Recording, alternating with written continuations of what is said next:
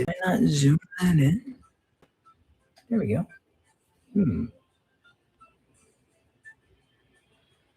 There we go. All right. Zoom in a little bit. And I think we're good. Can we hear? I think we should be able to hear. It says we should be able to hear. Maybe I can edit that. Can I change this? Close that. That's not what we want. Oh, I didn't do that at all. Well, that's all right.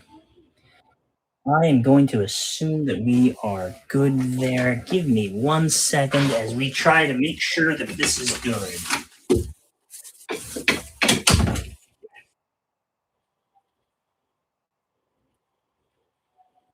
Hey.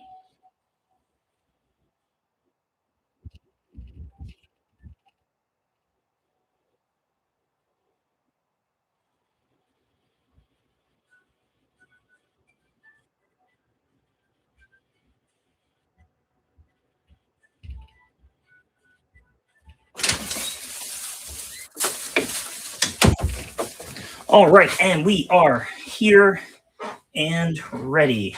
So, forgive me for that brief interruption. I had to check on everything because we got a bunch of kids in the house right now.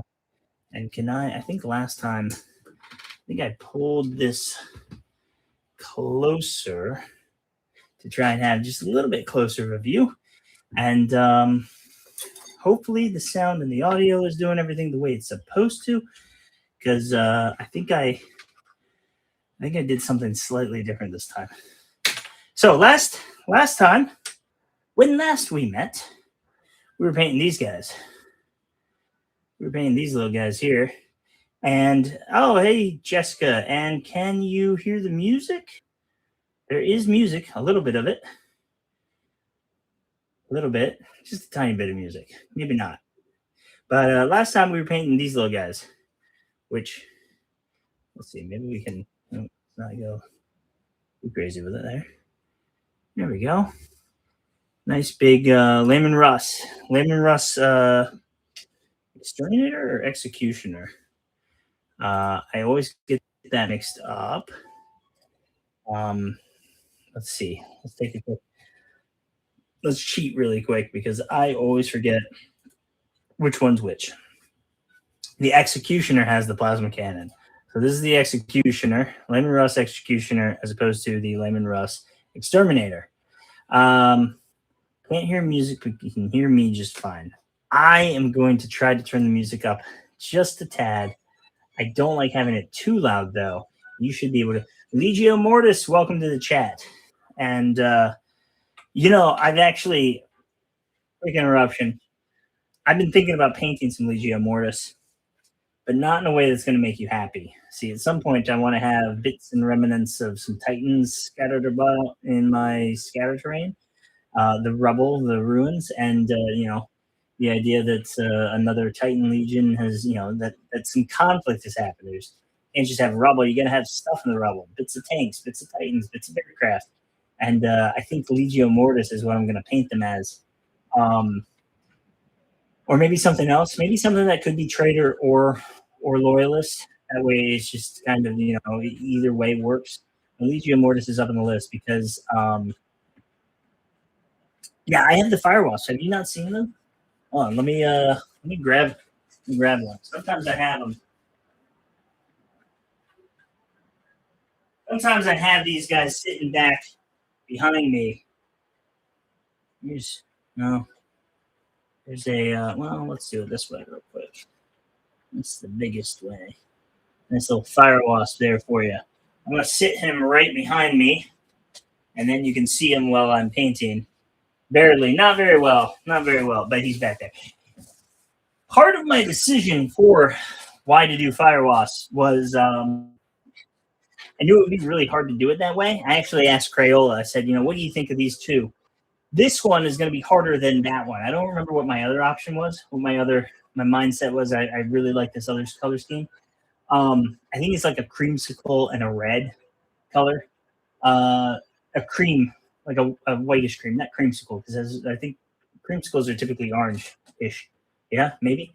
But we ended up she pointed out, she's like, which one's harder? And I think she intended for me to veer away from the hard one. I like to sometimes paint the harder thing because the harder method because it will look nicer. So I went with Firewasp because the technical difficulty of the stripes makes it more impressive, right? Not necessarily looks better, but looks more impressive. So that's why I went with that way. But I'm thinking Legio. If I do Legio Mortis for the scatter terrain bits and stuff, that will go nicely with my opponent at our local gaming store. He has Legio Tempestus or Temporis, whichever one's the trader one. And so if I have Legio Mortis on the field as scattered remains, that way we have the three main Titan legions from the three Martian Titan legions all on the table at the same time, albeit one of them is on the table as destruction. But that could be fun, right? Fun little thing to do. So I need a brush. So last time we were painting these guys. I really like. I didn't finish them on screen. It's just kind of, I went and I started doing the last bits and everything, and it just kind of exploded with speed afterwards. And then next thing I knew they were done. So that's where all I had to do was a little bit of gold. Sorry, I can't get these to quite focus. Let's see, maybe I can zoom in better. There we go. Yeah, that's good. That's a good distance, yeah. And a little bit of gold there, a little bit of bronze at the back to make things, give it some different colors. I did an Agrax Earthshade on it, and it just kind of, now it's got like a very shiny, very, very glossy look to it that I'm not against. It just means this guy here, which one is the new one and which one's the old one? They kind of stick out a little. Can't get them to focus quite right. It's kind of obvious which one's which. Obviously, the blue the stripe is in a different place. But what I want to do is I want to run these executioners with heavy bolters and put those my original vanquishers, put them on las cannon bodies. Originally, I did all these bodies. I did I did my first 4 with heavy bolters and vanquisher cannons, so that they would have something for dealing with infantry that get too close. And now that I have tanks that are going to be more specifically for infantry, I can put them on the infantry bases. These guys will be the ones that go forward. The blue is up towards the front a little bit more. They'll be up closer. They've got shorter range, and they want to be shooting at infantry more anyway. So but they don't always have to be. Sometimes maybe I want to switch it up. Maybe my vanquisher cannons need to have a little bit. Maybe 4 vanquisher cannons is enough to deal with the tank threat, and I need some heavy bolters so that they can be more mobile and getting into position, dealing with backline threat attackers, drop pods, thunderhawks, things like that. So have a good mix of options there. Those tops come off, and I'll be able to easily deal with them and put them in whichever configuration I want. I have built 8 more of those, 8 more Layman Russes. I believe I have 4 of the Annihilators and 4 of the Executioners, which are Annihilators are the las cannons, Executioners are the auto cannons. So I'll have, and 4 of those are going to have heavy bolters and 4 more las cannons. So a lot of different configuration options that I can go with, and look forward to finishing those and having them on the table. But right now, the weather here in North Carolina is hot and muggy, and that means nothing else can get primed. And these are my last guys that I have that are not primed. Medusas with the incredible. What do these guys have? Is that the Earthshaker, or is it the Basilisk that has the Earthshaker? Yeah, let's give you the right information here. The Medusa Siege Gun, 12-inch range, One shot, hits on a 4, but has heavy barrage, AP3. So if you fire this at a building, everybody in the building is taking some. The building's taking some. You might bring down the building. Fun times for everyone except for the building and the people inside of it. So, this will finish off my artillery section. These last 4 guys, and we are going to need a brush to be putting on the treads. I like to start with the treads because if I mess up the treads, I can kind of clean it up afterwards. And I think, you know what? I think I need to do a little bit of, I should probably, if I just start painting directly on this, it's actually probably going to, I don't know if it's going to stick just perfectly. So we give it a little bit of a dry brush of white. That will stick enough that anything else coming after will stick to the white, and then we'll be fine. So tell me, can you guys hear? Can you guys hear the paint shaker? I can see that it is shaking the table a lot. So maybe I'll just hide my hand over it and you won't see. Let's just bring this model up really close. I'm supposed to shake this white for quite a while, but I got this paint shaker that makes it all easy to do. And we'll just use this brush real quick. And a little bit of white there. So the release, not the release, the preview, the review, the big summer preview they called it, right? That gave us a couple of things that we already technically had. Some Titan weapons now in plastic. I had bought one in resin, but they weren't available for sale for a long time, so they had to get them out in plastic. And now they've got that. They've got them in plastic. I think that covers all of the Warlord weapons, and maybe it gave us some new Reaver weapons, but we don't have all the Reaver weapons yet. I think. Let's take a quick look here. Conversion Beam Extrapolator, check. Graviton Ruinator, check. And the Paired Laser Blasters, check. Vulcan Mega Bolter Array, check. Turbo Laser Destructors.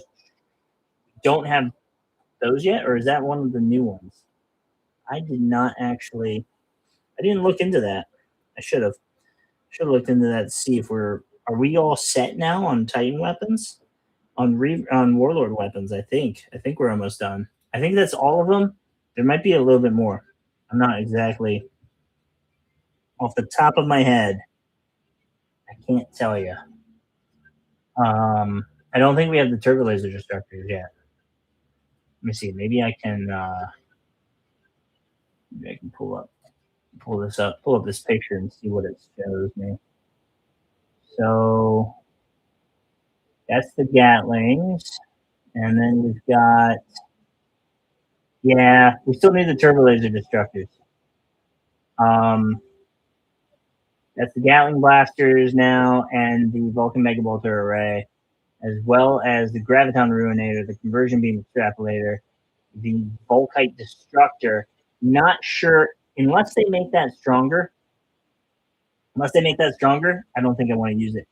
I have heard somebody pointed out that they're probably going to have to either do an FAQ for the new weapons that are on the Reaver or a journal that'll include them. And it could honestly go either way.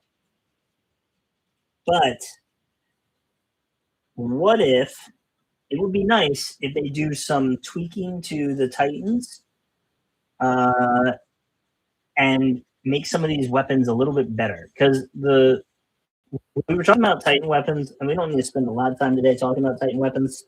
We were talking about them last week, and the Volkites are just not that good on. They're not that good on a Warlord or a Reaver. in part because they're not fast. It's just a few shots, and it needs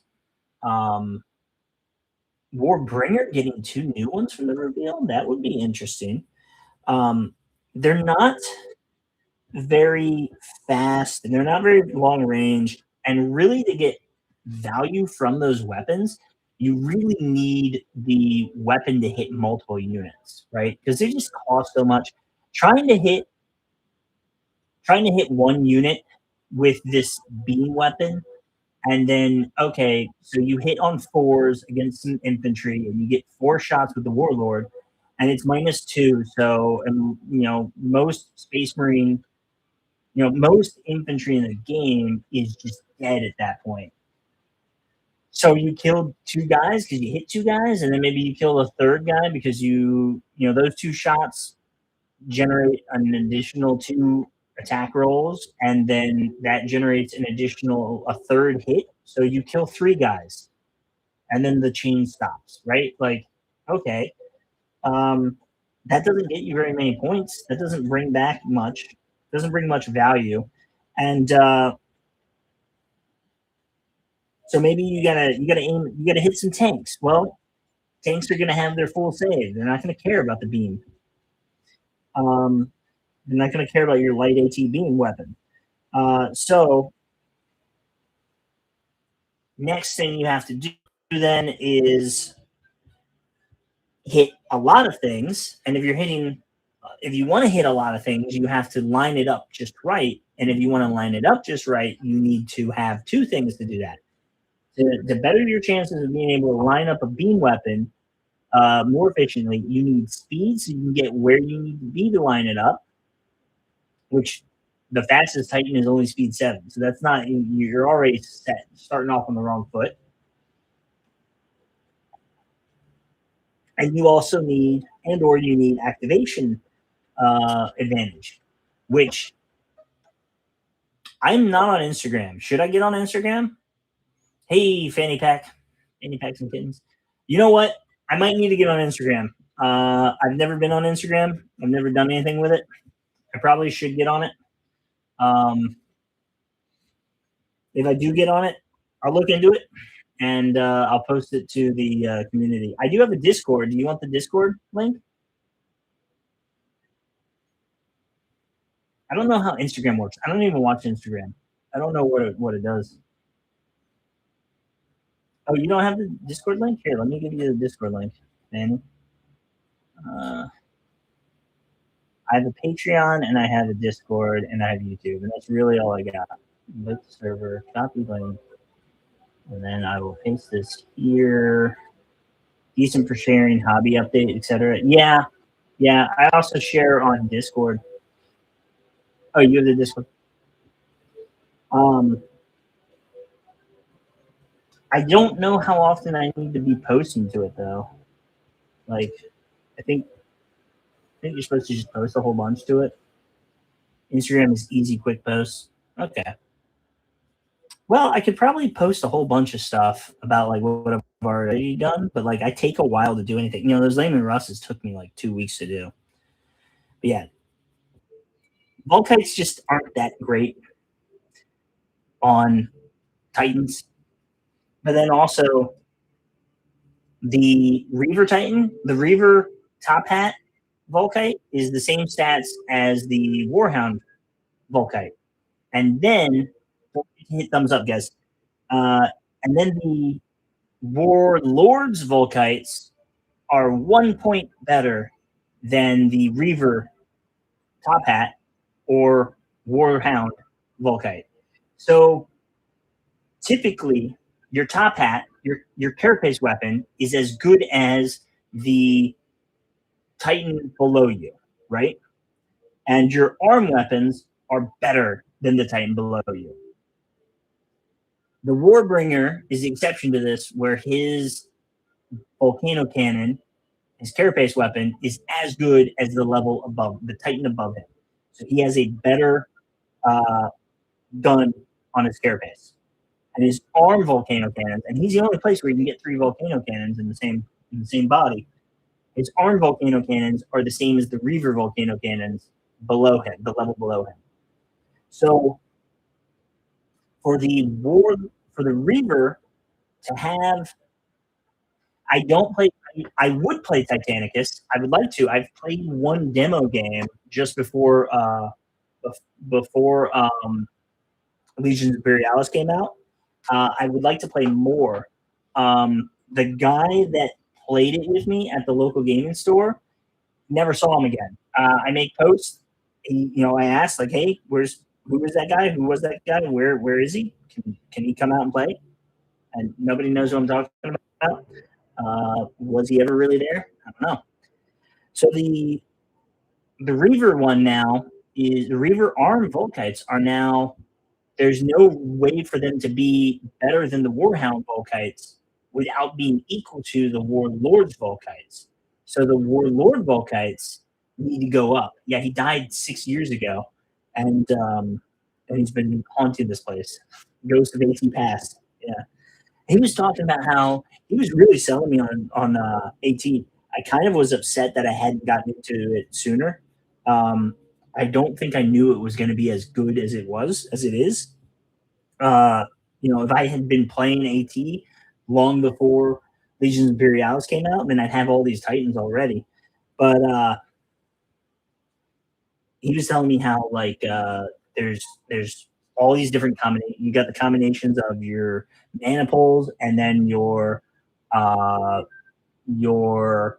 Legio, and it gives you stuff, and then the traitor or loyalist, and like if you combine all these different things together, there's like hundreds of different combinations that you can play of like your rule subset and everything. I was like, oh, that's really cool.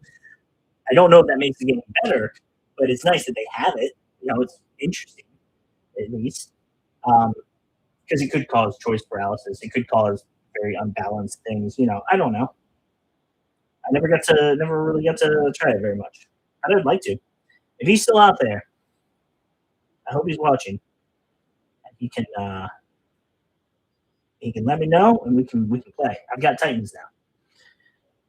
I know he's got Titans because he had 2 Reavers, 2 Warhounds, and 2 Warlords. So, or we can try Titan Death. Fear Legions will get another Liber style book changing the rules for Titans.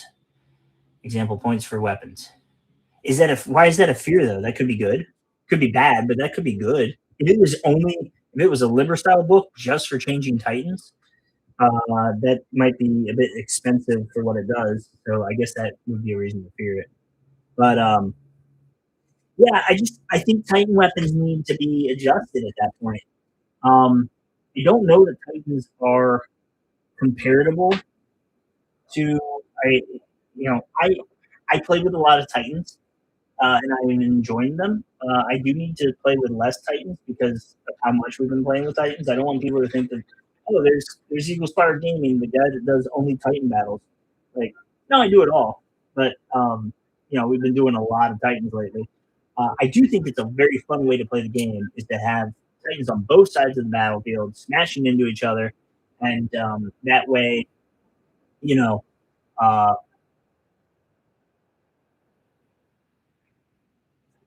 that way, the downside of Titans not being as good as an equal number of points of infantry or tanks is mitigated because, well, we both have a bunch of Titans. But we did just do they look so awesome with Titans and they go faster. So I've been doing a lot of Legio Mortis. I'm going to be honest with you. I'm terrible with names. I recognize Fanny Packs and Kittens. I think I recognize you from commenting on a few of my videos and or live streams. I don't want to make assumptions though, but if you haven't been watching my battle reports, you'll see we've been doing a lot of me and John, the guy that I play with at the local gaming store. We've been doing a lot of 300 points of Titans with 100 points of allies. I think we've done 2 of them that are already posted in the last couple of months, and those are pretty much how we've been playing our games lately. And there's a 3rd one that'll be posted this week. Should be up Thursday, assuming I'm able to do all my work on time. But I need Black Legion.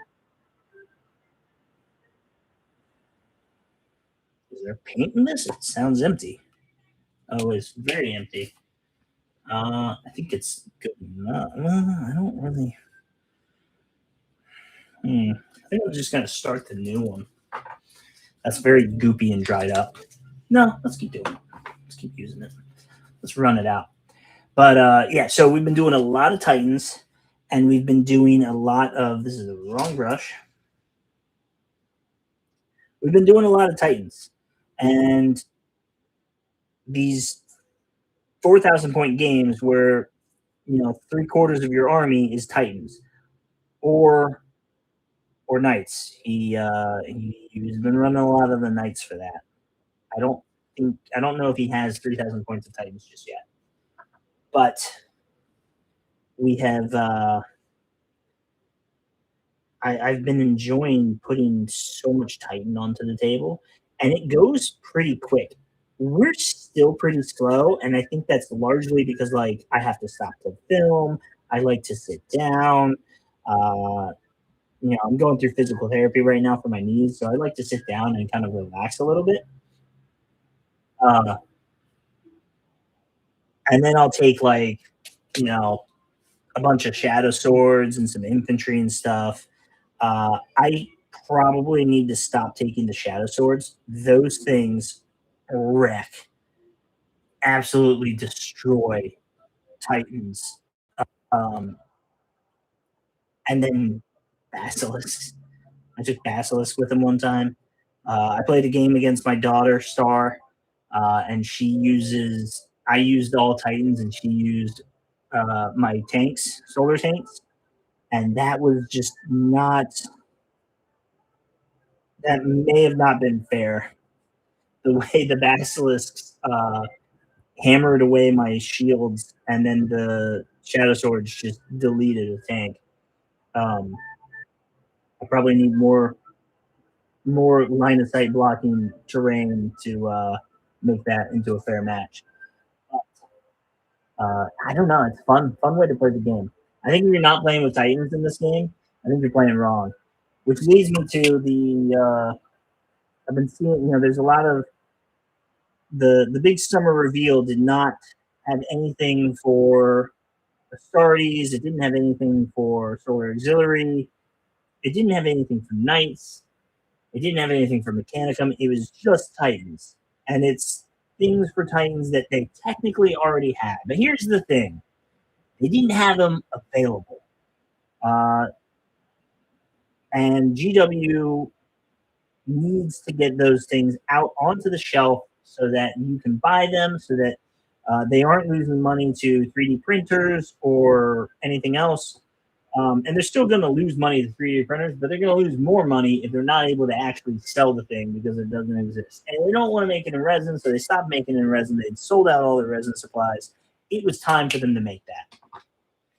And we still have resin armigers, and those need to be updated too. But Knights just got Mechanicum.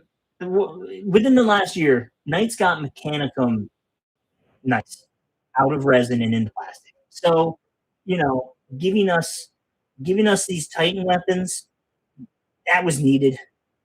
That was needed. And I'm just going to assume, I'm going to hope that we have more stuff coming in the fall/winter, and that aren't as needed to get out because you don't need to replace your stock of resin products that aren't on the shelves anymore.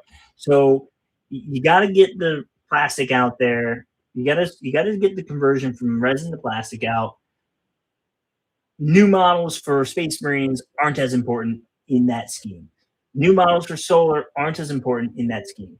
They're still coming. We're still going to get them. We just got to wait until fall or winter. Custodies are still coming. We just got to wait. And, maybe there's more, and, then there's the plastic, the 30K stuff. The large scale models are out by that point in time. And they want to have our release come after them. There's a lot of stuff being released already. So, 3 kits for Legions Imperialis instead of 8 kits for Legions Imperialis. where that fits into their grand scheme, the big scheme that we don't see. It all fits in that way. That's my hope. My hope is that this makes more sense for what they're trying to do, and we just have to continue being patient. The fact that we're getting stuff and that they're paying attention to us and that they're putting that stuff out there, these weapons going from resin to plastic is a sign that the game is not dead yet. They don't want the game to be dead yet, because if they didn't think they were going to be able to sell this stuff, they wouldn't have made it. Those weapons coming out are not, it's, I don't know how to say this. Those are not something that you release for a game that you're planning on getting rid of anytime soon, right? Like you need the game to sell a bunch of Titans, to sell a bunch of kits that cost over $100 a piece. And the only thing different from what you've already sold to us for the last many years is that this is in plastic and not in resin. Like a lot of people already have those things. They don't need them. So they're expecting us to continue playing this game. They're expecting to continue supporting this game, and they need those on the shelves for a long time to make their money back on it. And that's not going to happen if they cancel the game within the next few years. So it's a good sign. This is good stuff, and we will see more later. We just have to be patient, which sucks, right? Nobody wants to be patient. Nobody wants to be patient. It's just something that has to happen. I was ready to put these on the shelf and not touch them for 6 months. If they released Custodes, I was going to buy all the Custodes stuff and paint them all in gold. I was not going to be painting Solar Auxiliary tanks if they came out with Custodes. I am just as eager and waiting for them to come out with those as the next person. But my dad always told me, hold your horses. Got to hold your horses. And I always said, I don't have any horses. These are my horses. I got to hold them.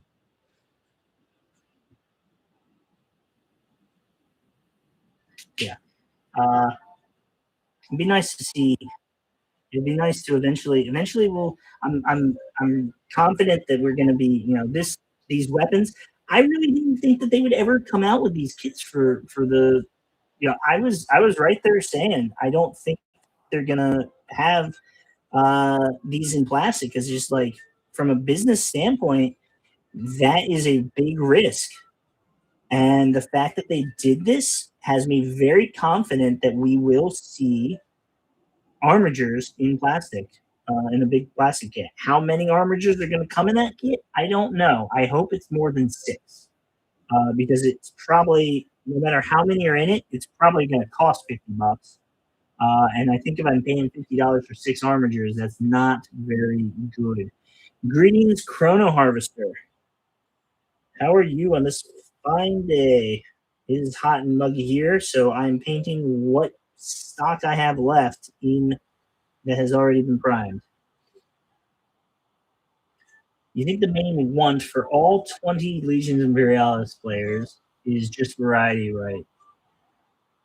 More variety in units we can bring you. Are you saying there's only 20 of us? There's only 20 players?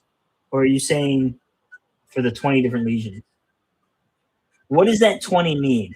I'm not the smartest person. So okay, it was a joke that there's only 20 of us. Okay, that's no. Jokes are fine. It's a great joke. I love it. I just need clarification, because I don't know. Sometimes I'm not the smartest. Not the smartest crown in the box, but I could have seen that go in a couple of different ways. Maybe you were talking about the legions.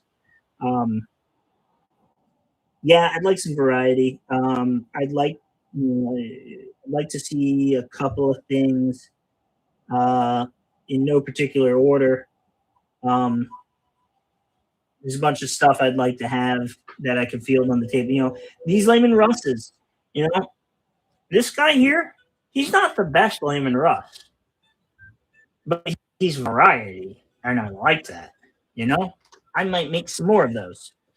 I have a bunch of terrain that I've bought and that I need to build, and I have enough terrain but I want variety of terrain. I want to be able to feel different structures and different layouts that make you feel like it's something different.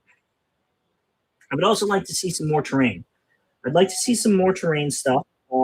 Maybe a wall of martyrs type kit where we can explore with some defensive structures and things.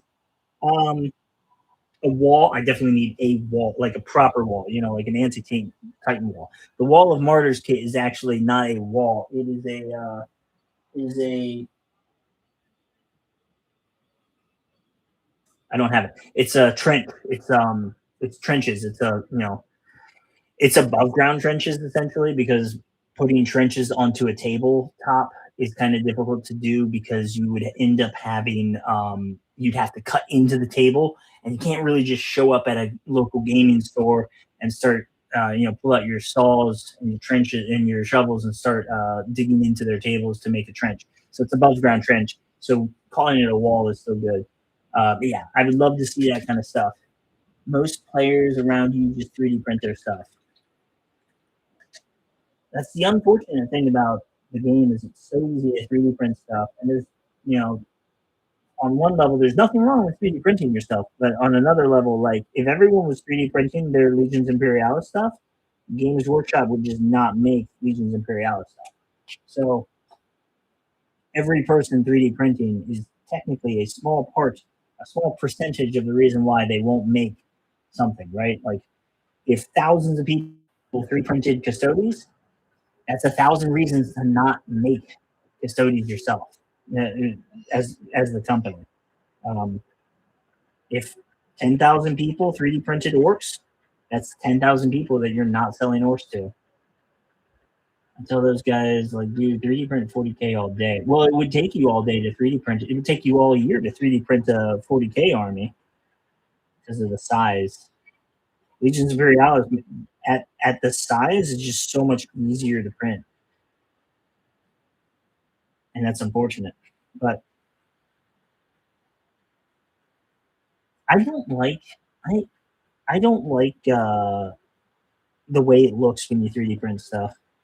Um, but there's other reasons to. I don't know. This stuff is just easy to. This stuff's just so easy to go on there. All right, I see 9 people in here watching the video. 8 now. All of you, hit that thumbs up. Make sure it's done. If you're watching, that means you like it enough to at least be in here. Give me that thumbs up. It helps YouTube with the algorithm and everything. Lets them know that you like it. It lets people know that hey, this guy making Legions Imperialis content. It's good content. We should show it to other people. We should let the world know that this stuff is in there. Thank you to the 2 people that just added their contributions. It really supports me a lot. Makes me feel good about myself. Seeing those thumbs up lets me know I'm doing good. Otherwise, I get kind of like I tried to be a social butterfly, but I got my problems, right? And sometimes I get anxious about like, do people like listening to me? Are there hover tanks that ignore trenches when moving? I assume some units can't pass over trenches.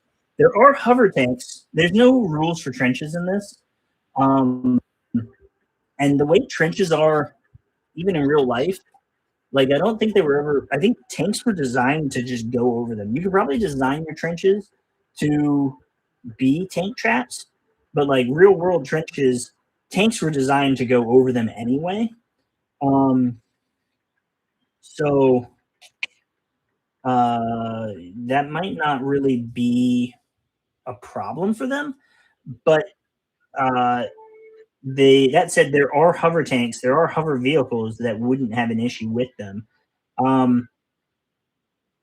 think tanks would just trenches would probably slow you down, right? So they'd probably be difficult terrain, and difficult terrain does not slow down infantry in this game. It just slows down vehicles. So you would create, it would either be an obstacle, obstacles slow down infantry. It would either be an obstacle, in which case it doesn't slow down a Titan, or it would be a difficult terrain, in which case it does, and it slows down everything but infantry.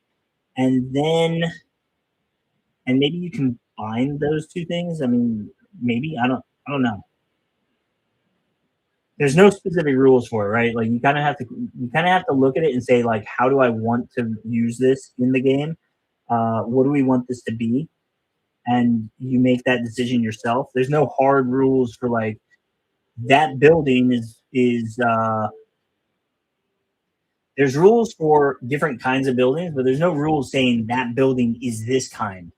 Uh, this model is that kind of building. You kind of have to make your own decisions, um, and you kind of have to make an agreement with your opponent before you start the game. So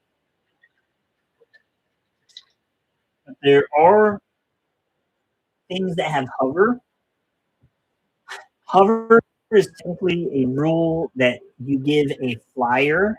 It lets a flyer become a skimmer, right? So your jet, think of an X-wing. Your X-wing can hover and kind of land on its own, um, without having to fly in and like have wheels and everything. And yeah, so hover lets you switch from skimmer to flyer. Skimmer would be enough. Skimmer would be a vehicle that is able to go over things. It doesn't have any issues with terrain. It ignores terrain. It just can't end its movement on terrain. So skimmer is what you're looking for. There are skimmers. There are tanks that are skimmers. I don't. They belong to the custodies in this setting. In the future, there are Xenos skimmers. There's Xenos grav tanks, they call them. And then there are eventually Space Marines have some grav tanks too. But that's in 40K. That's the Primaris Marines. I don't know if we'll have that for Legions Imperialis. Not a problem. Always happy to answer questions. Yeah, so I don't have questions. I have to come up with my own stuff to say. So I do appreciate all the questions people ask. I need to also remember to put the model over under the camera so that you can see what's going on. So I did a battle report this weekend. It'll be posted up Friday. It's another one of my 3K Titans, 1K, not Titan Allies, Titan support. And we set up lengthwise, right?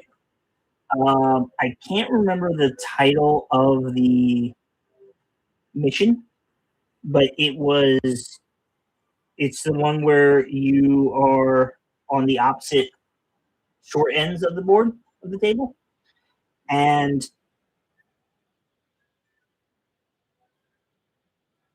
because of that, we decided, and we used the bigger table because we're using so many points. So we did like the full 6x6 table. So we were pretty far away from one another. And I decided I didn't film much of turn one. I kind of skipped turn one and did a recap of it. So I'm just giving you guys a heads up. I still need to put the video together. So if you have any ideas, anything that you'd like to see in the video, I could try and like you say, hey, I like the kill count that you did for the Titans last game. I can work that in. Or if you have some other idea, I can probably work that in. Maybe. Some things just may not work. But for this one, we kind of skipped turn one and did a recap of it instead. Skipped filming turn one. Did a recap. Because I didn't think a lot was going to happen on turn one. Let me tell you, a lot of stuff happened on turn one. Not a lot, but just a lot more than I was expecting to happen. I kind of expected nothing. And what I got was a little bit, which was at least double what I was expecting, right? I had fun with it.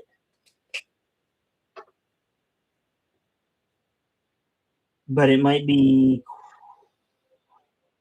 I don't know. You guys, how do you guys feel about like one-sided battles?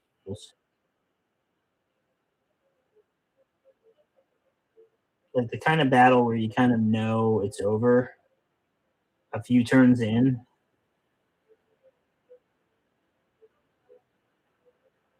it might have taken me a while to realize that the fight was over.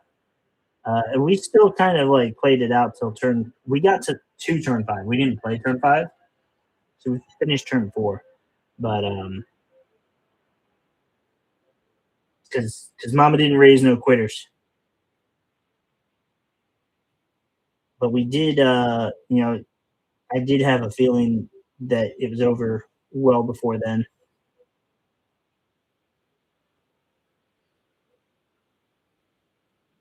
And I think they need more. They need better anti-flyers. I think right now the only thing that really stops flyers is other flyers. Um, and then it just comes down to, well, who gets to go first? And that's not really that good of a design. Like Sicarians are nice. They've got an anti-aircraft role, but like you can't stop the aircraft before it bombs something. So there's that. And then there's Gyarados are nice, but slow, and I don't know. I don't want to see aircraft go up a whole bunch in points because then you can't ever use them. Hey, David, just talking about Titans, the Titan weapons, the new announcement. Talked a bunch about how we didn't, not we, talked a bunch about how only getting a couple of Titan hits isn't the end of the world. Like, it's fine because they had to release those because of the circumstances, and how we're probably going to get a bunch more stuff coming up in the future. I shared the Discord link, which I know you already have. Maybe somebody else is watching this. So that's up there somewhere. And talking a little bit about how the new battle report's going. I also asked everyone to hit the thumbs up for me, and a bunch of people did, and I appreciate that. Thank you for your support. Like I was saying, YouTube wants to see those thumbs up in the air, and the more you do that, the more people it shows this to, and then we get more people in here, and then you get more thumbs, and just compounding interest and everything. Yeah. The enemy player's army is a hard counter to something in your army, or if it is known to be strong in a particular role, that's useful, and it pushes you to learn about other factions' rules. Yes. I brought an aircraft to my match this last weekend.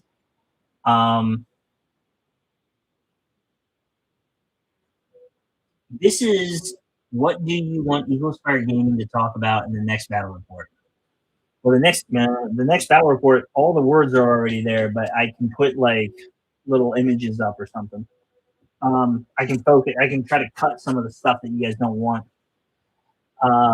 Couple of plastic weapon options for Titans I will not be getting was not exciting for me.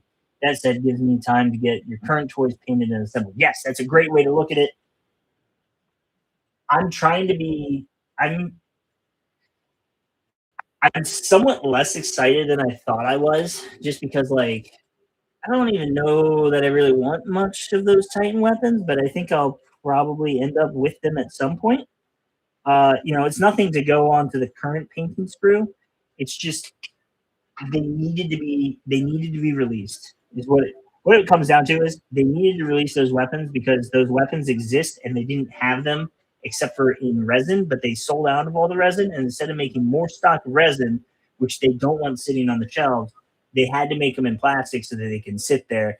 If it sits there in plastic, that is a better option for them than it sitting there in resin.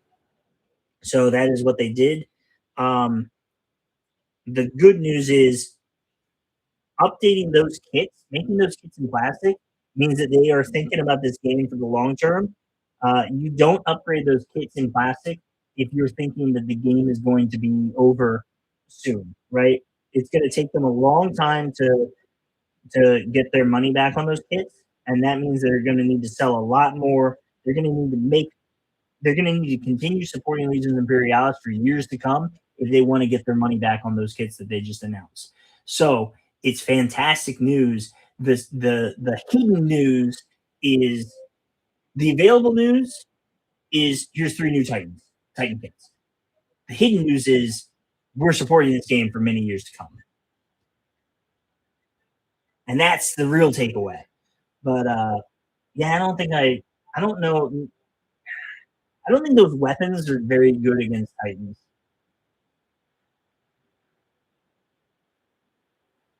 And when you're taking a Titan, you kind of have to expect that the Titan needs to fight another Titan. I think if you're only getting a Titan to kill things that aren't Titans, there's probably better ways to do that. It definitely helps. It definitely is helpful to have Titans that can do things other than kill Titans. But I like, it's kind of got to have some ability to do something to Titans. Is my mindset. Uh,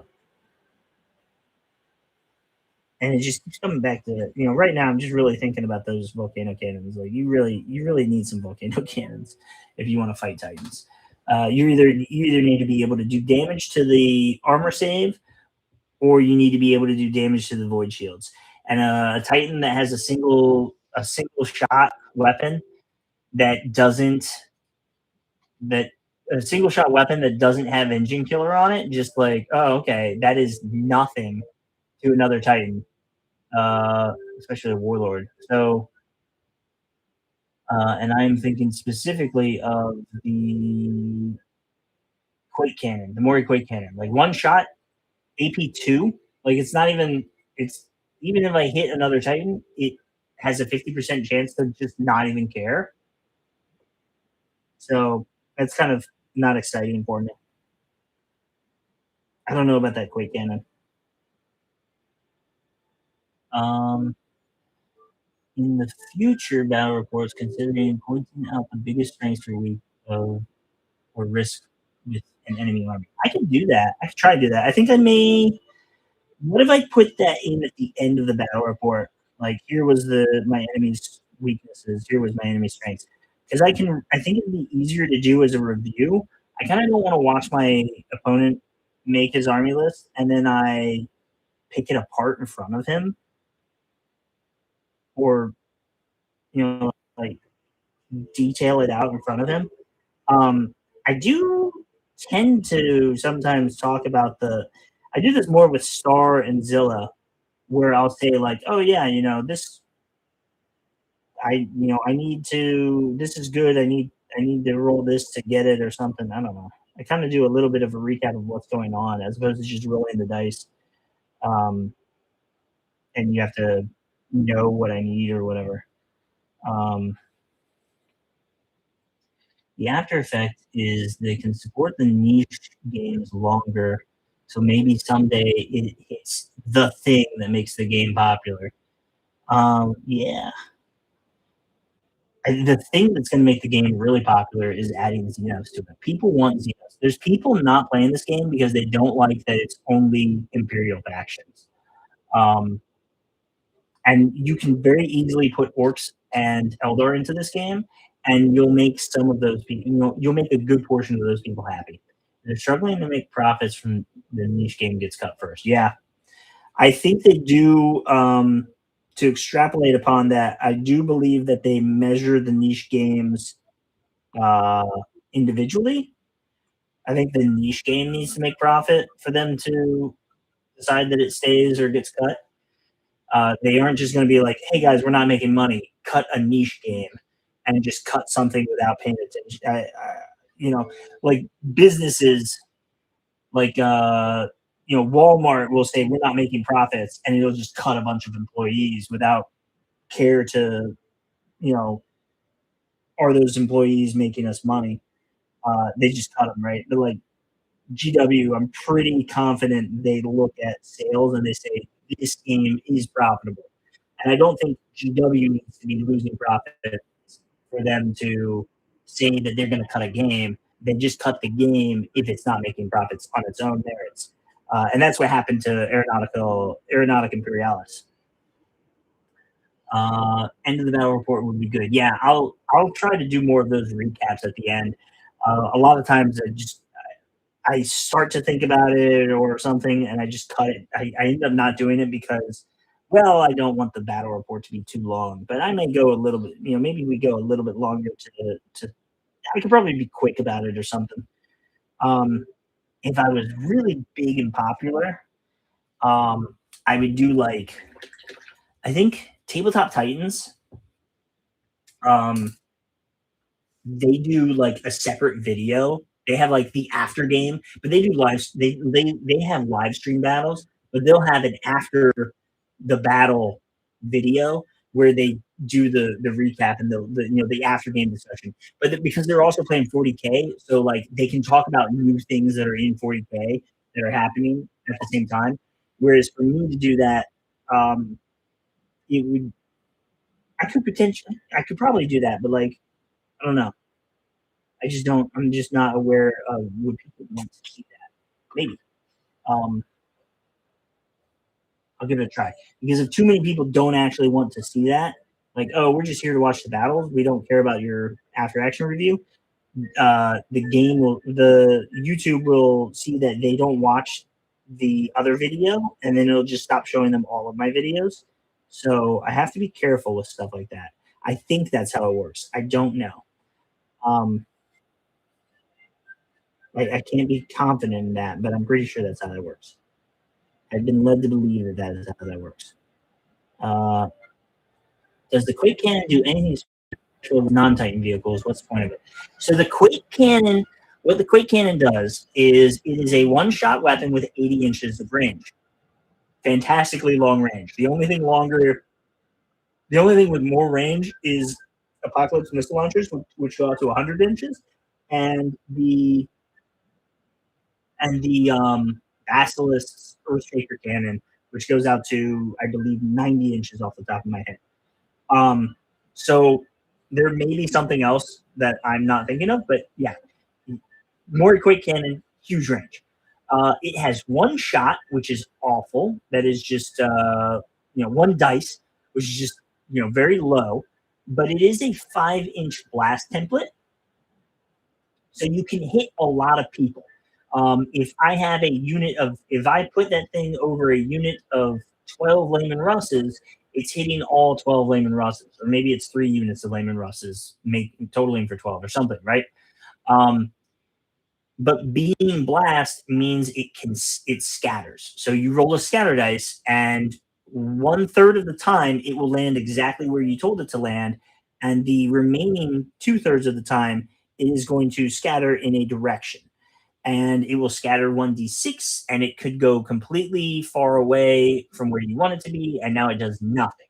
Or it scatters onto something that you didn't want to hit, or you could scatter onto your own guys.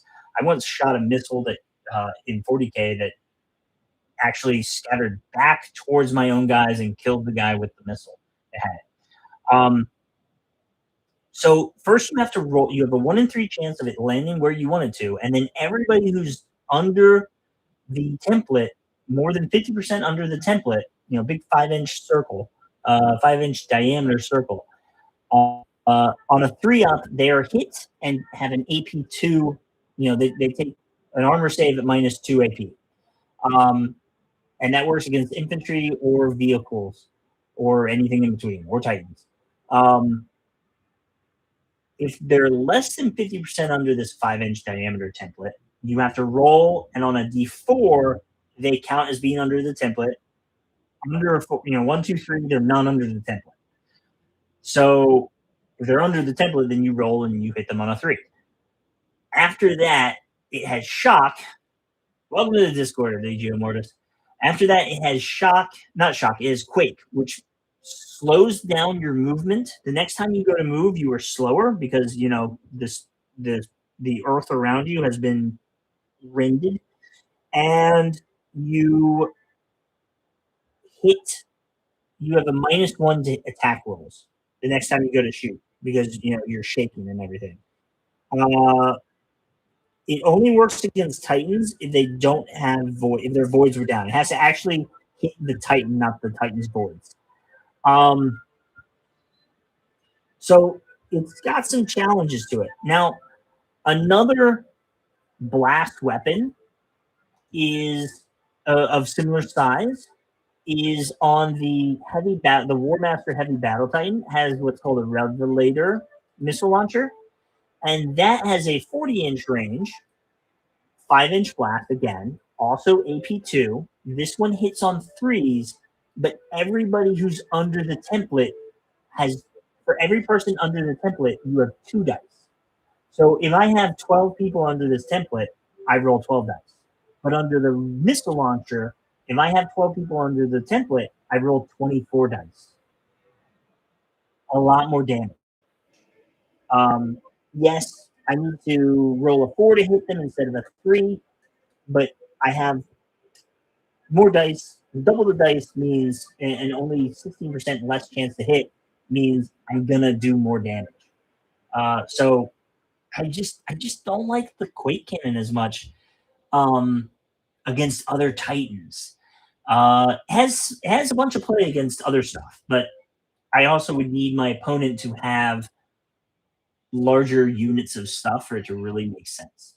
Like, why take the Quake Cannon instead of if I'm shooting at a single tank, or I'm shooting at 2 tanks, 2 super heavy tanks, it's just better to have a volcano cannon where I can do multiple wounds to a single tank on a 2-up and kill it.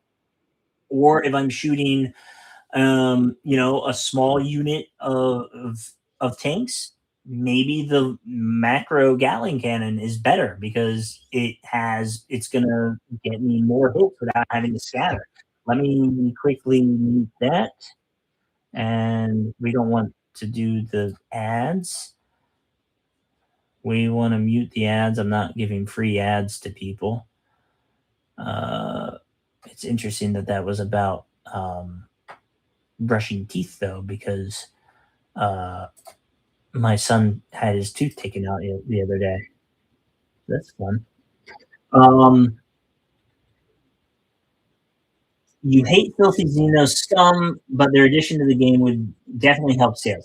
Their addition to the game would also give you somebody to take that hate out on. Now you can kill Filthy Xeno scum. We all hate them, but we can't kill them if they're not in the game. And that's the problem. How many Medusas I got? I only got the 4. I bought 2 boxes of Basilisk Glass Medusas. I made 3 units of 4 Basilisks. And now I have the Medusas. And what I'll probably end up doing is I'll probably end up running them in a artillery company. As when I run them all, I'll run a unit of 8 Basilisks, a unit of 4 Basilisks, put those on first fire, a unit of Medusas that can move forward into the city and can bomb buildings that are out of line of sight to bring them down, hiding behind their own buildings, or can get line of sight to improve the accuracy if need be. And then I'll also have, at some point, I'll get some Layman Rust with the Demolisher cannons. Lots of options to destroy buildings. I don't have to use all of them in every game. I don't have to use them all at the same time. For really big battles, I will use them all at the same time because for really big battles, all the options available to you on the table are just beautiful to see. Sales of Legions Imperialis are fine. Numbers of people playing is the issue. This is very true. Those of us playing the game are buying stuff. We have to make up for the lack of players, so, and we have to continue trying to get more people to play. So hit that thumbs up. Let the algorithm see this game and see this video. Show it to everybody, not just this video, my other videos too, and let the algorithm find us new players who haven't really realized that this game is out. Somehow there are people out there with the internet playing Warhammer that don't know that this game exists, and I have no idea how that's even possible. They just don't know that Legions Imperialis is out there, and I'll try to talk to them and be like, "Hey, you want to play Legions Imperialis? It's like Epic Warhammer," and they'll be like, "Oh, is that 30K game, Horus Heresy? Yes, it is." And they'll be like, "Oh, I got a tank that I need to paint still for my army." how big is this tank? Oh, it's this big. It's this big. No, you don't. That's not Legions Imperialis. That's Horus Heresy. You're just talking about Horus Heresy. It's happened to me twice, which isn't a lot of times, but it's just isn't a lot of nickels. It's weird that it. I messed that up. I had a nickel for every time somebody had that conversation with me. You have 2 nickels. I think though you don't see yourself as a big content creator. It really helps build and keep your community. Are you saying I help build and keep the community? Because if you are saying that, thank you for the huge compliment. I see myself as a content creator. I'm not big. I don't have the big I don't have the music's not too loud, is it? I have the music up pretty loud for myself to hear, for you guys to try to hear, and I don't know if it's now too loud or not. I don't want it to be. I want it to be a nice background for you. I don't want it to be this massive thing. Um, yeah, I'm definitely not the biggest. I looked it up. I have the most Legions Imperialis battle reports, so that's cool. I don't think I'm. There's bigger Legions Imperialis videos, content creators out there, and they don't make as often as I do or as much as I do, and that's kind of a little disheartening. But like whatever. Um, I'll just keep making, and keep going.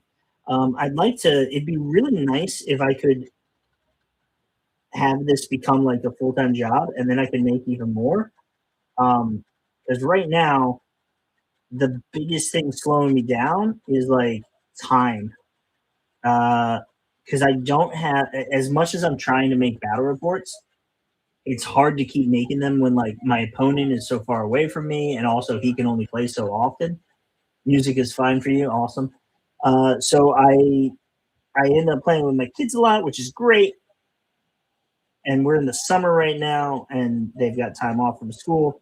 I still got to go to work and do everything, but I don't know that I'd ever be able to make this a full time job off of Legions Imperialis, just because it's a niche game, so there's less of us. Uh, I looked it up, and I need like 100,000 views is $1,000. So we're never getting to that point, assuming that was accurate. You bought 4 boxes of drop pods. Ooh.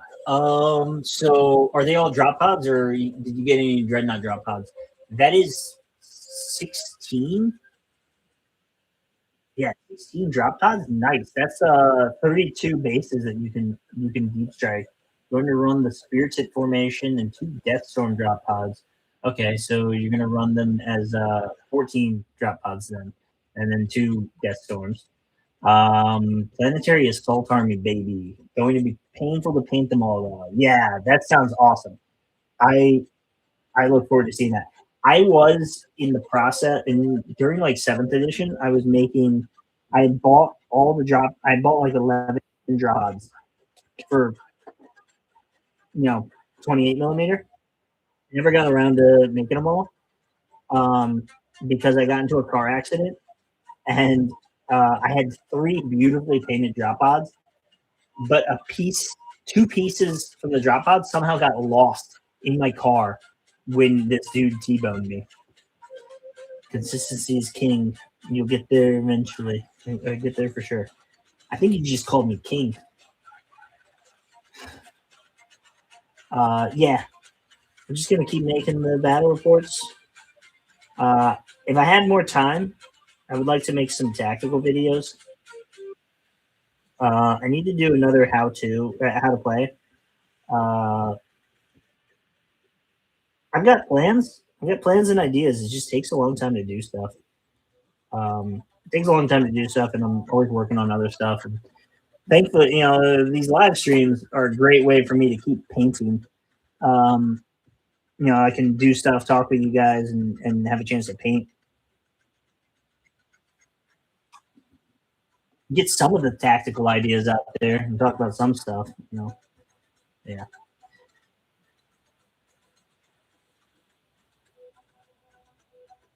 I would very much love to see Eldar and Orcs though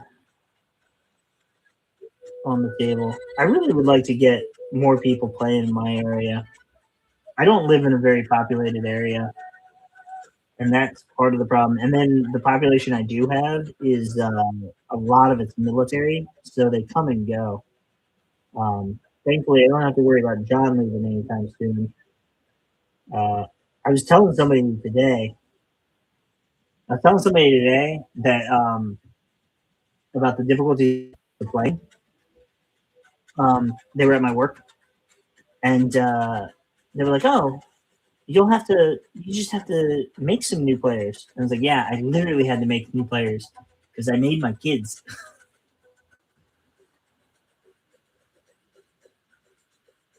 So that made me. I was happy to get that joke out there. Laughed a little. A long time ago, I was playing paintball, and somebody was like, somebody was telling me they had a bunch of kids. I was like, "Oh, you got a whole fire team."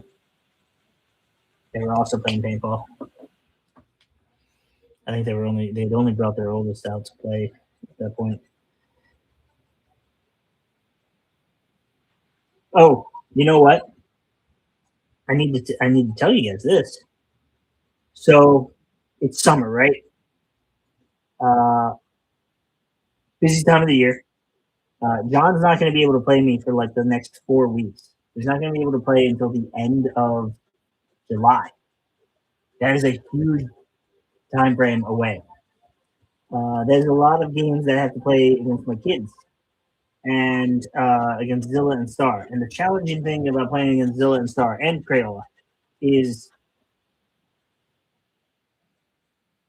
all of the armies that all four of us use are painted by the same person, me. And I feel like the ability to make new models is very important in bringing diversity to the battle reports. Also, all of the army lists are made by the same person, and often dictated by the fact that it's everything we have. So I wanted to do, was trying to come up with a fun idea on like how can I fill this time with battle reports? So here's my idea, and we'll have to start filming soon. 9,000 versus 9,000, 2 versus 2. How's that sound? The Rise of the Dark Mechanica book has rules for fighting a very large battle in which the attacker has less points than the defender, but all of their stuff continues to respawn at the end of each turn.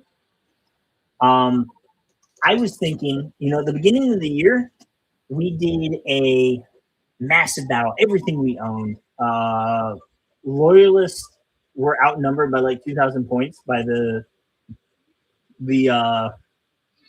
Chargers had like 2,000 points more than the Loyalists. I was thinking, let's do that again. Let's do another big battle, but this time it'll be me and Star versus Zilla and Crayola. And I looked at it and I said, the points are a lot more even this time. And I kind of feel like I should have some sort of penalty, some sort of offset. Me and Star have a lot more game time than the other two do. She's an expert at taking down Titans, and I'm an expert at losing Titans. We should, maybe we should have some sort of handicap. And I thought, why not? What if me and Star have all of our models, and Zilla and Craig have all of the trader models, and me and Star control most of the battlefield, and Zilla and Crayola keep coming at us wave after wave after wave. And we see how many waves, how many points can me and Star destroy before the traitors can wipe us off the board? How many turns does it take for them to kill us?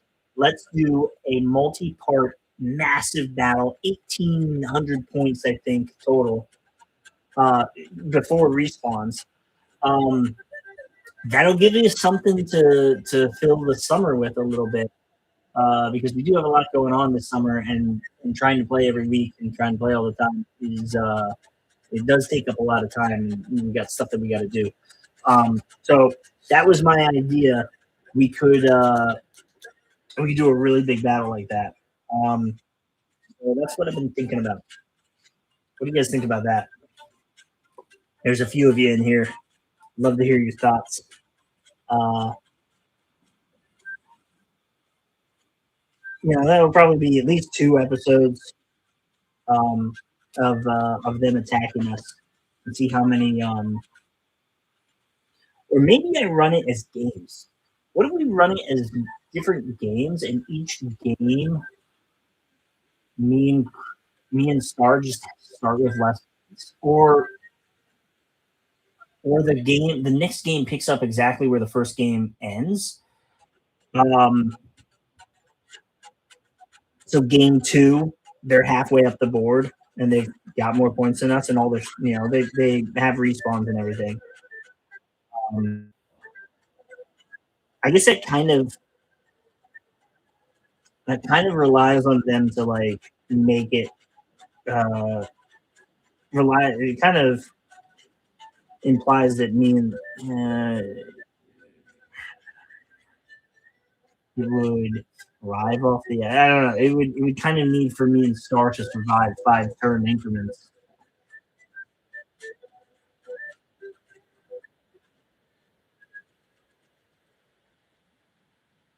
Could be a good way to do stuff. Good way to spend the summer. I think. Let me see here. I gotta get to work on making that video. We did. What was like the big? That was in January. Oh yeah. The first part of that battle got 12,000 views, or 1,200 views. The second part only got 281 views. I don't know what went wrong with that. I'm not sure why one got so much more than the other.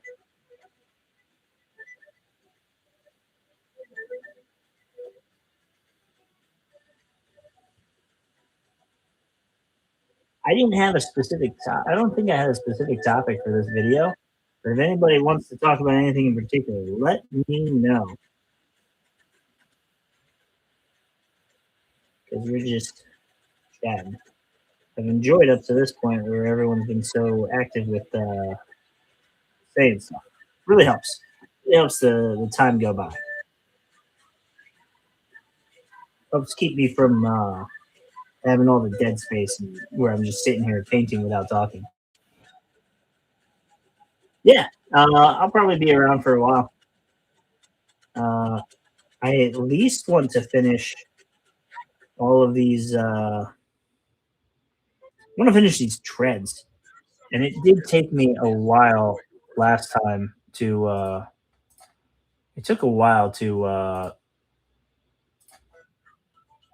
do the treads, but that was also like 8 takes.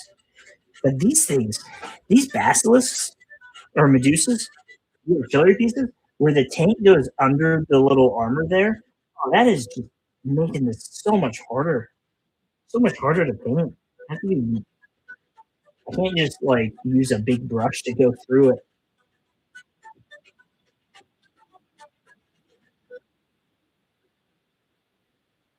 How's everybody doing? What's everybody doing right now? Drop a comment. Tell me what you're doing. I see there's 10 of you in here. I don't know who all everyone is. But are you painting something? Are you driving home from work? Are you driving to work? What's going on? What's happening in your neck of the woods? Anybody else got any Xenos factions they want to talk about?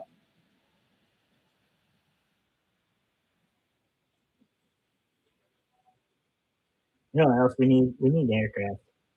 We need more aircraft. We need better aircraft rules though. The aircraft right now just aren't necessarily very well balanced. Um, like, and not just like aircraft balance to tanks, but like aircraft balance to other aircraft. The Thunderbolts are supposed to be like air supremacy aircraft, and they just aren't. There's no supremacy to them at all in the air. And that's unfortunate. That's really unfortunate. They need something, maybe an extra rule or something. What kind of terrain are you building? Jessica's cooking and listening. That's awesome.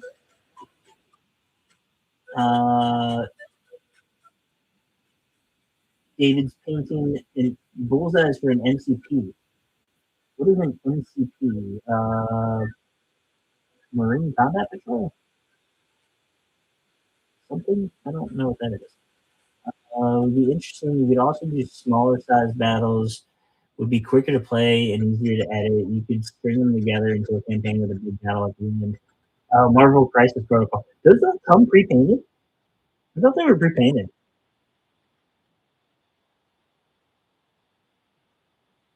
I've seen that around. Looks fun. Looks like it could be interesting. I am a fan of the big battles though, so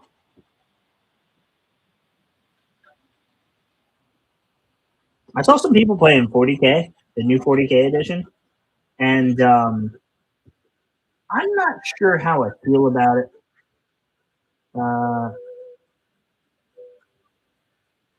They they were setting up the table, and I'm just not like the rules look like it's more accessible for the terrain and everything, but I'm just concerned like, does this make some terrain? Does this make like buying terrain useless now? Does this make having terrain useless? Does this make the terrain that I already have useless? I don't know. I need to get more information before I can make a decision on that. Uh,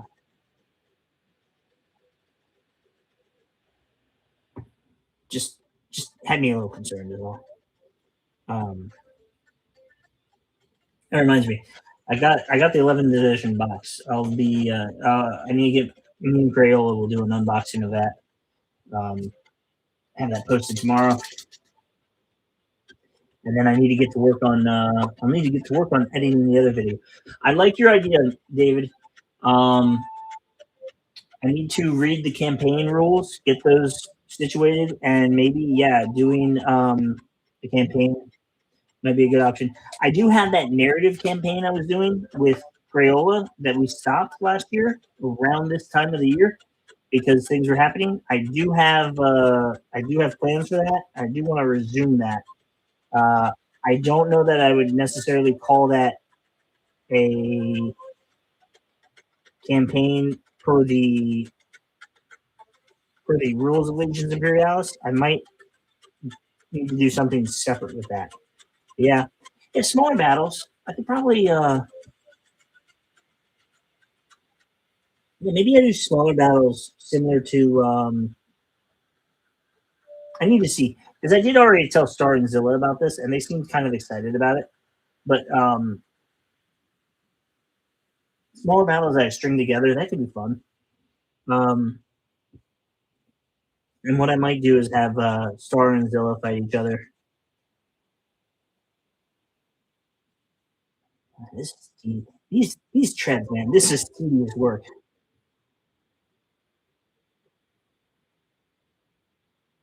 This is some tedious stuff here. But once it's done, it's pretty straightforward to go on to the next part. I just need to clean it up a little bit with some white, and I don't even need to clean it up that much. We'll get it perfectly cleaned. So that's good.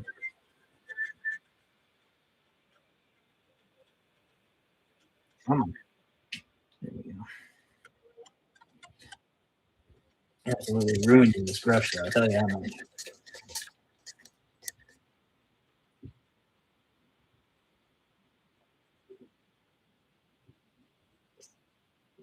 The rest of you in here watching, painting stuff,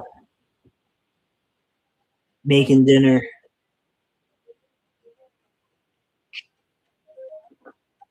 building terrain. Don't forget to hit that thumbs up.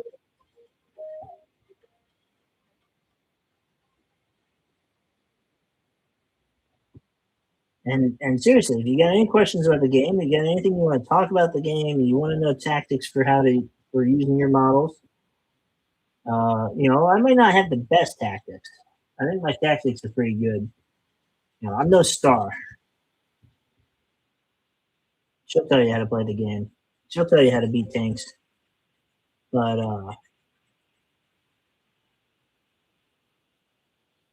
we can discuss that stuff.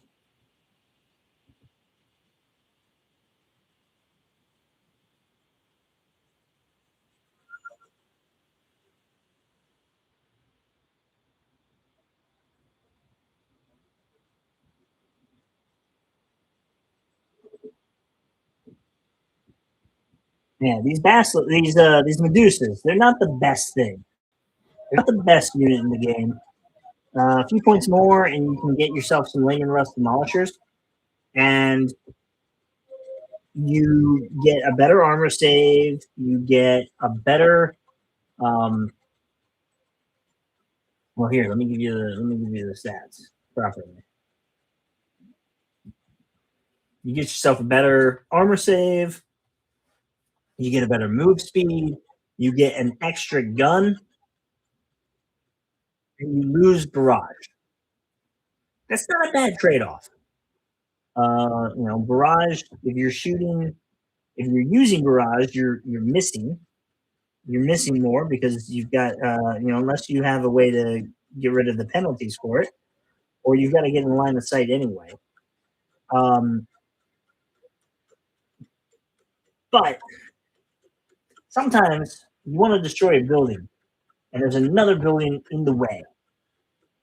And if there's another building in the way, you'll need a Medusa to get rid of it.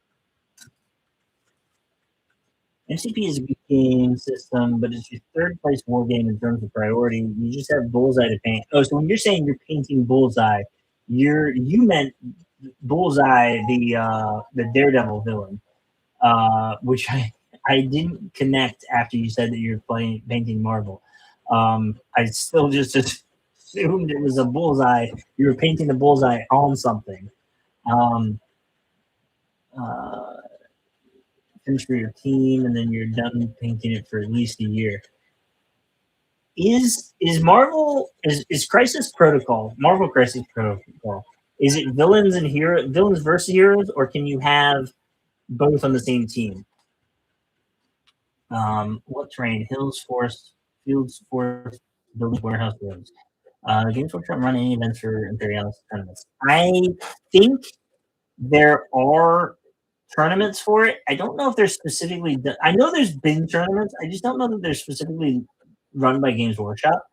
And if they are, I know there's the Nova, there's the Las Vegas, and then there's stuff in Europe that I don't know anything about. But I don't know if Nova and Las Vegas are officially GW or not. So I really don't know enough about tournaments for it. I know that there's been a few. I know that they had a Nova tournament. I know there was I think there was a Las Vegas tournament, or they played at the Las Vegas tournament. I don't know that it was the main focus. I think it was like part of a 40K tournament. There are Maximal Fire does a tournament or an event at least. How do I determine target priority and which of my units fire first? There's a couple of things that go into that. I do want to make a video for it, but I need to like get all my thoughts out onto. I probably need to like map, do the little spider web map of like what goes where everything connects and stuff. But a couple of things you want to look for. Any advice for a player thinking of getting into Legions Imperialis? Yes, get into it. You're going to have to give me more information on where you are at thinking of getting into it at. Let me run some target priority right now, and that is going to be the more important question. So we'll come back, David. We're going to come back to your question, but Scott Longworth, his question. If he wants to get into it, he needs to make that decision before I bore him with talking about target acquisition. And real quick, I'm just going to cover your building Civitas, but you do have some ruins manufacturing to build. I do too. You run 2 events at Warhammer World so far. I need to go to Warhammer. One day I'm going to travel out there. Clunky and painful, but looks good when done. You can have both villains and heroes in the same team, but not common, and it requires you to jump through some hoops to happen. That's fair. More players equals better option. You and your 12-year-old son have looked at it, and that's as far as we got. Awesome. Me and my 11-year-old son play together, and my 8-year-old daughter plays as well. And it is an amazing game. What do you play anything else? Can I ask you that before we go any further? And you said Warhammer World is awesome, so I'm assuming that you're in Europe, but I could be wrong. I don't like making assumptions, but I'm going to try to connect the dots. These things matter for the purpose of you're not in North Carolina, so I can't play against you. Maybe I could. One of us would have to travel to the other. Awesome. UK. Do you play any other games? Would this be your first war game, or is this expanding from other things? Do you collect something else already? I'm guessing you're somewhat familiar. I'm going to guess that you're familiar with Warhammer to some extent because I feel like you probably wouldn't just end up on this channel if you had no connections to it. 3 hours to Warhammer World. That's awesome. Well, if you know how far you are away from Warhammer World, you probably play Warhammer. So, what do you like about Warhammer? What excites you playing Warhammer regularly?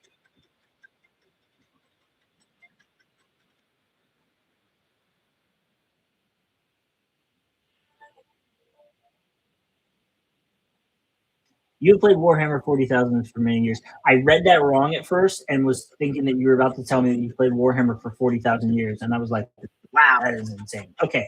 Dude, if lore is what you like, what kind of, how do you like to play the game? What do you do when you play it? EMSL. I don't know what that means. EMSI?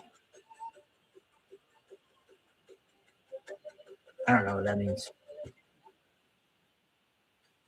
I'm terrible with the acronyms. Yeah. Kind of. All right. So. Oh, pissing himself laughing. Okay. We use here in America, here across the pond, we say raffle. I don't know if anyone still says that though. Anybody from America that can help me on this? Do people still say raffle or LMFAO?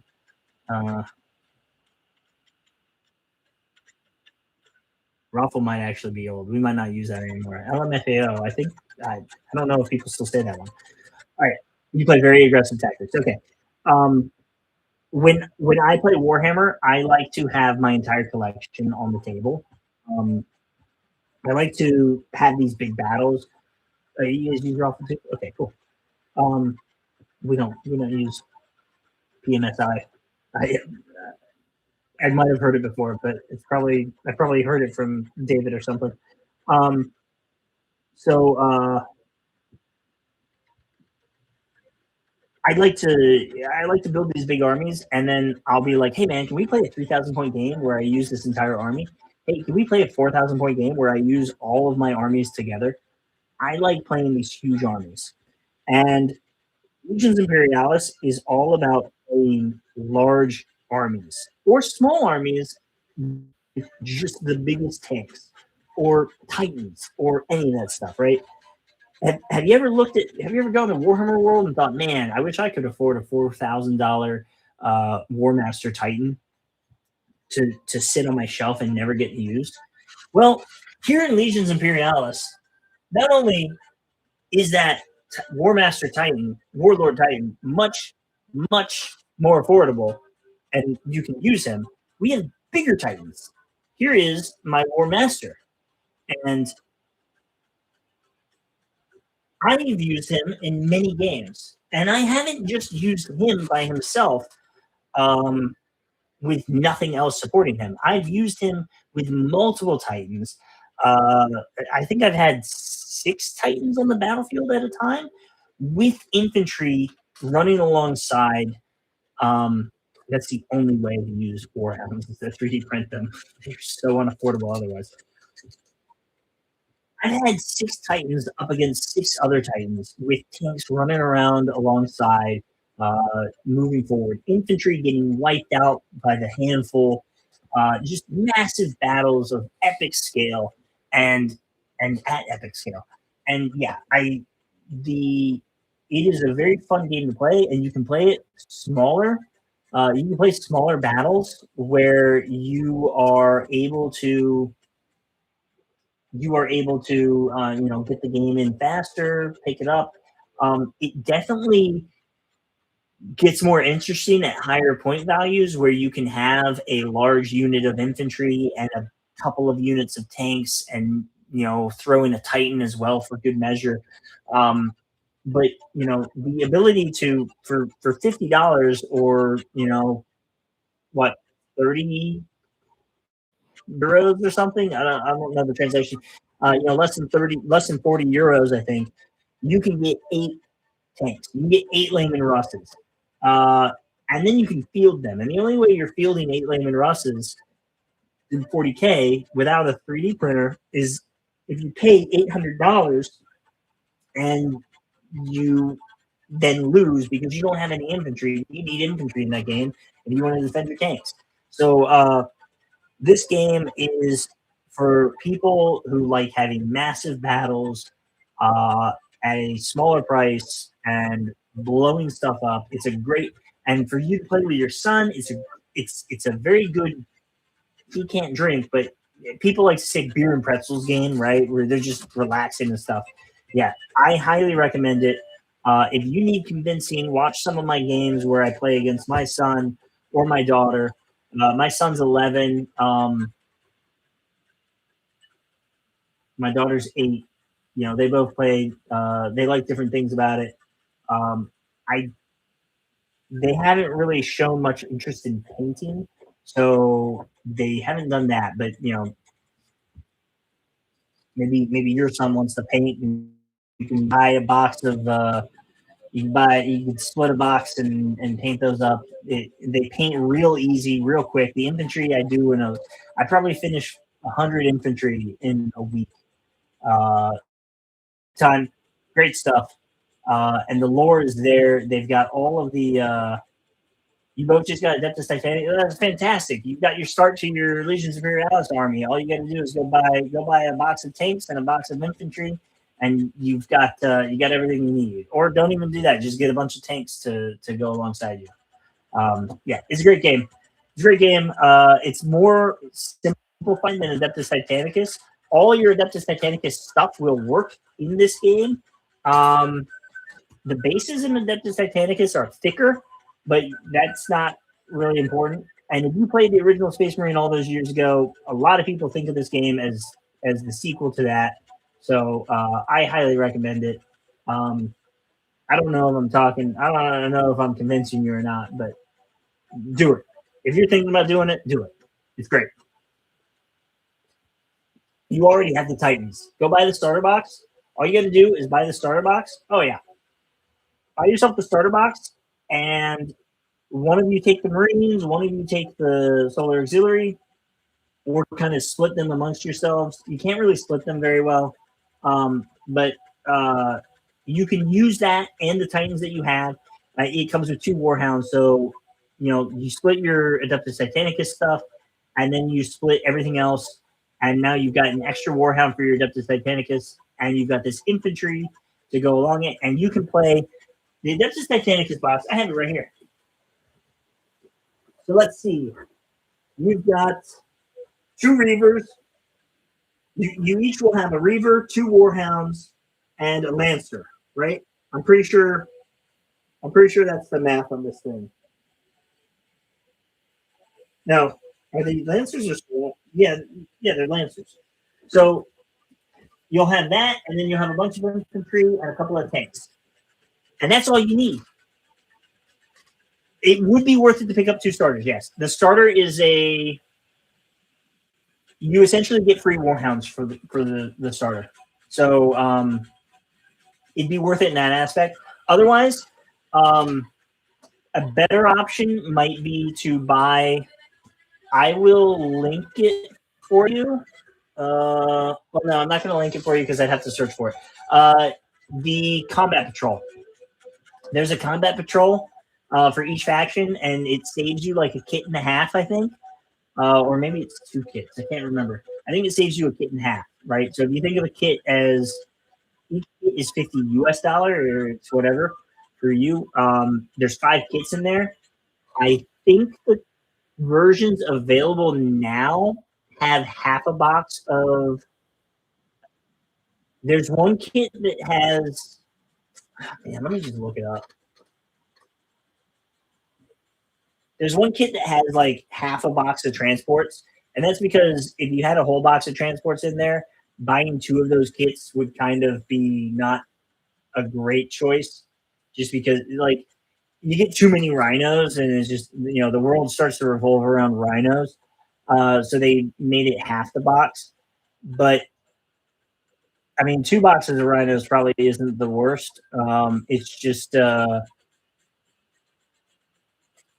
boxes of rhinos isn't the worst, but any more than that, and you're starting to drown in rhinos. So the current kit that's out, the Combat Force. So it has half a box of transports. It's got a full box of 2 different tanks. If you had access to the rules, which you can get for free, you can buy, instead of buying 2 starter boxes, you could buy 2 of those. You can buy 1 of those for each of you. And that would go great alongside your Titans. After that, the next things to get would be another box of infantry, or buy a starter. You could do 2 starters. It's just some of the value of the starter is the rules book. In the rules book, there's a lot of FAQs into the rules book, so you may not want to do that. But if you buy the starter and then you buy a combat patrol each or combat force each, because I don't know. Do you know? Have you been thinking about which faction you want to use? Like, does one of you want Marines and one of you want Solar Auxiliary? Because that matters. But yeah, you bought 2 starters for Titanicus. Oh, that's fantastic. Then you have a crap load of. Did you buy? There's two different starters for Titanicus. There's one that comes with Warlords, and there's one that comes with no Warlords, but it comes with Lancers. But yeah, that's a lot of Titan. It's a lot of Titan, and you're essentially going to have these matches where your Titans are beating the snot out of each other, and your Solar is trying to beat your Solar is not going to. And until you start buying more advanced weapons, your Solar's not going to be doing too much against the. Your Solar's not doing too much against the Titans, but they're going to be focusing on the Space Marines, and then your Titans can occasionally like swing their weapon around and wipe out some tanks and stuff. So I think it's a fun way to play the game. A bunch of my battle reports now are just big Titan battles with a little bit of infantry, with a little bit of Space Marines or Solar Auxiliary in there. I missed a bunch of. I wasn't reading everything. You can always use it as a building as well to decide with your opponent whether you actually want to ruin or garrison building. Yeah, we do that. Evil because in our battle reports we use what is really intended to be a big ruin. We're using them as buildings because we're just using them as buildings. They're very large. Some of the Gale Force 9 stuff is too, I think. It's just the way garrison works it just makes it too big of a launch pad for other stuff. You just found my channel tonight by chance. That's awesome. And you remember to hit and you remember to subscribe too, right? Probably. Awesome. Thank you. Hey, welcome. Franco is Marin. I'm gonna call you Franco. Welcome, Franco. Correct me if I'm wrong. If I'm saying your name wrong, guys. If I'm saying your name wrong, tell me. I like to be correct and everything. Those to the starters. I do have some videos on starting your armies. They might be. Thank you. They might be a bit outdated. I think some of those boxes may have been like limited in sales and not the best. But like you can very easily slowly build your forces in this and avoid the big plastic gray shame that I have. I have huge armies though, and I'm not ashamed of that at all. All right. Feel free to continue asking questions on that. If you want to look around the web store and look at different kits and stuff, and you want to ask questions about that, by all means. I'm going to. David, what was your question? I need to answer that. It was right here. I played target priority. Target priority. Let's talk about target priority. What other LI YouTubers do I watch? I don't watch any of the LI YouTubers. Francois. Oh, okay. Francois. Awesome name. Freaking find some 3D files. Oh, yeah, you do that too. Target priority? Is that an LI YouTuber? Oh, that's your question. Real quick, I don't watch any other LI YouTubers. I know of some. I just don't watch their stuff. There's one guy that does battle reports. Well, okay, so I tried watching one, and no offense to them, I just disagree very strongly on their views on some of the units. They mentioned it did give me some ideas, but it was kind of painful to watch because they said, "Oh, you should only use these models if you're using this," and I just strongly disagree with that. Right now, I'm painting Solar Auxiliary, so essentially guard of the time. I call these guys the cohort of gears or COG. Uh, they're gears of war themed. Uh, Mostly paint them in black Templar and then give them a little bit of blue. But there is a YouTube. There's a few people out there. Tabletop Standard. I've been watching their battle reports. When I had the time, I watched their battle reports. They don't have a huge. They don't post them very frequently, but I do watch those. And then I'm aware of two others. I just can't think of their name. I don't follow them. And then Maximal Fire. I watch Maximal Fire stuff from time to time. They're more of a. They've done one battle report to my knowledge, and they're more of a podcast. So they'll occasionally have these long conversations with one. They have two people talking about stuff. I watch. I also watch. Oh man, Tabletop Titans. No, Table Titans. Tabletop Titans. Table Titans. What is their name? Tabletop Titans. Yeah, I watch them from time to time. They haven't done anything with Legions Imperialis. They've done a little bit of Legions Imperialis, but it's not like their big thing. They do 40K mostly. Yeah, so I try to stay away from negativity, and I just felt, some of the other people that are making stuff, I felt that they were being a bit negative about some of the units, and not being as open to playing some of them. That I just, instead of what's the word? How am I trying to say this? 40K in 40 minutes. Yeah, I like them. I've watched them. I haven't watched them recently. Um, it's hard to watch them while painting because they have so much stuff happening. Very well edited. They got the stuff popping up. Very lovely terrain. You really have to watch them. And a lot of what I watch, a lot of what I'm watching, I really listen and occasionally look up is what happens. Otherwise, I get distracted and I stop painting. Um, Size difference between Thunderhawk and Layman Rock. Just curious. Oh, here. Let me show you that right now. This is about the size of Layman Rust, and this is a Thunderhawk. There you go. Oh, here, I'll show you right there. Yep. There. That work for you? Here, I'll use a real Layman Rust. Here's Layman Rust. The top fell off. There you go.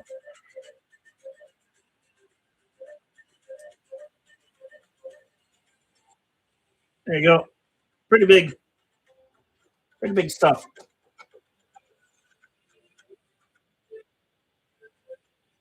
Eagles the most. I do have the most battle reports. Are they the best polished? Probably not. I don't know. I don't. They're still good. Oh, I was about to start painting the wrong model. Just bought the Horus Heresy Medusa for your Death Core. Nice. Love the Death Core. Many of the channels make content for competitive play. It's very meta with clearly bad units, accident, and clearly good units. There's yes.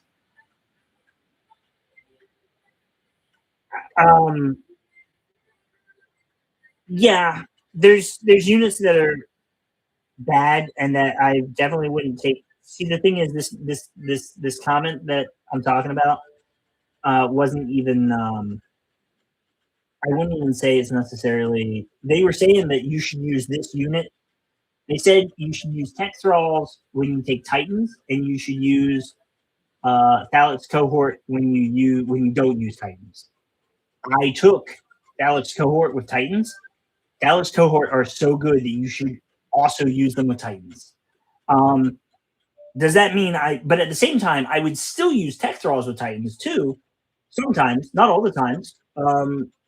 Tech thralls aren't really good, but I think they're a nice body to have. But like I see, and that's where I'm completely like it was just I just really didn't like that advice. Because even from a competitive standpoint, which I'm pretty sure they were trying to say competitive, they were trying to give you competitive advice. I just really didn't like it, so I turned off the channel. I just couldn't watch it anymore. It just wasn't for me. It wasn't for me. Whatever. It's fine. And I'm not going to name them because I don't want you thinking. I don't want you saying, "Oh, I'm never going to watch that person because I said so." I mean, you watch them. You can watch them. I just didn't enjoy it. So back to your question, David. Target priority. There's a couple of things that come to mind immediately. I do need to like. My brain ain't the best, and sometimes it takes me a while to say things. Right, as we can very clearly see, I am taking quite a while to have gotten to this question. But so I to give you the full rundown, I probably need to at some point write this all out and everything, and we could and I would like to make a nice video on it.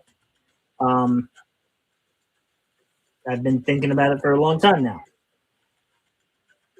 One of the first things, so I can give you a checklist, I guess. I can give you a basic rundown here. But one thing that is very important that you need to think of is I have to stop painting for this. I'm a visual guy.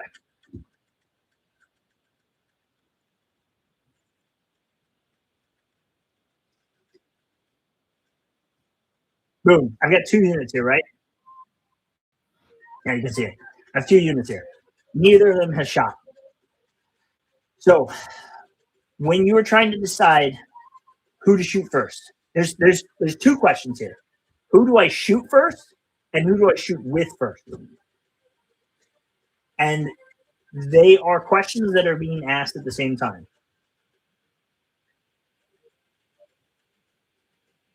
Who do I shoot first depends on, have they shot at me? Can I hurt them? Am I going to lose the thing that can hurt them? You are, most of the time, many of the time, you want to shoot the enemy before they, you want to shoot the enemy when you are able to stop them from hurting you. You want to hurt the enemy before they can hurt you. If this unit has already fired, it is less important for me to destroy them. I can't stop them from hurting me this turn. They've already hurt me or not hurt me. They're not the threat right now. This unit has not fired. They are a higher priority. Weapons matter. What the weapon is matters, and what the platform is matters. This guy's easier to kill, right? But in a scenario where he has already shot and he has already shot and he has not, he has a higher priority. Maybe he's shot and he's shot, but he hasn't. Does he have a target that is worth shooting? If I have tanks, if I have my own tanks that are in range of him, there's only two of these. They hit on 4s.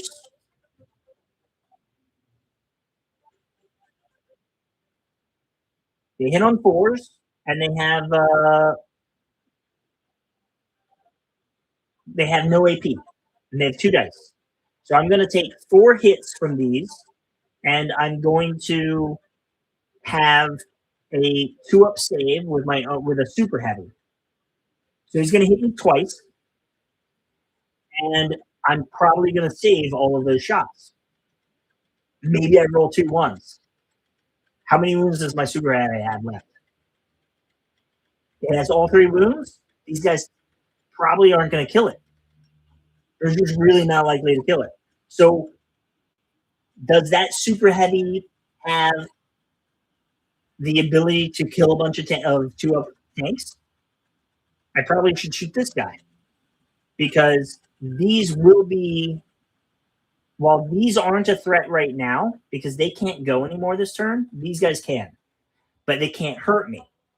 So they're still the threat. They're going to be the threat next turn that can hurt me. And if I have nothing else that can hurt them, first I need to go through and I need to get rid of what can hurt me now. What can I stop from hurting me this turn? That's my priority. And if I don't have a good answer to attack that thing, then it doesn't matter. If the only thing I have that can shoot at these guys, if these guys are the only, if these Raymond Russes are the only guys that still have to go this turn, or no, that's not right. If they're the only thing left to go this turn, then they're the priority, and I need to shoot the biggest gun at them possible. But if there's other things that can go somewhere else on the board, and these guys are the only guys, this guy is the only guy that can shoot these guys, and these guys can still go. And if I don't shoot him right now, they're going to kill him. Well, is he going to hurt them? No, probably not. Is he going to stop, even if he does hurt them, is he going to stop them from killing him? No, probably not. I need to kill 2 of them. I need to be able to kill 2 of them. Even one of these can kill him. If I kill 2 of them, I need to fail. They need to fail morale for him to keep him alive. It's not worth shooting them if something else somewhere else on the board is at more threat, is more a stronger unit, something that is more important to keep alive. This guy on his own, not that important to keep alive. He's not going to win me the game. Is he on an objective? Maybe I should shoot him then. If he's on the objective, he starts to become a better priority where I need to keep him alive and I need to get rid of these guys. Do I have anything else that can actually hurt these guys? Because he doesn't have a good chance of hurting them. Shoot watching shot yet? What ain't shot yet? Yes, shoot what hasn't shot yet. But not always what hasn't shot yet. If this guy hasn't shot, but something else that's scarier, maybe I need a big board for this. If there is, this guy hasn't shot, but there's something else that has shot, but it's a bunch of tanks. Like, these guys are really good at killing tanks. Maybe there's no threat to them right now, but there's a big threat somewhere else on the board, somewhere else that these guys can hit. I might need a couple of turns to get rid of them all. Bunch of super heavies, bunch of volcano cannons. I probably need to, yes, play the mission. That's in there too. There's a whole bunch of stuff that goes into it. Can you keep the objective? Can you kill the enemy off the objective? Can you kill something that is a threat now? Can you kill something that is a threat later? Can you are you at risk of losing this unit? If there is something that if there is infantry, these guys have a target of infantry that's on the objective, and the enemy has something that's able to shoot them now. You need to shoot these guys. You might need to shoot these guys now to kill the enemy off the objective, kill some infantry off the objective before you lose these guys. Would I focus fire units to ensure I destroy them? Sometimes. Like I was saying, if that guy is the only guy that survives and he didn't run away, my next unit might be better off killing some of these guys. My next unit might have the firepower to kill. So let's say there were 4 of these guys. I shot at them with a unit of vanquishers, and I killed 3 of them. I was hoping to kill 4 of them. Well, there's these guys. I've got another unit of the same stuff that should be able to kill this guy. But if I can kill 2 of these guys, I might be able to get them to run away. 2 of these guys is scarier than 1 of these guys. So it would be better to get rid of 2 of them. I might even be able to get rid of the 3rd because he might run away. So I should go after them. There does come a point in the game where you start to care more about the activations that the opponent has. So if it looks something like this, I might have less firepower at that point, and I might need to kill this guy first because I can guarantee that he's not on the board anymore. And then in the next turn, I'd be able to charge these guys. He'd have to move these guys, and then I can charge them after they've moved. So by wiping out a whole unit, I take away his options. But in the beginning of the game, you probably don't care as much about that. You may not care as much about wiping out a whole unit in the beginning of the game. You may care more about reducing the damage that it can do. That's just a little bit of it. There's a lot that goes into it, but that's a couple of them. Many of the channels make content for that. I already read that. That's pretty awesome too. Who first? Artillery always. Anti-armor weapons second.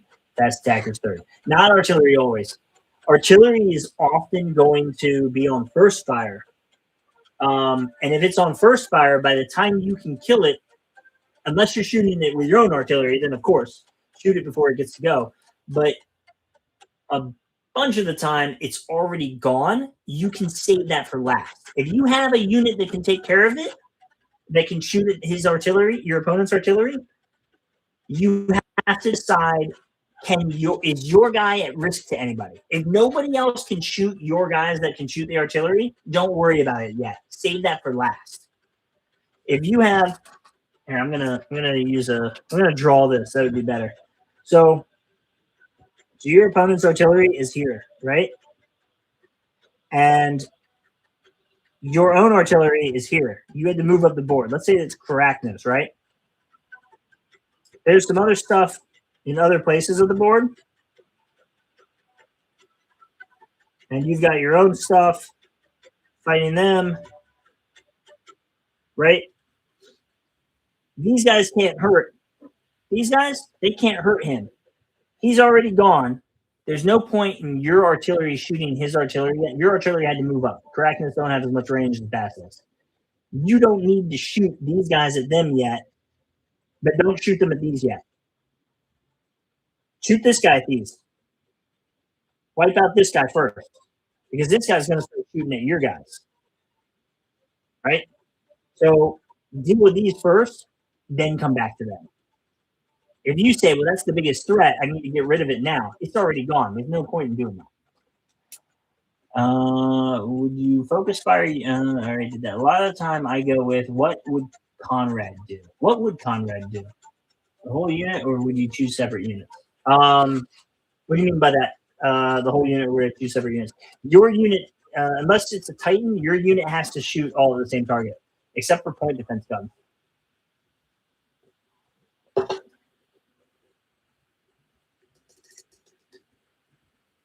I would once a unit has had to make a morale check this turn, this phase, you can't make another morale check.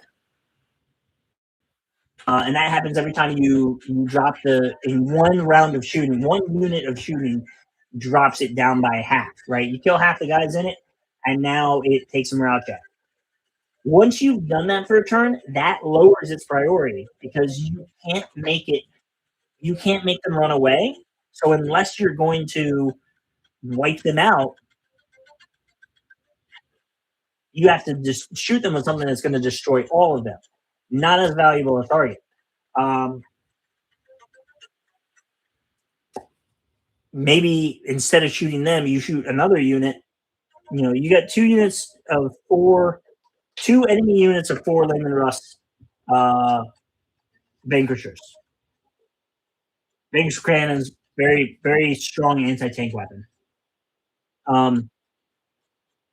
If you kill 2 from the first one and they stick around, your next unit might be the exact same thing, right? Maybe you shot them with 8 missiles and you killed 2. And that was statistics. I don't know what the statistics for 8 missiles are.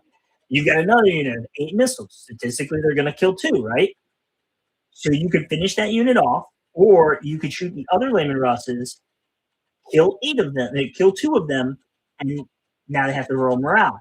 If they fail that morale check, you just killed 4 of them. Or maybe you killed 4 of them because they run off the board. But you stop 4 of them from shooting at you. So it's better to do that. It's better to instead of focusing fire on one thing, you get rid of it. You get rid of another, you work on another thing because maybe you do more damage to that thing. Maybe you get more effort out of it. In your 40 years of Games Workshop games, your experience is that you will lose games to superior range. Eliminating the longest range and heaviest range weapons first is key because if you can't reach them with melee, you all game. Oh yes, no, that's still true. I'm just saying they might not be the first unit you shoot with your activation because you, like I was saying over here, right? These guys are going to shoot these guys, but they don't need to do it yet. If nothing can hurt these guys are fine to wait and do it later. Same turn. They're still going to do it this turn, but they don't need to do it right now. These guys, on the other hand, these guys can be hurt by these guys, so you need to get their firing done first. Does that make sense? You're still going to shoot the artillery with your artillery. You just don't need to do it immediately. If this guy goes and he kills this guy, these guys don't need to shoot this guy. They need to shoot this guy before this guy does the same thing that this guy did, right? He's already done his turn right now. he needs to be taken care of. And if you kill him with this guy, then maybe this guy can go after this guy instead of, yeah. Prioritize. It's not as simple as always do this. It's a weight and scale thing, right? You focus on priority. You need to give higher priority to a unit that can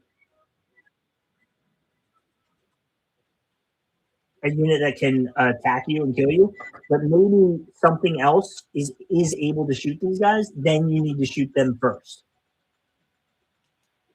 If this is your answer to this, and something is out there that can kill this, then this needs to go first.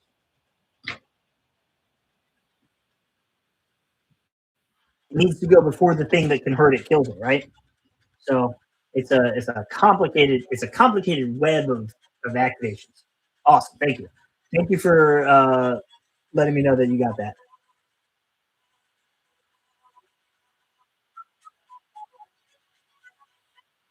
You've seen the meme from Always Sunny in Philadelphia where Charlie Day has all the string going to everything. He's got this wild conspiracy. It's kind of like that. You kind of gotta you gotta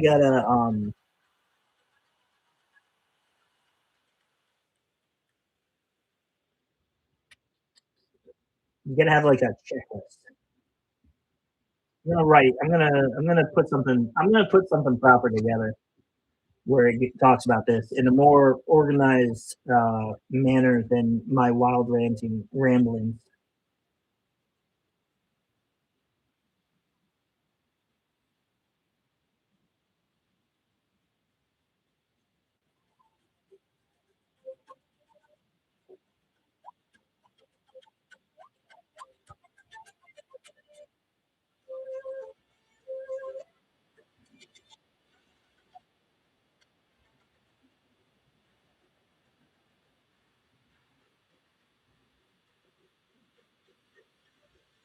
I'll try to in my battle reports I'll try to say I'm going to shoot this first because I'll try to explain that sometimes some more. I try to I try not to over explain things in the battle reports because the battle reports are pretty long and I don't want them to become boring or anything. That's probably good information to have in there.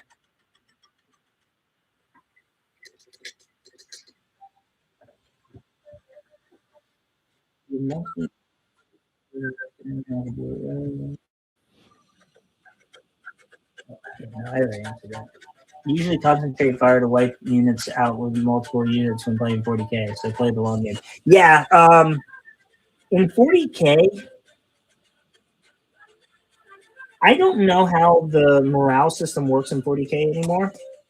I think there's a couple of rules for 40k that aren't as true in Legions Imperialis. And I think part of that is because of the alternating activation system, but part of that is also because scale and stuff. You think they'll ever add new factions to make Legions Imperialis more? I do. My belief is, and if they don't do what I believe they should do, then they're fools. And I don't think they're as dumb as I don't think they're dumb. I think they know how to run a business. I think they know how to make money, and this makes money. My belief is we will see custodes and demons. We'll see custodes and demons, and then eventually they will add. Maybe it'll be a second edition where they add Orcs and Eldar. And it might need to be a second edition for them to do Orcs and Eldar because they definitely know how to make money. It might need to be a second edition for Orcs and Eldar because a core mechanic of the game is you can take allies, and the factions are traitor or loyalist. And as long as you pick one of those before you make your army, you pick traitor or loyalist. And everything then you pick your army, and then you can ally into your army. And The big rule there is you can't have traders and loyalists at the same time. And anything can be traitor and anything can be loyalist except Side Titans, Warlord Sinisters are exclusive to loyalists, and the Dark Mechanicum units are exclusive to traitor. And there's a couple of formations that are exclusive to one or the other, and that is the only thing that stops you from taking one or the other, right? The only thing that stops you from taking loyalists alongside traitors is that some units, very few units and very few formations of legend tell you that they don't go together. And that means you need a second edition so that you can have Xenos as a faction. And maybe Xenos have a special rule that says Xenos don't take allies. Or maybe they do take allies. I don't know. But you need, maybe they don't go that direction at all. I kind of don't want them to have it where my Space Marines can be allied with orcs. I feel like that would be weird. Unless there's like restrictions on like them being near each other. I don't know how that would work. I don't think that works very well. I think it works better as a game if you say there's loyalists, Xenos, and traitors. Yeah.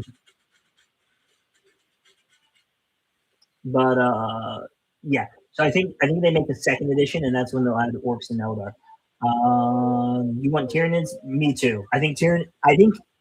Honestly, I think all of the Xenos factions would look amazing at this scale. I think all of them would play very well at this scale. Imagine little monoliths like this big or whatever, all the Necron stuff. They'd be amazing. The Tyranids at this scale would be amazing. I think all of it would be orcs at this scale, Eldar at this scale, Tau, especially Tau. All of them at this scale would just look so good. Mids and Ally would be amazing. Not sure they will fit them into the timeline though. They might do. I think they do orcs and Eldar in a second edition.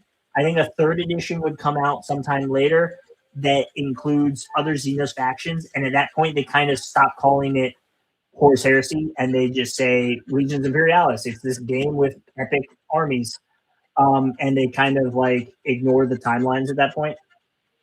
My knight household, so everything I'm doing for loyalists and traitors. So my traitor knight household is House Malinax because they work well with Legio Voltorum. My loyalist knight household, I do not have yet. I haven't figured that one out. I need to come up with one. I just haven't yet. It needs to go with. It would need to go with Imperial Fist, and it would need to go with Legio Ignatum. What do I think of the newly announced Titan options? So the newly announced Titan options, and I did say something about this earlier in the video. They had to do it sucks that it's just Titans, right? Like it's not much, and what it is stuff that we already had, but in resin.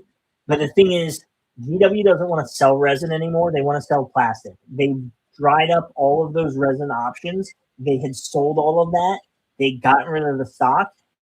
And for players to continue buying those weapons and being able to use those weapons and not having to 3D print those weapons and buy them third party means they would need to put them back on the shelves. And the only way to do that was to put them into new plastic kits. So they had to do that now. Last year, they did that for the Mechanicum Knights. Last year was the Knights' turn. We're still waiting on Armigers. They will come.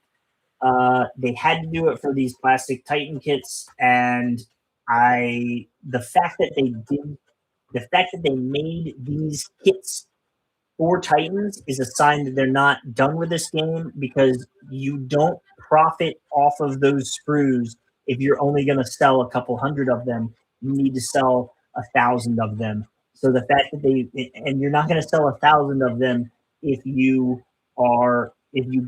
don't support the game further.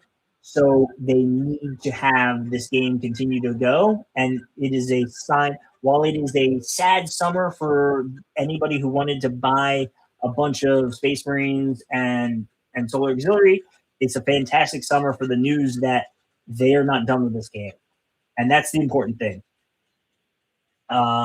You have a huge epic skill Tyranid army that you printed. That's awesome. It's part of why the unfortunate thing about printing your army is every time somebody prints their army at this scale, it's just one more reason. It's a small reason, but it adds up. If 10,000 people print their army, that's 10,000 reasons for them to not make that army. 10,000 people print Tau, it's 10,000 reasons to not ever make Tau. But I'm hopeful that it's not enough. I'm hopeful that that's not enough to have stopped them.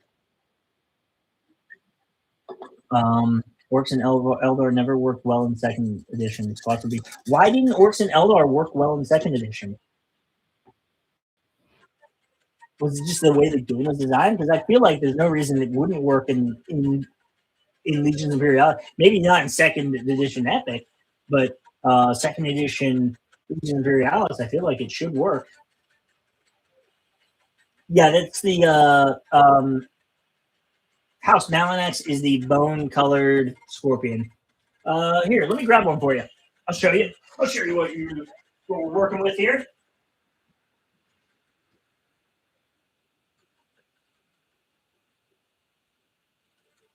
I don't have the scorpion on him, but I have Legio Voltorum and House Malinax. And they're a slightly different color, slightly different bone.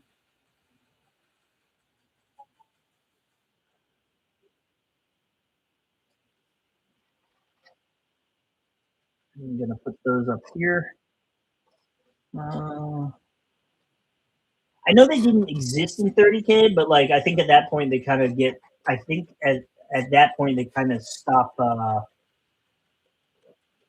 They kind of stop. I think by the time they get to that, right? I think if they wait until third edition to do that, they kind of stop worrying about the timeline. And they kind of they can't say, "Hey, Legions Imperialis is now set in 40K." Because Solar Auxiliary doesn't exist in 40K, and Space Marines start to become something different in 40K, and that kind of nullifies all of our armies. So I think at that point they kind of just like, "Hey, here's all the stuff that all the battles that could have happened throughout the ages if the timeline didn't exist or whatever." Give me 1 second, guys. I'm going to use the bathroom. I'll be right back. If you haven't already, take this time to hit that thumbs up, and I will be right back.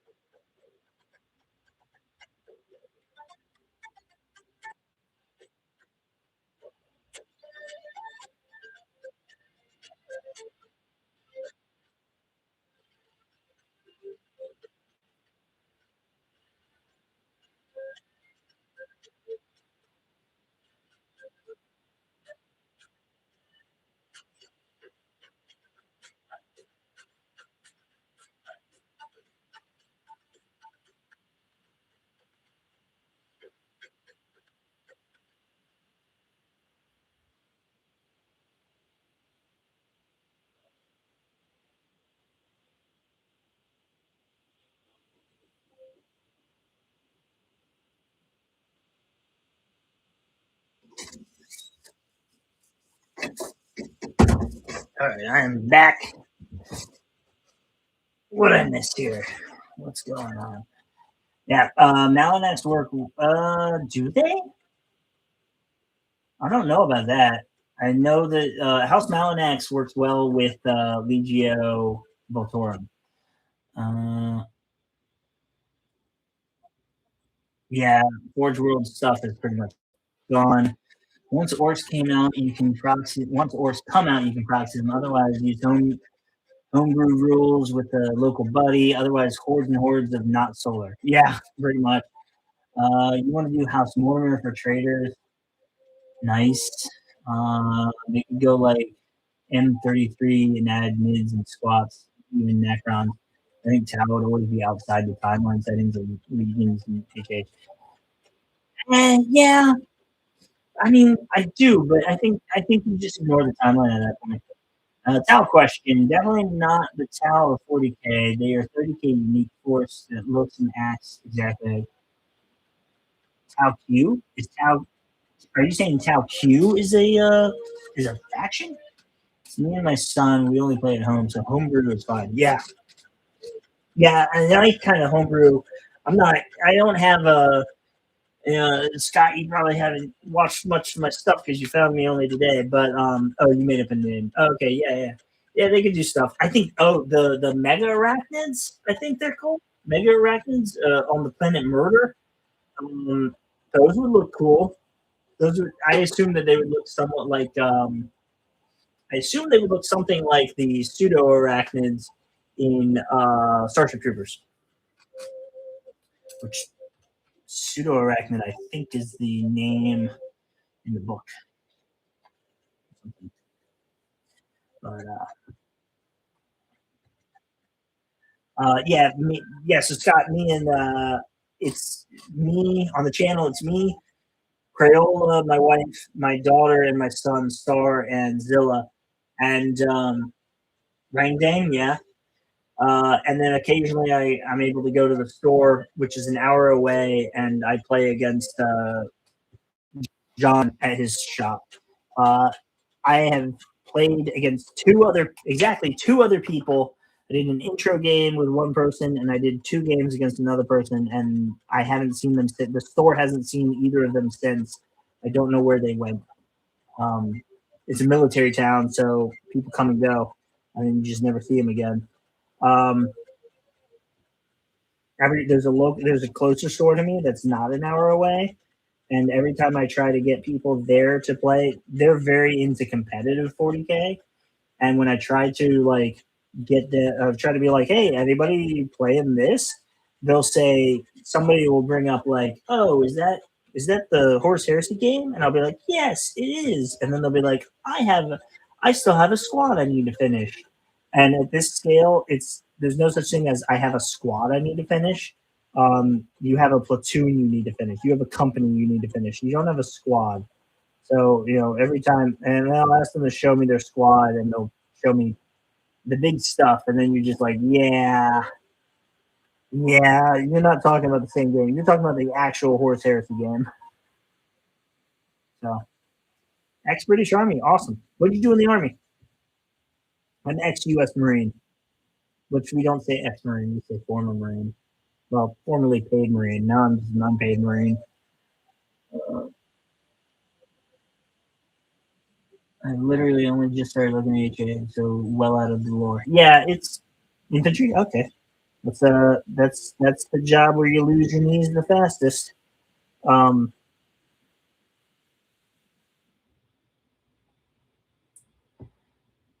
the lore is, I mean, the lore is HH lore. Uh, oh, you just started looking into HH. Okay, yeah. The you guys don't have green berets though. See, we have green berets as ex-U.S. Army Air Assault Infantry Forward Absorber. Is that technically a? I don't know what I'm thinking of. That's not technically an air traffic controller. The rifles? Okay. I don't know a whole bunch about British Army. Um, I know we fought you once, like back in 1776, but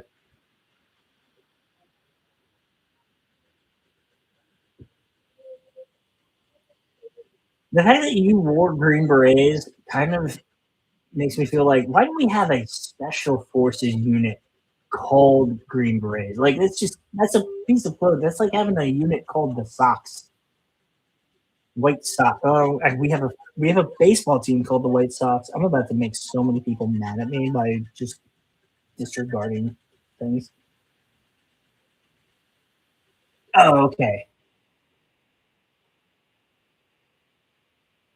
So comms, right? No, you do more than just, but you do more than just call in aircraft, right?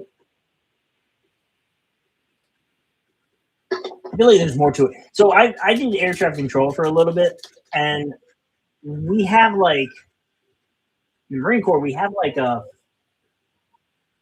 you take like the whole air traffic control stuff and you put it. I never did it though. But it's there's a thing where you like go and set up a forward airfield or something, and it's it's it's different, and I think it has a special name, but I guess it's not anything like that name.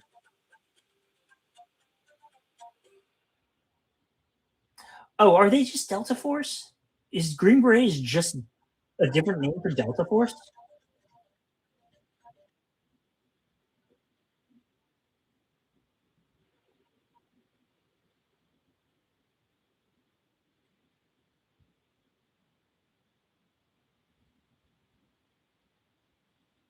See, the military is so big that there's so much like unique stuff within the military, and then there's different branches and stuff of it. That like even being in it, like, oh yeah, no, I didn't know that. I didn't know that. Oh, I can't say that. I was about to say something. Every MOS in the Marine Corps has its own version of a thing that I'm not allowed to say. It's called a donkey blank. And we're not going to say the blank word because it's inappropriate.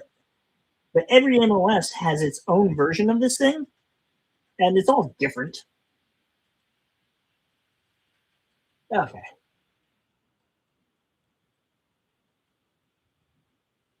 But yes, there's just so many different things. There's a lot of stuff I don't know about. Um, that I probably should have known about.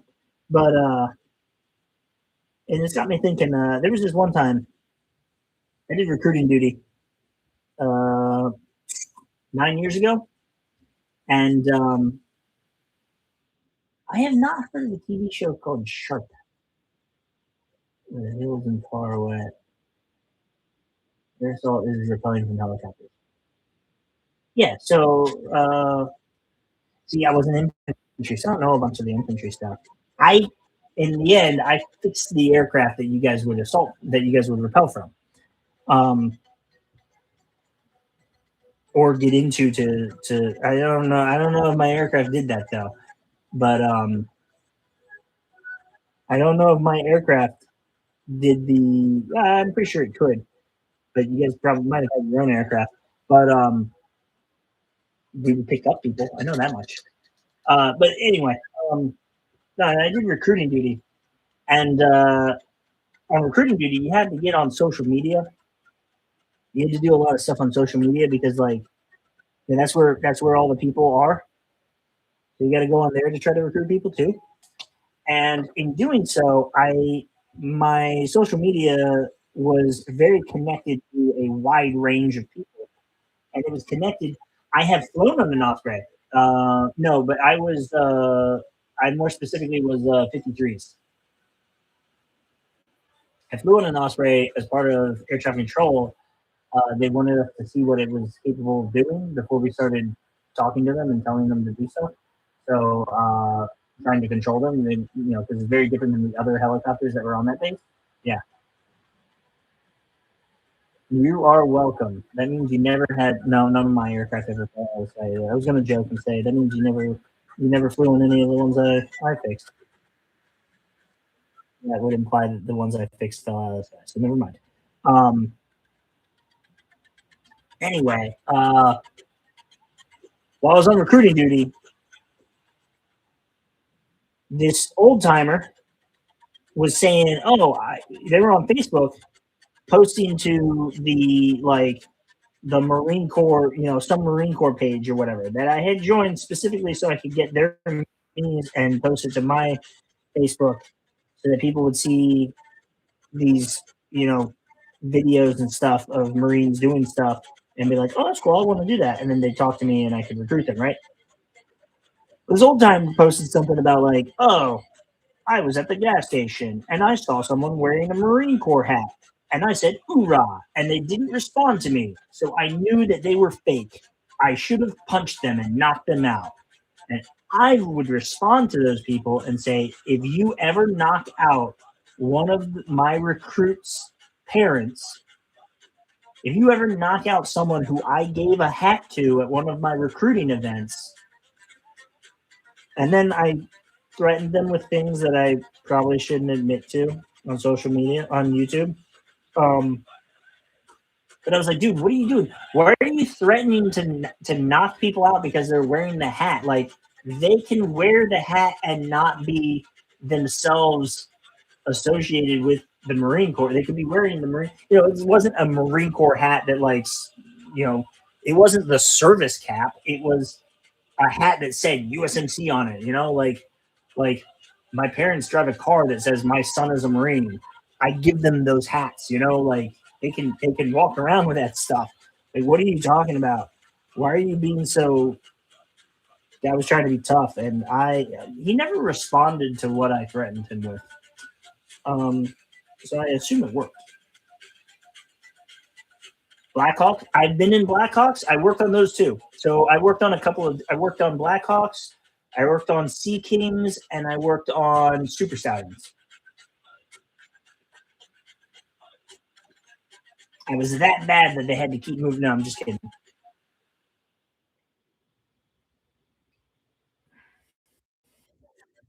Now they've got the Super Stallion has been replaced with the King Stallion, and that is a big aircraft.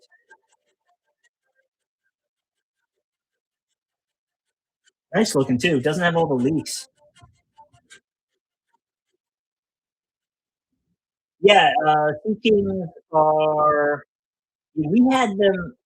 They were at the Presidential Squadron, so we were using them for. I think it's the Sea King, the CH3. But we had the VH3 because it was for the president. This was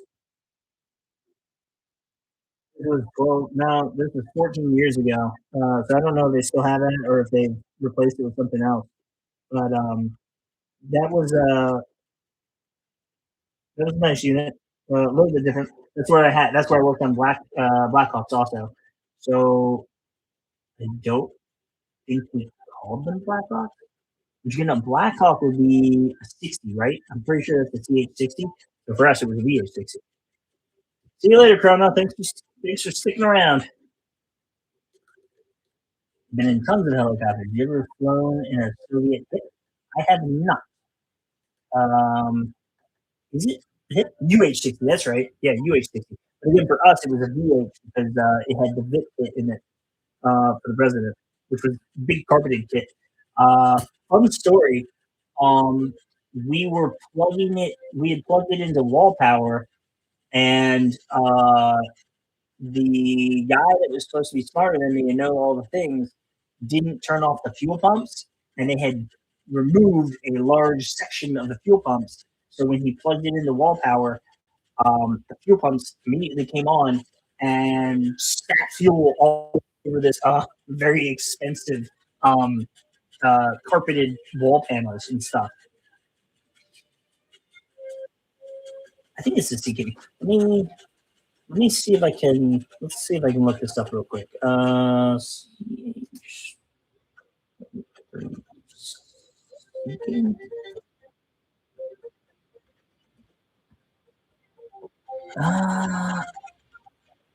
It is painted very differently, but I do believe, and the Navy apparently also had that. So yeah, I'm pretty sure it was the Sea King.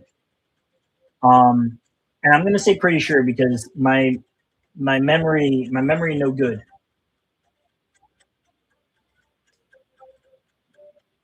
Army Air Corps also used it as a troop carrier. Yeah, well, it's also the Navy apparently also used it, and it sounds like the Coast Guard also. and then the Marine Corps used it for that. What is that? Oh, that's just the.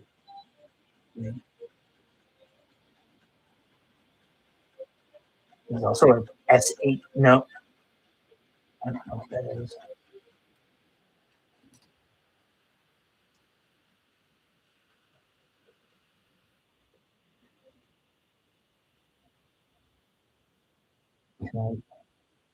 Yeah,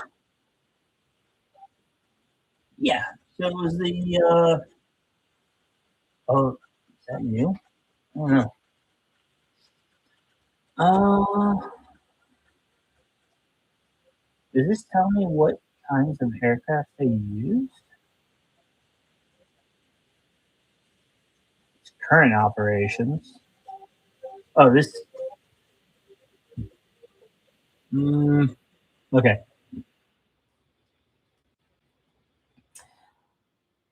Oh, was it the maybe? No, that might have been beforehand. So at one point it was the H-34, and then they switched it to the VH-3, and then they 3Ds and 8. By 2009, there were 11 VH. Yeah, so that's what I was working on, then VH3s and VH60s. VH3Ds and VH60Ns. Except, okay, I'm not gonna. I'm just not gonna say anything about that. Axe painting. Fun little military chat. Oh, that's another thing. Here, Scott. I think if you guys want, that's my Discord. We got a Discord channel for this. It's not the most popular Discord out there. It might be a tie for the least popular. I don't know.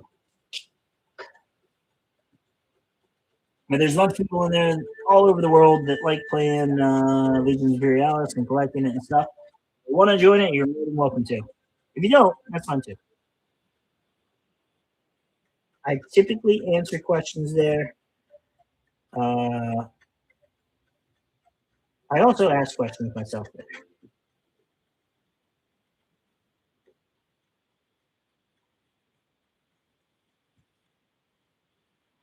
I think we're almost done with the black.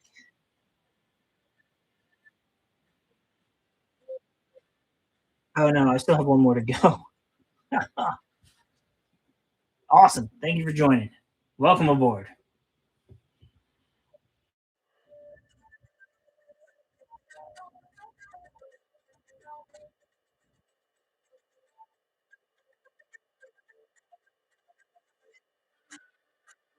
Always nice to have more people enjoying the hobby.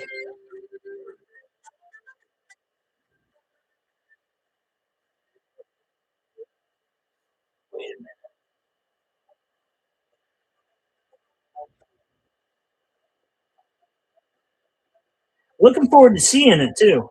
Feel free to post pictures and stuff when you get it, when you paint it up.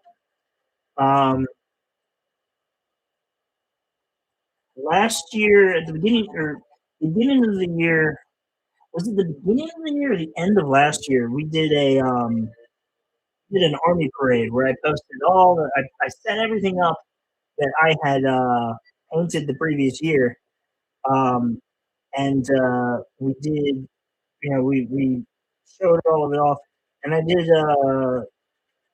There's a couple of people who I asked if anybody wanted their armies featured in the parade. Just a quick moment, just a quick little picture that I put out for them.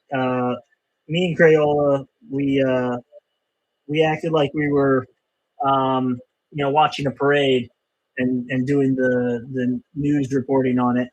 It was fun. It was a good fun video. I think we've done two of them now. I think we've done one this year and last year, but little New Year's parade.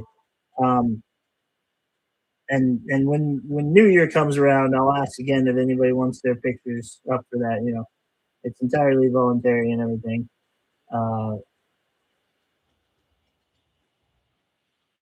Entirely up to you. But yeah, it'll be fun. Is it easier to paint the tracks first, or would it not be easier to paint the main armor? So I paint the tracks first because what ends up happening is um, some of it goes, some of that comes off and gets all over the place when I do it, and for whatever reason,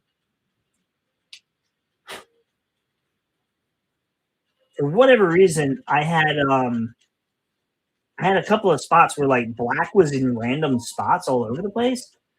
Uh,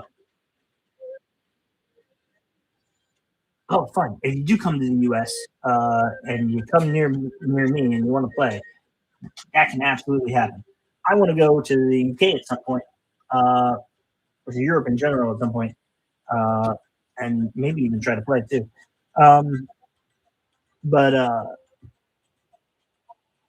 yeah, so I paint the tracks first because then I can go back through and I can clean up all those extra marks.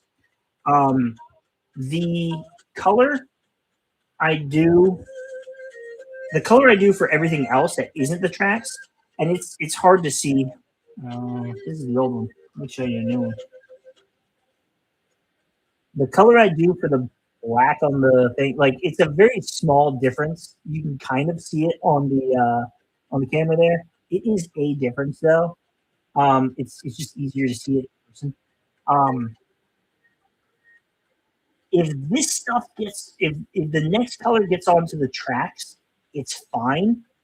If this stuff is on the rest of the body, it's not quite it's not as fine, right? Like it'll make a difference. So I have to after I do the tracks, I'll clean up I'll clean up the model. I can kind of like around the treads, if I kind of just like get it a little white, it doesn't have to be perfect. If I get it a little bit done, it'll fix it enough that it's not an issue. Um, it just looks a little dirty or something, it's no big deal at that point. But but if I left it alone, it would be this streak. It would be this very obviously dark streak somewhere else in the model that I don't want. So I like to tidy it up, right? So and it makes I can be messier now if I do it this way. If I did it the other color first, I would have to be much more careful. I probably could have said that much easier, but there you go. And it really depends on how you want to paint your tracks and how you want to paint your main armor color as well. I know a number of people paint their tracks metallic.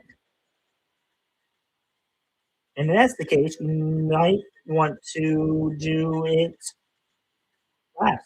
You might want to do the main color first. I don't do mine metallic though, so I wouldn't know. I kind of have an idea.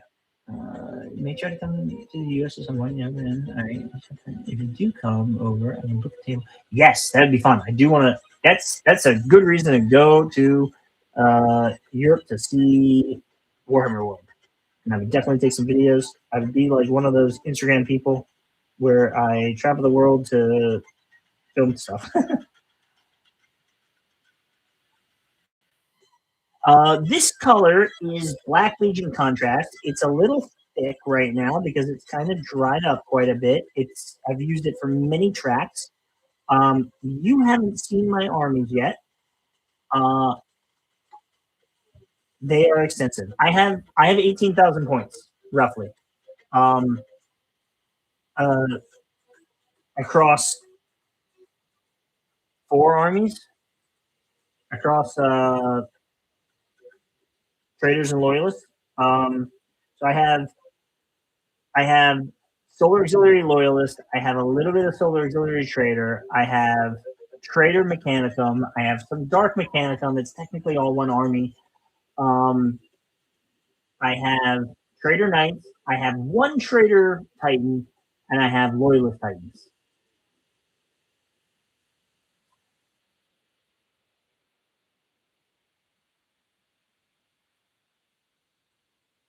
The other color, and then the next color I'll be using is Black Templar. So this is Black Legion for the wheels. Black Templar contrast for the bodies of these things. And then the blue is from Talisar Blue. And then the red is Blood Angels Red. My silver is Lead Belcher. My gold is Retributor. And then the bronze is, what is that, Annis Gold? Okay. My gold is Balthazar Gold. My bronze is Balthazar Gold. And then I give it an Agrast Earthshade wash.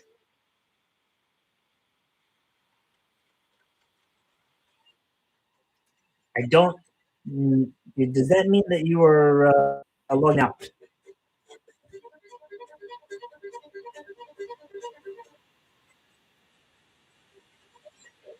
This might be a little bit. Might be a little bit loud. Let's go down a little bit.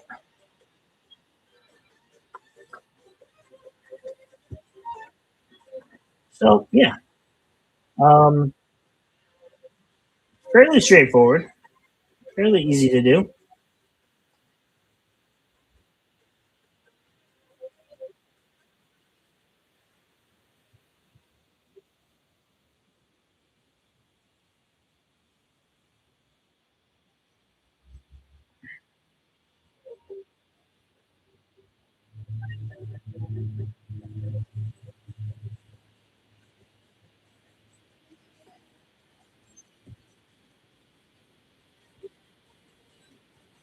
I think of all the places to be paid to go, the UK would be a pretty low value to send me there. There's several places that would cost a lot more if you wanted to send me there, but simple solution to that. Don't talk while you're over there. Just see the sights. See the sights and be gone.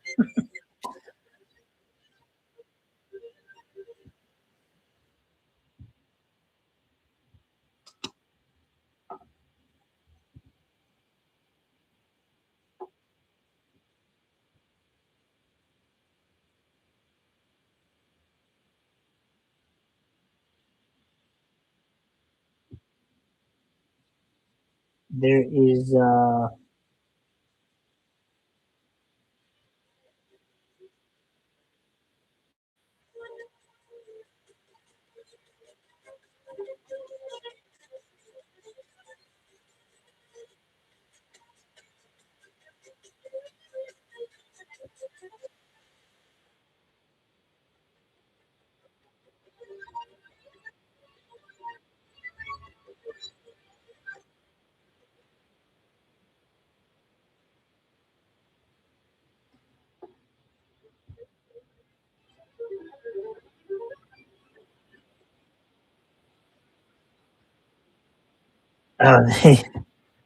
well, in that case, you may want to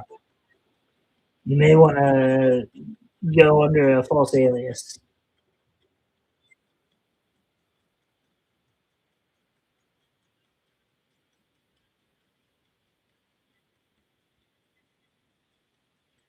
I don't know. I think we had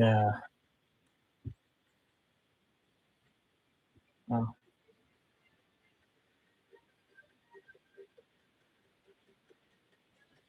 we had a couple of issues with some guests where recently, but not the area of my expertise.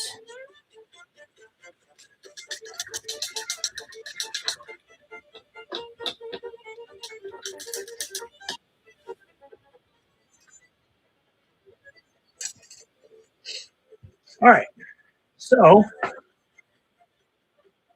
at this point, I'm going to double check myself make sure I got all of the trims of these tires. These treads. Let me tell you, these things, they are a nightmare.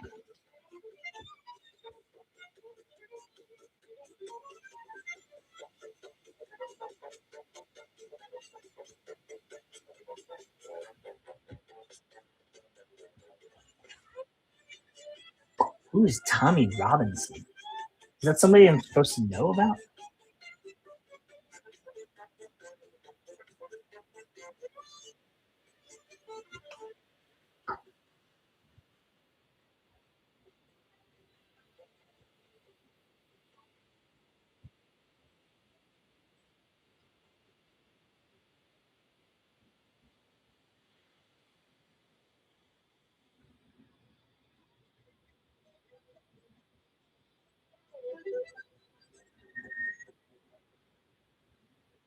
So, what Legion is your son going to be playing, Scott? I assume he's going to be playing Marines.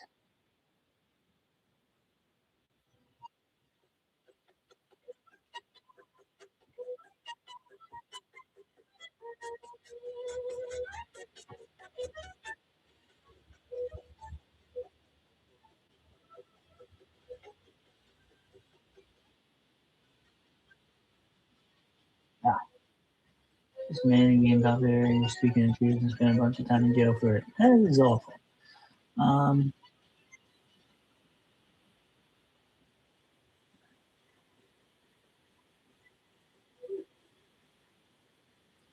I think we've got a couple of influent Instagrammers or TikTokers or whatever that have gone abroad and gotten themselves arrested for ranks that they play. And I apologize for that. I apologize to the rest of the world for their behavior. Not for their behavior. I apologize that they that we raised them and that they then went and did that. Their behavior is obviously horrible, but I don't think there's no excuse for it.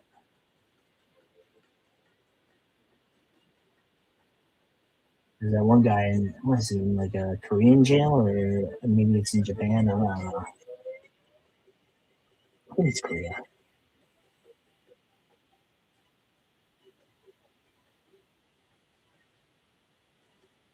It's what I'm trying to say is it's a bad look, and it really we're not all like that. That's not a good representation of us.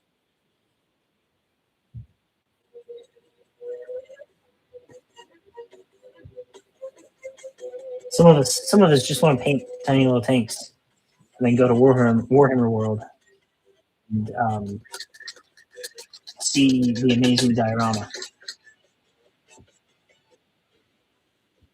What I'll do, it won't be anytime in the near future, Scott. But what I'll do is I'll post it in the Discord when I am coming. When I do plan on coming to when I am able to get to travel abroad and go see the world, I will make a post on Discord. And I have bad memory. I may forget that it was Scott who wanted to get a table and play a game. And I'm sure there's going to be a bunch of people that hopefully I become famous and a bunch of people want to get a table with me, and then I'll just have to stay longer. But I'll post it on Discord, and then we'll set that up that way. If you're serious about doing that, yeah.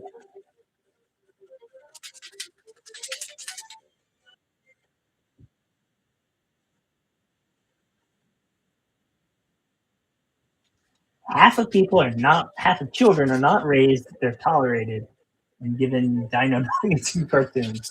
Hey, there's nothing wrong with dino nuggets and cartoons. Aren't the issue though. Those people just also had them. I do 40K. I just don't do it often. Here is my Imperial Guardsman for 40k. A little bit of chocolate chip armor. Not quite chocolate chip armor. Kind of looks like burger armor, honestly. But yeah. The Quantico 75th. Yeah. So on the stream subject, how are you running the Medusas? I like the updated rule differentiation for them versus. Wait, what were they? What was different when they were first released? Where's the book that they're first released in? They're not. They're not wave one, are they? They are in. Thank you. Yeah. I love the way. I also use them. I also use those guardsmen, that same scheme, on all of my Sisters of Battle. Oh, that's a bad example.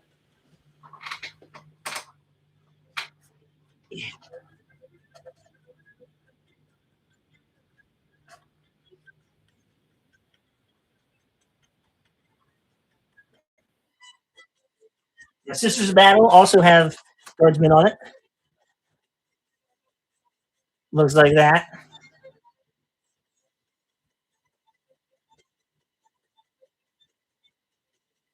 Hey, beans are actually really healthy for you. I found out today. And I would like to eat more of them. And they're kind of boring and bland on their own, so put them on toast. Eating beans on toast is kind of like having beans on your hot dog, though. Like, and I've kind of like always liked doing that with my hot dog. It's kind of weird, right? If I have a hot dog and I have beans, I don't want to suffer through the beans later on by themselves. So I just add them to the hot dog, and there you go, right? Like it's just I can solve both of these problems at the same time. Oh yeah, there's really cool castles and stuff. Yeah, no, I've been, it's fun. I just when I went, there wasn't Warhammer World. How am I right? Okay, so David, I thought you were someone else for a minute. Hold on, real quick. I need to know what the rules difference is. Was there different rules for them? Did they change? What changed? Yeah. What changed for Medusas? What was the original stats? I forget. Like I said, poop brain. Brain no good. I forget them. It's a good brain. I got a good brain. It just forgets things. It wasn't the core book. Was it the Great Slaughter that they came out in? I think it was the Great Slaughter. It was. It was the Great Slaughter that they came in. Medusas and Basilisks came out at the same time as the drop pods that you're supposed to use to destroy them. I only have 111 guardsmen. I have a bunch of Sisters of Battle. Not nearly that many, but a bunch of my Sisters of Battle had guardsmen on their bases. Does that count? They are dead. When the Medusa came out, what changed? Nothing's new. Oh, no, I just dropped. I just made a huge mess. What changed from Medusas now? If you haven't already, don't forget to hit that thumbs up. We like having the thumbs up. Medusas are now 10 points cheaper. Is that the difference?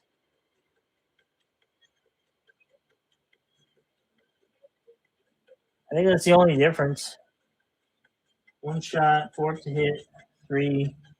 Heavy barrage. Oh, they have heavy barrage. They don't have demolisher anymore? Is that accurate?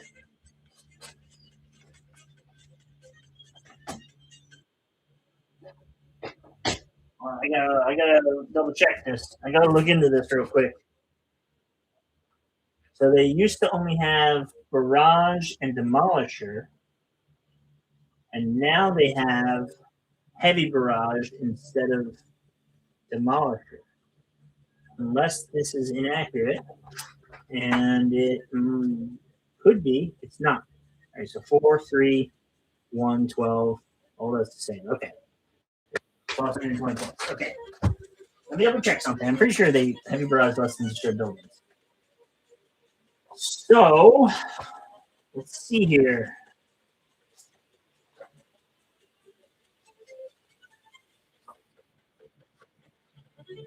There we go.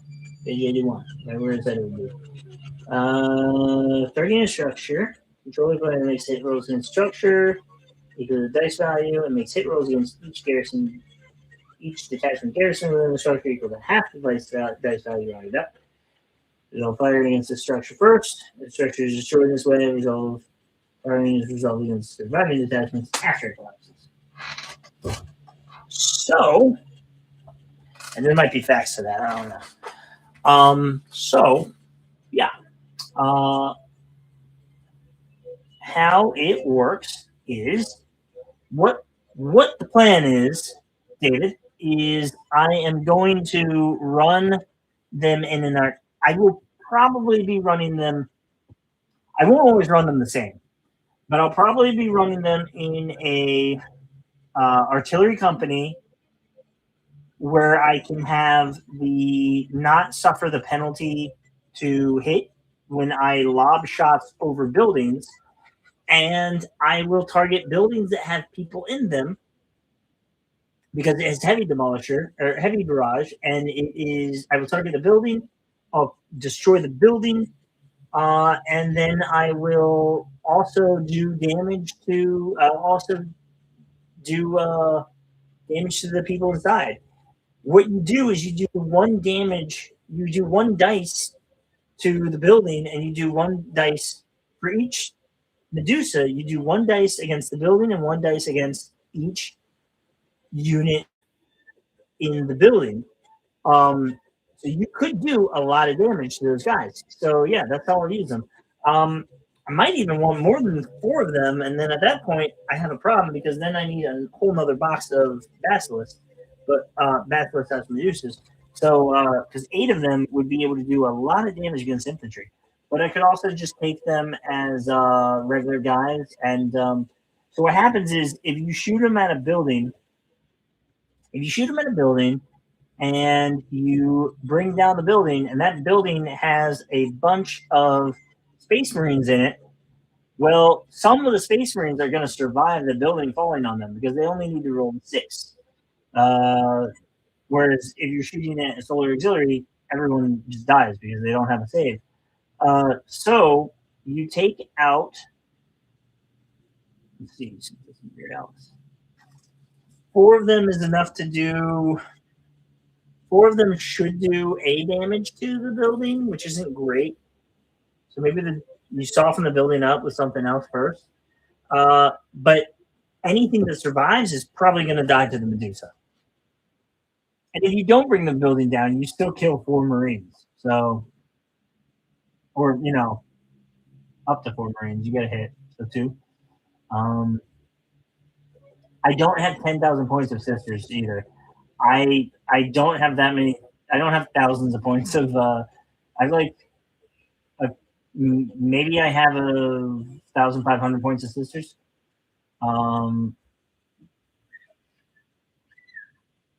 But I'll bring all of it, and they all can play together. You drastically underestimated them. Your curries are meant to be top notch, but can't handle. Oh, okay. You actually meant the word curry. I like Japanese curry, by the way. That stuff's pretty good. Koko Ichibanas in Japan was delicious. I need to find a good curry place here in the U.S., but it's not the same. We're gonna sort a UK trip and meet up at Warhammer World. Yep, we are. And about 3K guard, maybe 4 you can guard. I don't know if to flush out your forces. Yeah, I'll work on mine, but I've got to finish these guys. I got to finish all this stuff. I have to travel from Ireland so much easier than Eagle. Yeah. Looking through, I think before delivery they were far too similar. Yeah, they were. They had one benefit of Demolisher, but Heavy Barrage is better than Demolisher and Barrage. So huge glow up. Which I think when I made these and I primed them, they didn't have that fix. So now that they have that fix, I probably want more of these actually. Before it was just like a small little thing, and Layman Rust Demolishers were just as good, if not were better than them. Now I didn't even realize they had Heavy Barrage. I probably want 4 more of these. Which things are pretty beginner friendly to use? Oh, Vanquisher, yeah, Layman Rust Vanquisher cannons. David Chambers got it, nailed it on the head. Those are the best. Baneblades are fantastic because they have so many guns and so much damage, and they got 3 wounds and they got 2 up saves. Like, they're beautiful. I love Baneblades. If you're gonna take Baneblades, take the Hellhammers, because Hellhammers have 2 Demolisher cannons. Essentially, the Hellhammer cannon is a Demolisher cannon with 2 extra range, but all of its guns, it's got so many guns at all these different ranges, it doesn't work together. So just Storm Hammers are a lot better because Storm Hammers can do a lot more damage. Storm Hammer last cannons are nice. Storm Hammers with multi lasers have point defense, and point defense lets you move and then shoot, or shoot and then move. It lets you kill things before doing anything. It's really good to have. Stormhammers with last cannons are really nice against Titans, especially against their void shields. After that, I like Shadow Swords. Shadow Swords are pretty good, especially now where a lot of people have. Well, yeah. So I was saying earlier that there are things in 40K that don't translate to Legions Imperialis, and focus firing a single unit is one of those things. It doesn't. It's not it's more necessity in 40K, but in Legions Imperialis, it's not always the right choice.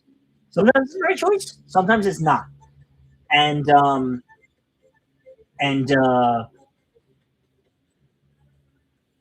okay, so you're looking for Space Marines. Wait, are you looking for tanks for yourself or tanks for yourself? Because he's playing Space Marines, you're playing Solar Auxiliary.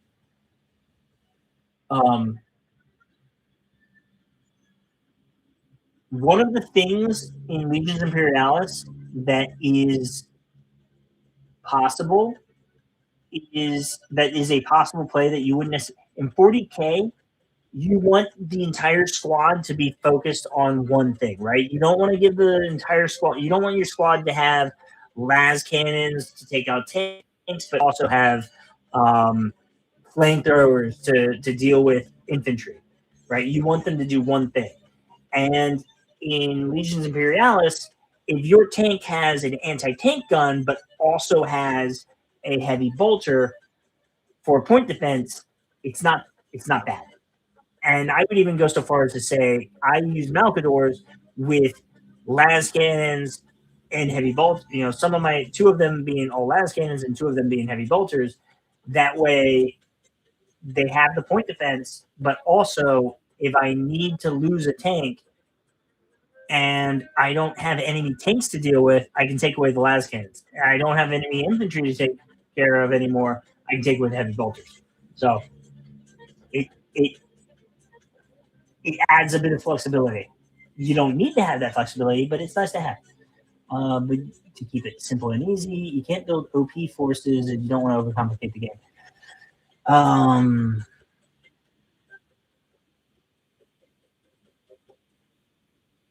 I like. So if you're gonna buy those starter boxes I told you about earlier, build your. If you're just buying the starter set, you're limited to your Layman Russes having Vanquisher cannons or battle cannons. The battle cannons are terrible. The battle cannons are just awful. The Vanquisher cannons are so much better. And you're kind of stuck with those. Um, but they're so good. Vanquish cannons are so good that it could be impressive to your son's army. It also comes with shadow swords, but you can build the shadow swords as storm blades. So, which storm blades aren't bad.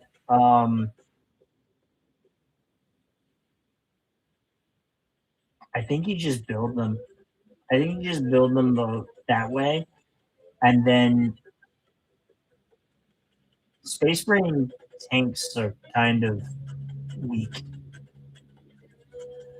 Like Land Raider, not Land Raiders. Predators are kind of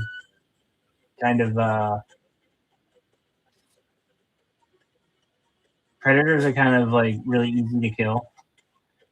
Sicarians are kind of really easy to kill. The Kratos got to blow up. Kratos got a stronger gun. I think what you want to do is, as you're playing the game, don't worry about breakpoints.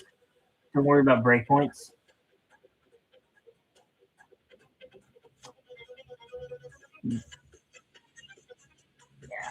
Navidor and Furnace are pretty nice. I put multi lasers in my storm hammers.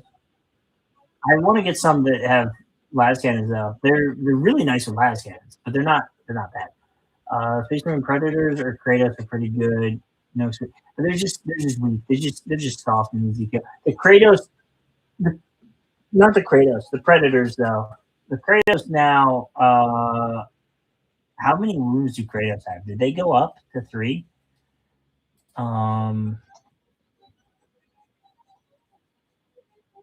No, they only have 2 wounds. Kratos are kind of expensive. They're cheaper though. But they don't have as many wounds as like a. In my experience, getting shot, having my super heavies get shot at, it's like, oh cool. I have so many wounds, it doesn't matter.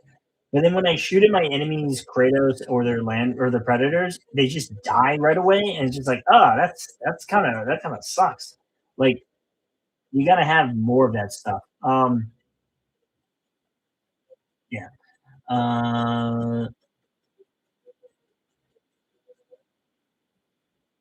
yeah. So predators just like a 3-up save, and then they're dead. Like they're gonna die quick.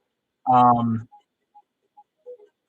but yeah, the super heavy, the proper super heavies, like Evilcuz is saying, Cerebus and Glaives. What about the Falchion? Falchion's pretty good, especially against your tanks that have like more weapons. Falchion's knife. Which one's the glaive in the?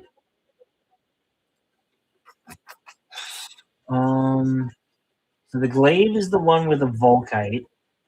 That doesn't do anything against tanks though.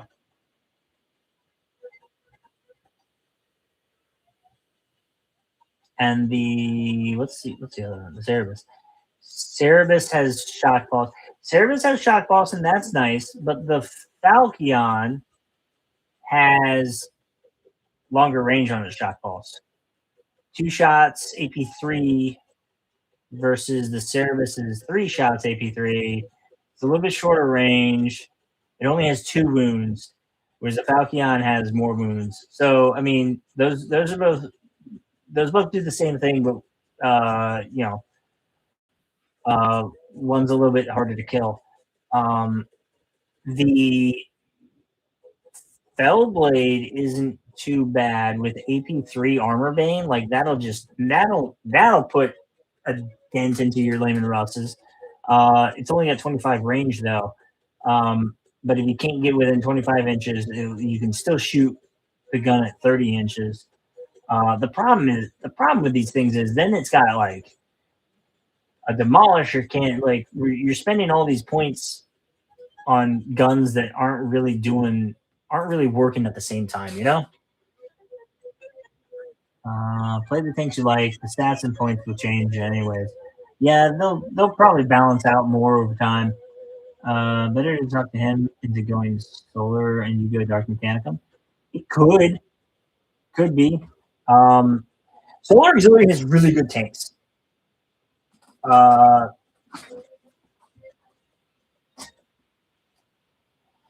but you can buy the starter and you can use those things and then buy a different army and use that army. Dark Mechanicum, you're gonna find. Hey, Crayola. Hello. You're gonna find that Dark Mechanicum is very lacking in tanks and stuff. Like it's trying to play the game on hard mode. I think a bunch of their stuff is really good, but like you don't have long range anti tank. You don't have high powered anti tank. You're going for a lot more volume of shots, and you're going for a lot more aggressive and like melee based. Steampunk kind of likes the look of Mechanicum. If you like Mechanicum, let me go Mechanicum. I haven't talked to him. You know, you can show him some of the videos. You can show him some of the armies and stuff. See how he likes that kind of stuff, and see what he thinks about all that.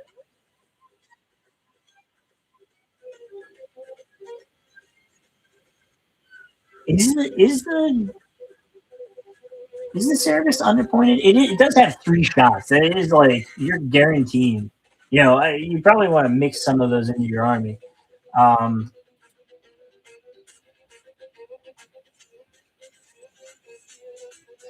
Glaive is definitely going to be, but the glaive. I would say is very much anti. A lot of its stuff is going to be more geared towards like shooting infantry. It's very close range stuff too. The Volkites and everything. It's kind of similar to like kind of a little similar to the Stormhammer, I guess. Where you got it much closer range, but a lot of shots. Dark Knight looked amazing. Spider bots near them, maybe hold the chaos. Yeah, there's Dark Knight. The Spider bots. They're fiddly little guys though. Yeah, you need.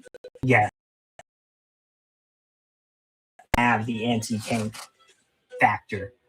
Mechanicum really does not have. Like their best anti tank stuff is really in Titans or in their infantry. The tanks are okay, but short range, not high AP. And when you're dealing with solar stuff, that is a problem. If you were shooting at predators, it's fine. You're shooting at Lehman Russes, not a good day.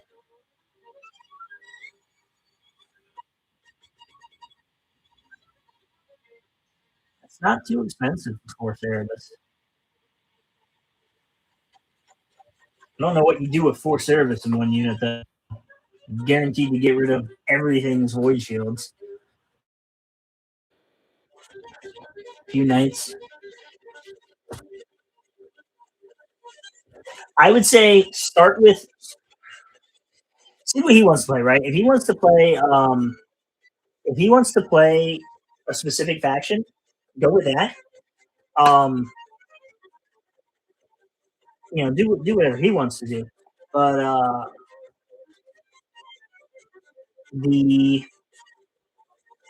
you're going to be until you get a bit of infantry. Until you get a bit of infantry and tanks, your Titans are your shell.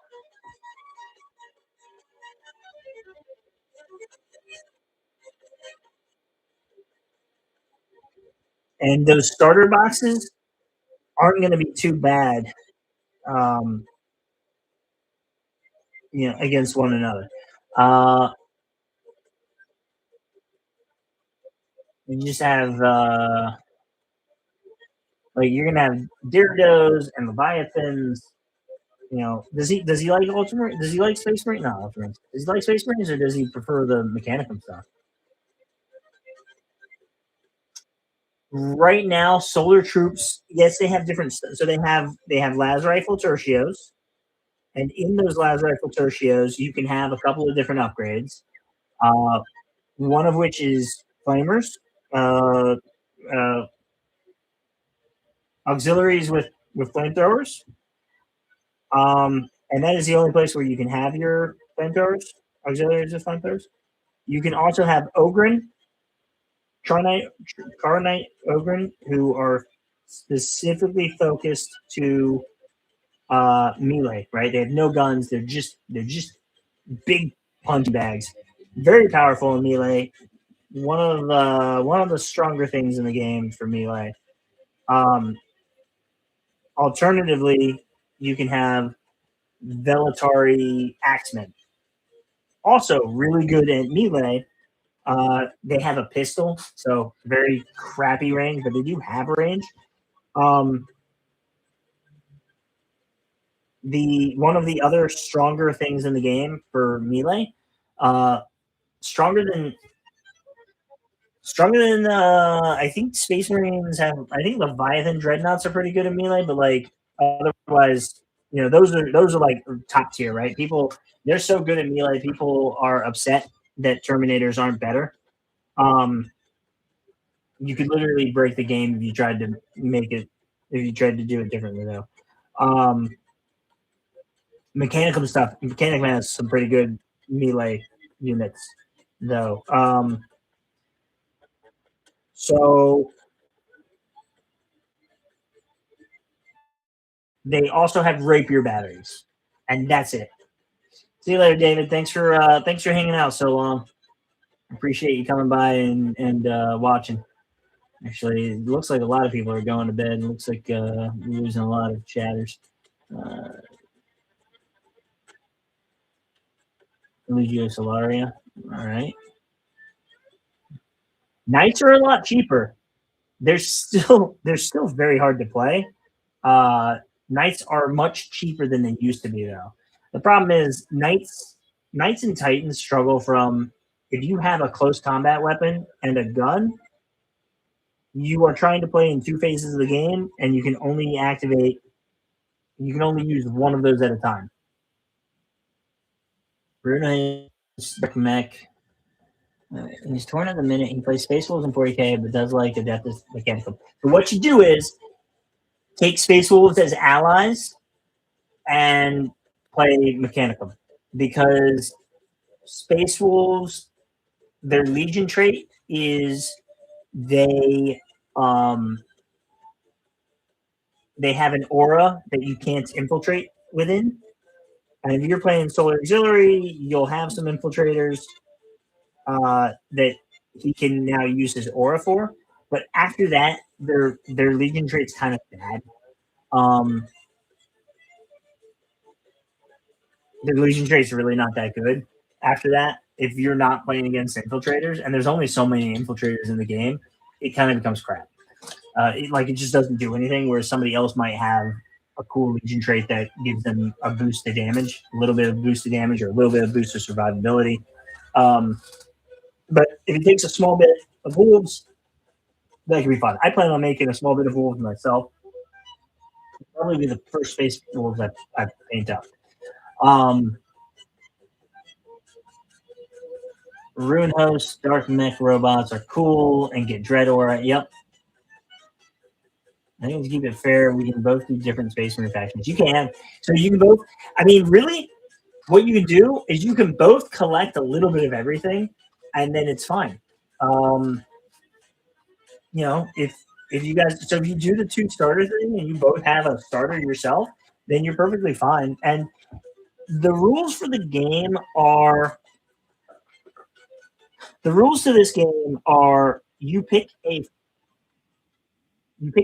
faction. So Solar Auxiliary, Legions of Astartes, Knights, Mechanicum, Dark Mechanicum, Titans. And 30% of your army can be taken from allies. If you're just playing with your son, you don't need to worry about that. I do think to some extent it is. I played with a guy that didn't. My first games were against this guy that didn't want to follow the allies rules. So he was playing with like 2 Titans. No, he would take 3 Titans, a bunch of Solar Auxiliary infantry, and a bunch of Space Marine infantry, and a bunch of and a little bit of their tanks as well. and I think his army was just so everywhere.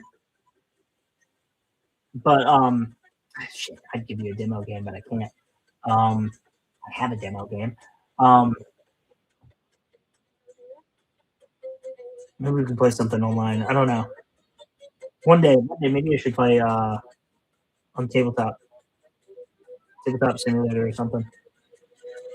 But he was playing. What we could probably, you know, what I could probably do? I could probably set up. I'll try and set up something on like Roll20 or something, where maybe we can play that way. It wouldn't be perfect, but you know, it'd be a little bit. I have a how to play video. It's not the best. It should be okay, but yeah. So this guy, I only ever played 2 games with him, and then he disappeared. Um, but he kind of like his army was so everywhere that I feel like it wasn't the best way. I don't think it was a great way to try to play the game to have like a little bit of everything. Um,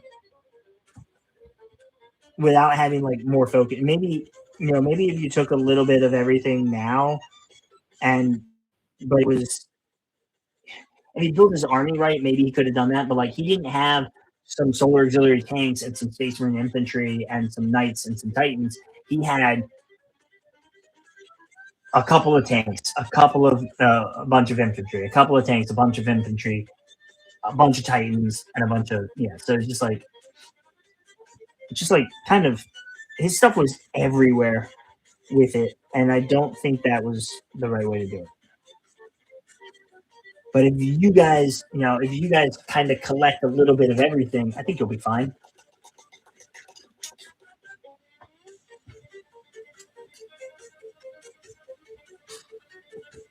I thought you were saying you are in a place called Newcastle Evil, and I was like, that's a very interesting name. And then I realized you're answering evil.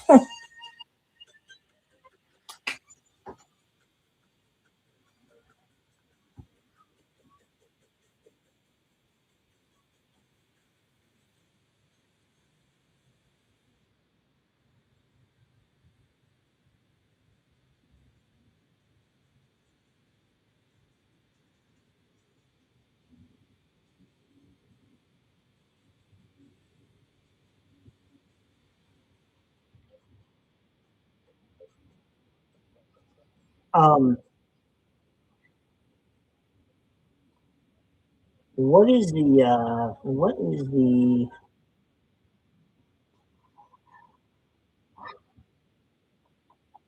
when you say cheers? What's the I, I think the meaning is like I don't think I'm getting the meaning right. I feel like I'm smart. See, my grandmother came from England to avoid being bombed. Um, so she spoke with like the accent and everything, right? Like that never went away. Um, and she, ate the traditional foods and everything, like the custom. Like I'd go over to her house for tea time and stuff. The customs were still there and stuff. So I feel like I should be smart enough to know how to properly use cheers, but I feel like sometimes I feel like it's being thrown around in locations where I don't think I understand its usage in that moment. Does that make sense? You are northeast of England, so not actually England. Okay, that's what you're saying there.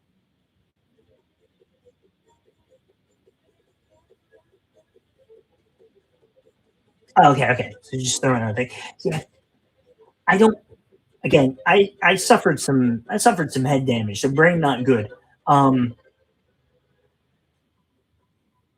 feel like maybe I knew that.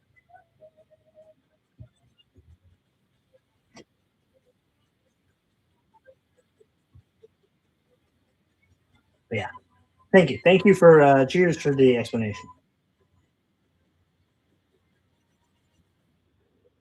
Did I think it was like toasty? Like a toast? Maybe that's what. Maybe that's why I'm more messing up.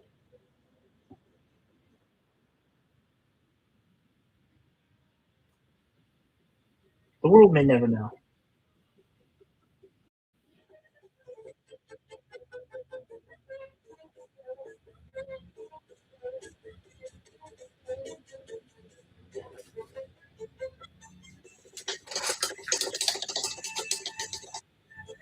So something. Let me show you something, guys.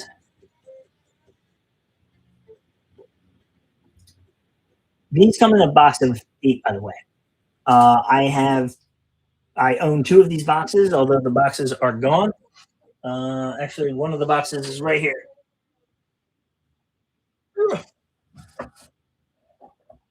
You come in this box here.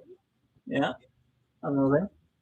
I think that is a Medusa on the front cover. 2 Medusas actually, and on the back. Probably better if I show you down here, right? One little things. Look at that. So you had to paint them in Bormanite devils and Chthonian headhunters. Right there you go. Cool, fun. 8 solar auxiliary tanks, each of which can be built as a Medusa, armed with a Medusa siege gun, or Basilisk armed with an Earthshaker cannon. Fun. There you go. A couple of buildings in the background, and I think what they do actually, Scott, you wouldn't know this, but they, I think they take when they can, they take 28mm models, and they use those for these pictures. I don't know. I can't remember if that's like a confirmed thing or a rumor, but like that's the larger model. Anyway, I need to not throw that away yet. What I did was I made all of them at once, and I made 4 of them. So 2 boxes of 8, so 16. I made 4 of them as Medusas, and the other 12 are basilisks. Well, when I painted them all, there is a little in the engine that goes back here, right? And I had 2 of these popsicle sticks with the engines on them, and I painted, for whatever reason, that one's backwards. I painted them all at once because I primed them all. I'm painting these ones. Why not just, it's the same thing to do these other ones. So I painted them all together, and I've kept these here waiting to use them to put them on here. Painting 12 sets of treads takes much less time than painting 16 sets of treads. So I didn't paint them all at the same time. But yeah, I just wanted to show you that there's a little piece more to this. And if you want to save time like I did, and you don't want to paint all of them at once, you may end up doing them similar to how I did them, where you decide, yes, I'm not doing all of these at once, but I'm going to do all of these at once. And now I don't have to paint this bronze color because there's nothing else on this that I'm going to be painting bronze. All of the bronze is already done, I think. I have to look at my basilisk and see what I do. Was it worth it? Yeah, it was worth it. Painting this little bit extra, easy. Painting this, you see how long it has taken me to paint these treads? It's taken me the entire video so far. Yeah, no, not fun. Not something I enjoyed. I have never watched a guy called Kalani. He's an American who spends a lot of time here in the UK. He explains a lot of your words. I've seen somebody who explains your words, but I don't know. I've seen I think it's a UK guy who explains words in general and goes over their meaning. I don't know what he's called. I saw him while I was at my dad's place. He was watching this video, and the guy was explaining like how we came up with the word legs. I think before we came up with the words for legs, I think it was just bones. I think people just referred to your legs as bones or something. Is what this guy was explaining. Like, it was a very wild explanation. I was like, they used to just not have a word for legs. So they say, "Oh, he's got good bones." If what this guy is saying is true, could you not paint the exhaust on the screw? Maybe. No, because I think they connect here. I think the connection point is here on the side, and then I would have to paint the connection point after the fact anyway. I can't remember exactly where the connection point is, but if the connection point isn't a hidden point, I can't paint it on the screw. Plus, I'm already not painting anything else on the screw for these guys. So, oh, that's another thing, Scott. Your infantry, all of your infantry can be painted on screw. You'll have to assemble some of it. You have to clip some of it and put it on this, take it off the screw. And maybe you don't need to do it for the dreadnoughts. For my before I did this, my oh shoot, that part just fell off.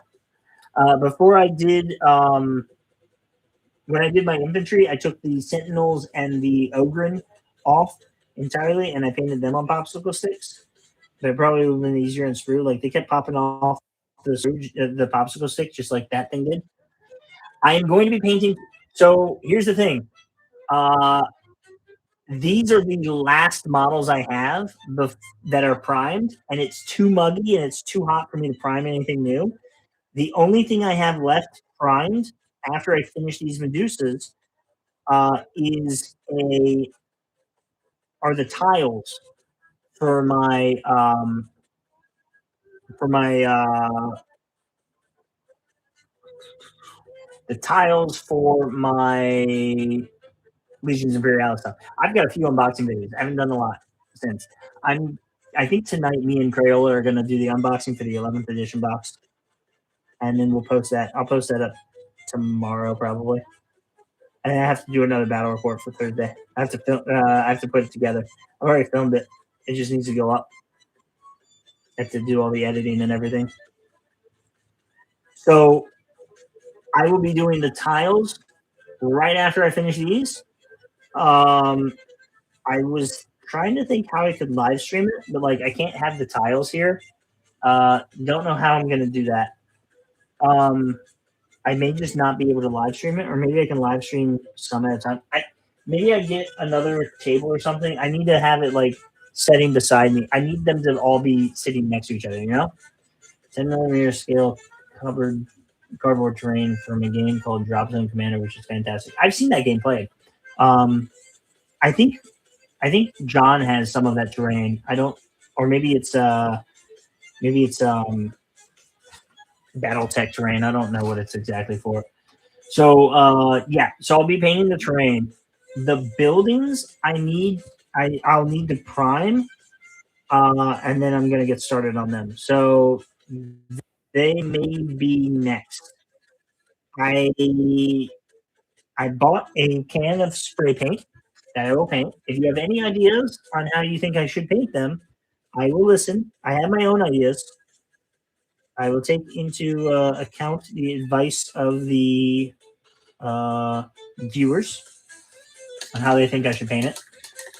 I think I may go for a white. I think I'm going to try to do something. But I also have some more terrain I need to build.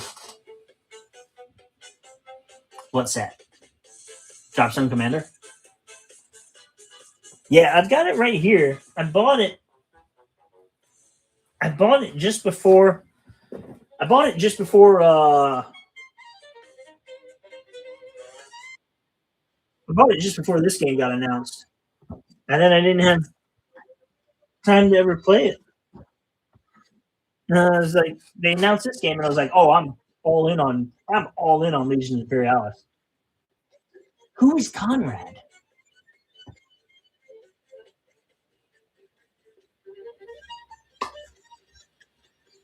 Am I supposed to? Is this supposed to be some reference I know?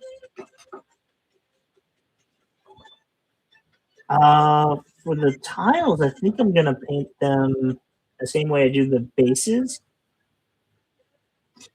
but the tiles have like a bit more detail to them. I don't know how long the tiles are gonna take me to do. They may actually be a lot quicker than I'm imagining.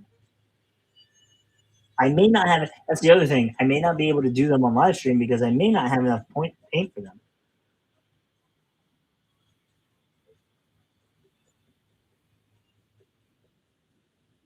I may start doing them and realize, oops, I don't have the paint for this. And that would be awful. I had 2 things of Agrax Earthshade, and I'm down to 1. So, and I know I go through some Agrax Earthshade, so I might need to buy some more Agrax Earthshade before I get started on these. All right, I managed every other time I've done these, for every other Basilisk I did, the black paint would get up there. Oh, this one kind of needs a bit of white just because the primer didn't get there.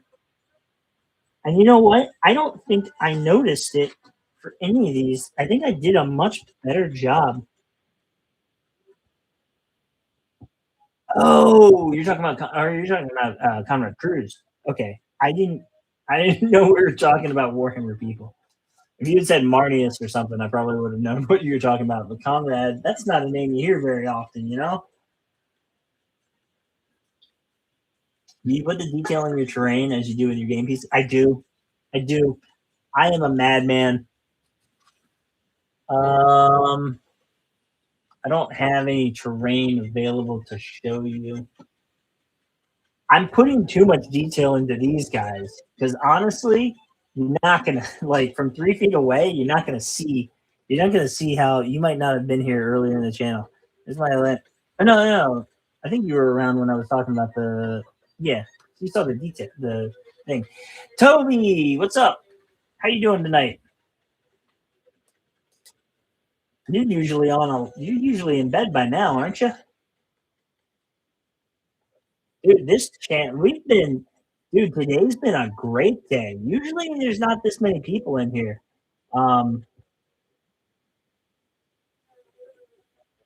Maybe. I like the consistency. I use Citadel paints because I've used Citadel paint since I was 10.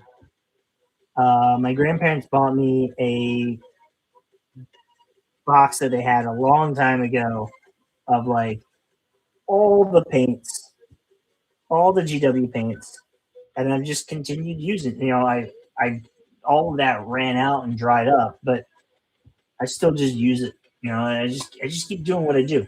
I just keep doing what I've known to do. These brushes are terrible because I've run them through the ground. But like as I'm destroying them and running them down, I become very accustomed with how they function. So I just keep using them, even though like I don't have another brush that does. Look, this brush is awful, right? Like people want my painting advice, and I paint with a brush that looks like this. I don't, you know, you can kind of see it, yeah. Like it's pretty out. It's pretty awful.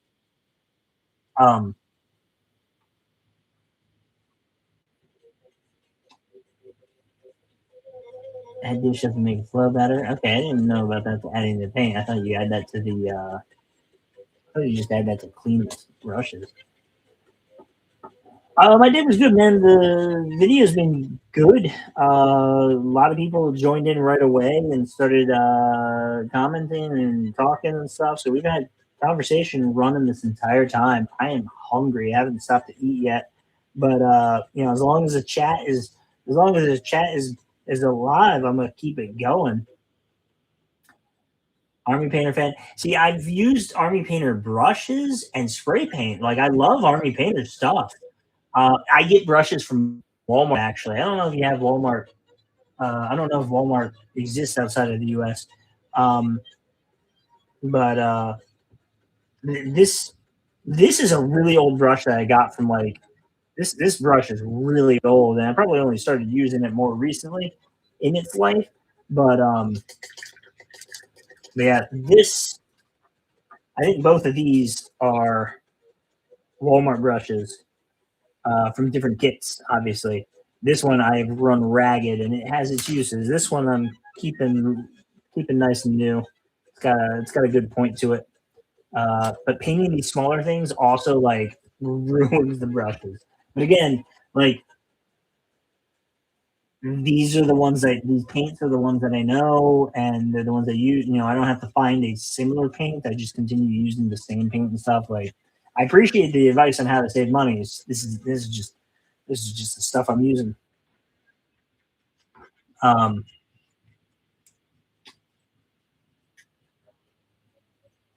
don't have Walmart, but Asda is owned by Walmart. Oh, okay, that's interesting. So they basically made you something. Basically, they made a different branding for overseas, so that you probably get all the same stuff, but have a different name or whatever. Is my assumption there. In case there's anybody new in the channel out there, and maybe I should probably introduce myself. So this is Eagle Spire Gaming. I am Crown. We are painting Legions Imperialis. Amazing game, fun game, small game, big battles, small models.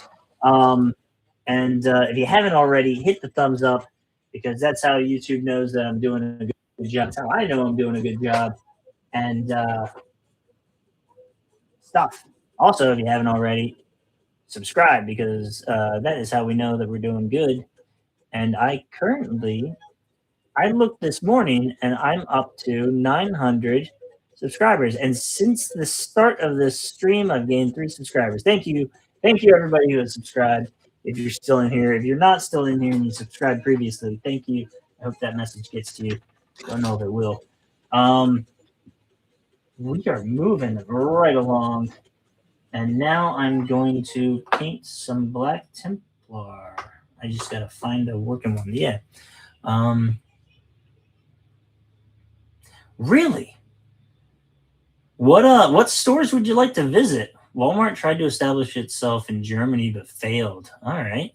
Dollar Tree. Dollar Tree used to be better. I don't know if it's an amazing store though. Dollar Tree is very like, oh, thank you, Scott. Let me find some music. Japanese folk music. Let's listen to that real quick. That sounds fun. No, but not the commercial. We're not doing that. Skip that. Oh, we were listening to this earlier. It just wasn't. It sounded a little repetitive. So I switched the video. There we go. Let's do this one.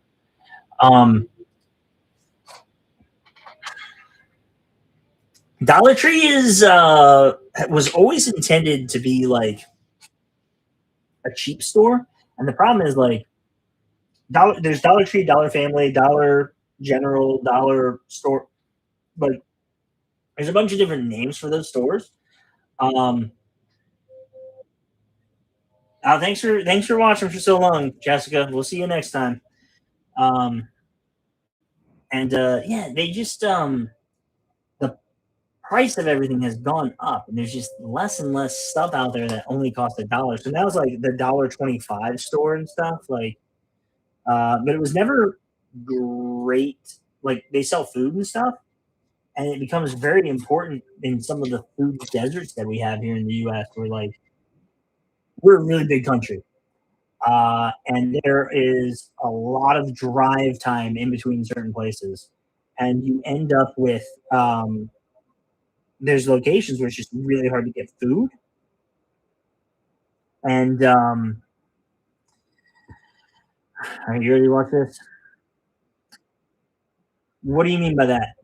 What do you mean? What is my plan? Because I'm not sure what my plan is, honestly. I just really want to. I want to do something to like thank everybody for 1,000 subscribers. I just don't know what to do at that point. So we have these food deserts, and you need dollar stores to like, some of those places rely on dollar stores for like how they're going to some people, not the places themselves, for how they like feed themselves and stuff on a budget, and just really unhealthy food though. But it's like, food is food. I forgot to leave a spot for the white, so I'm gonna have to figure that out now. I think what I'll do, let me find the basilisk. Clothes. Your stores are all pretty much everything in one store where ours are just food, toys, and clothes. We have. Hold on, one sec.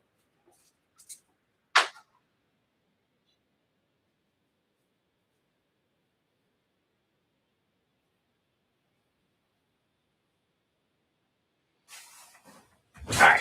So this is how I painted. This is how I painted the squadron markings for the basilisks. I think what I want to do is a different. I think I want to do a slash. I think I want to do a slash for these guys. It might be really hard to do though. We'll see. We'll see what I can do. So we have clothing stores. Yeah, I'll do a really big battle report. I think I'll do. I think I'll do. I think I'll do everything I have. But I think I'm going to do a really big battle report this weekend. This week, and it might be like a two-parter. Um, for it might be a two-parter. I'm going to do. I was thinking about it. I was talking to the people that were in here earlier about doing a everything I own on painted terrain. Yes, I'll do a big. You know what I'll do? I'll do a big live stream painting marathon where I just paint terrain. Um, no, we're gonna do a. The plan is to do um, everything I own, all the loyalists versus all the traitors. Me and Star versus Crayola and Zilla, and then what we'll do is Crayola and Zilla will have the traders, and they will have unlimited respawns every turn. So do that for like a big summer bash, and that'll give me like two videos. Because John isn't going to be the battle report Thursday is going to be against John. Um, I'm not going to be able to play against him for 3 more weeks, for 4 weeks. The next 4 weeks, I can't play against him. And it's like that's where I go to get battle reports that aren't against my immediate family members. I can get more diversity in the battle reports against him because I can easily do. I did it again. I did it for both of those. All right, here's an idea. What if instead of I'm just gonna keep going. Um, let's do that.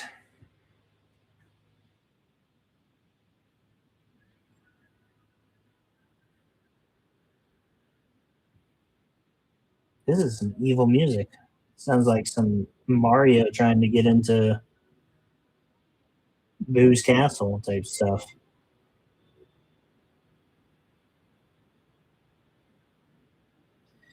Um,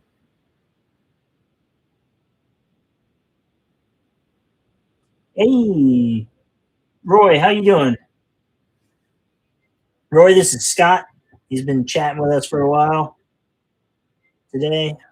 Scott, this is Roy.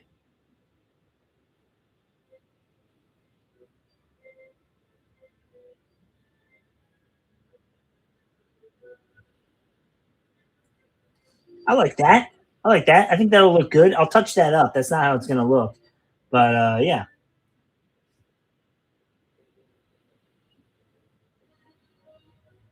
Was I talking about something else before I started to say that? Did I finish my other thought?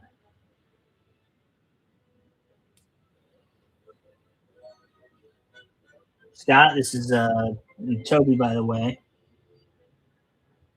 I don't know why I just decided. Oh, let's introduce people.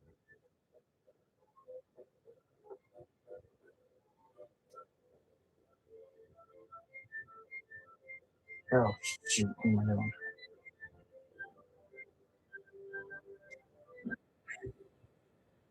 Trick here is going to be line it up now. Oh, that is not the same.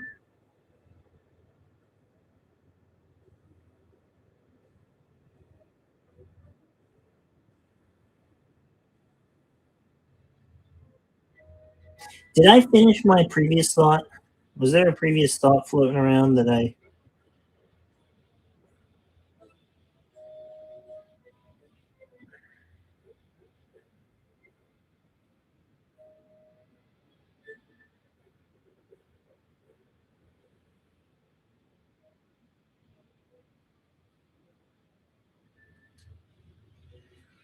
Okay, I think that's going to be the line. All right, so we'll go. Let's try to clean this up, get this right. Mm,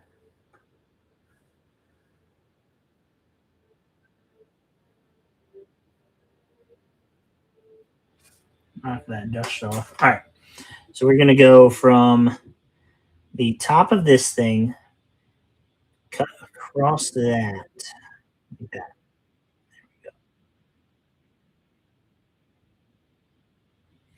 I'll get the bulk of this done, and then I'll come back and I'll clean that up. And I will hate that I messed it up on both of those.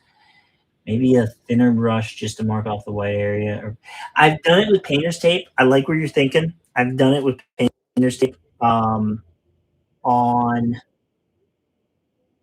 did it with painter's tape on.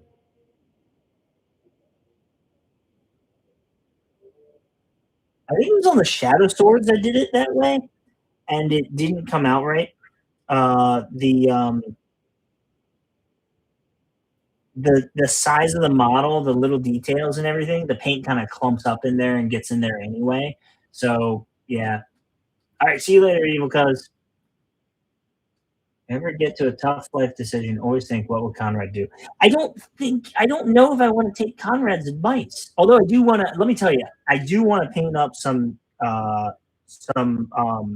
Night Lords, because for the same reason I did the Legio Ignatum.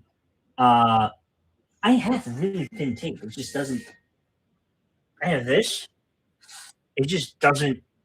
That's good. That's right. It's just trying to like force it into all the crevices and stuff so it doesn't go. It just is a nightmare. So I'm just gonna paint over back over it to clean it up and get it right.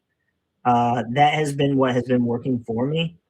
Um, but I like that you said something for anyone watching. If you're trying to make these lines like this, you may want to use the painter's tape. It just didn't work out for me. I didn't like doing it that way. It did not spark joy, so I gave up on that. All right, so I really want it like this. And this one is going to be wrong, and I will have to fix it later, but it's there now. So I think I'm going from there up. So this one's just going to be all wrong, but that's fine. Next army is going to be Night Lords. There was a guy. I don't remember what their name is. Somebody was asking what YouTube channels I watch. There was a guy, and they did like a back when this game came out. They were like, "Hey, what legion do you want to see me paint?" And somebody had voted for him, saying, "Hey, you should do Night Lords because it would punish you." Or something like the reason for their voting, like, "Hey, do Night Lords to punish you." It was like very like villainous, and I thought that was hilarious. Um, yeah, no, I've done that. Like I used the painter's tape for the War Master. You can't see back there. Back I used painter's tape to get these lines right, and you can kind of see where it messes up a little bit. Not too much though. A little bit in there. Like it's just I don't know. You trying to force it in and everything. It just didn't. It was a lot of time and effort, and I'm just gonna. I didn't like the result, and so I'm just gonna clean it up later. I'm making it a little bit harder on myself, but I don't know. It feels easier that way. So I'll do it like this, and then I'll clean it up later, and then it'll all be fine. Almost done with it.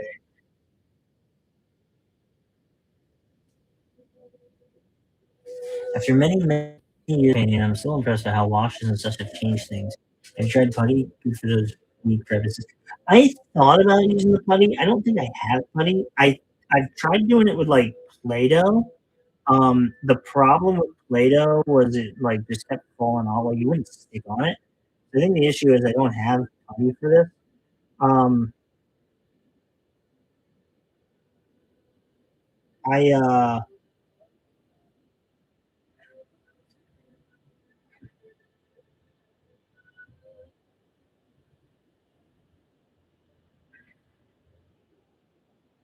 yeah, this is the way I did it for those lemon russes. For these lemon russes, for these guys, mind you, these guys have a nicer line.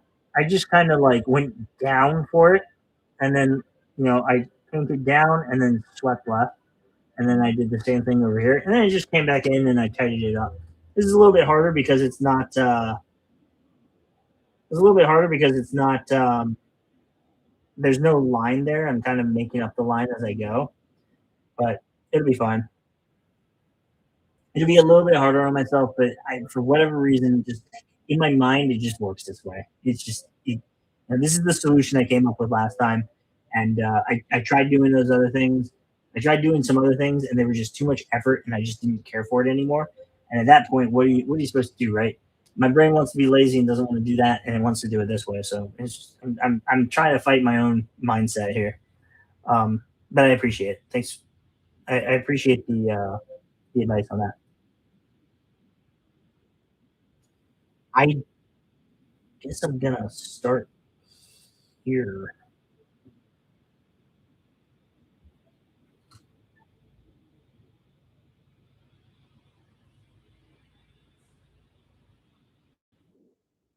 Washes do a pretty good job of that. They also fixed some kit bashes and like when you put things together, um, when you like glue them together and they're kind of messed up or whatever. Painting fixes that too.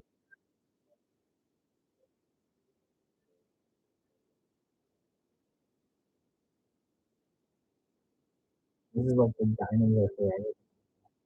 Oh yeah, yeah. So you're saying like the stores in the U.S. Everything is an everything store. We have grocery stores that are grocery stores. We have clothing stores that are clothing stores. Like not everything is everything, but we do have the super stores where you can get anything. Um, and the interesting thing is with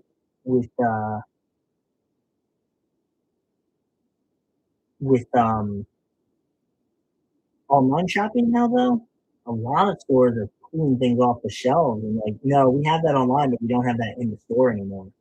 It's just like, oh, so now I have less reason to go here, which means I'm going to buy my stuff online, which means you're going to stop having that stuff in the store too. And slowly, like all these brick and mortar stores are going to, I'm worried that they're going to just like go away entirely.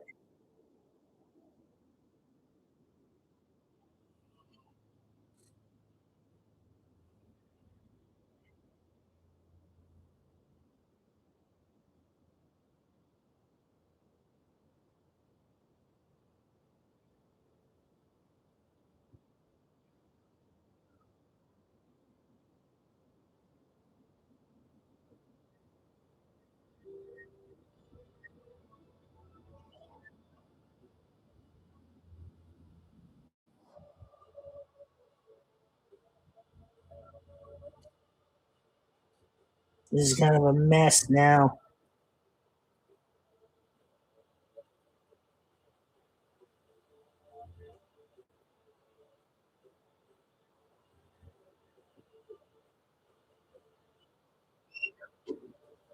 I hear my kids screaming. That's not good.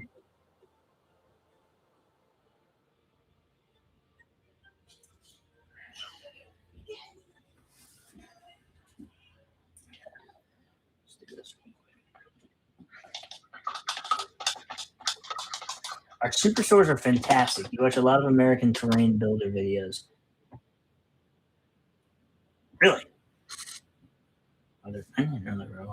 American building potatoes. And they always say, I got this in this store. But for us, they're only available online or specific jobs. Yeah, I don't.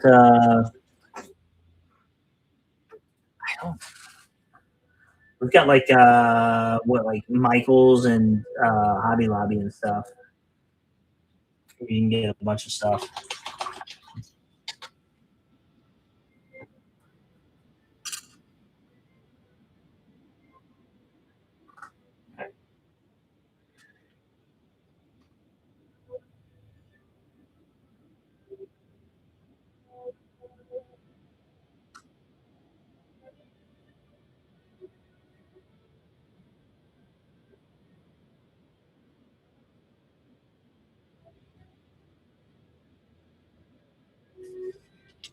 Just jamming it in there. It's just a shame when you see something at the hobby store for $10 when you know you can get 3 from Red Bay.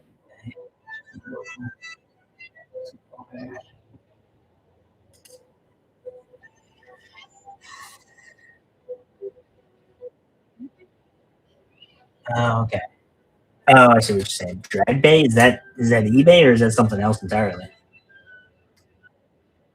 Hobby Lobby is like all the hobbies. I don't know if you guys have those. Um, Hobby Lobby is like fabrics and it's got painting stuff, but it's also got like like all kinds of different stuff, like sewing and weaving and all that kind of stuff. Maybe even picture frame too.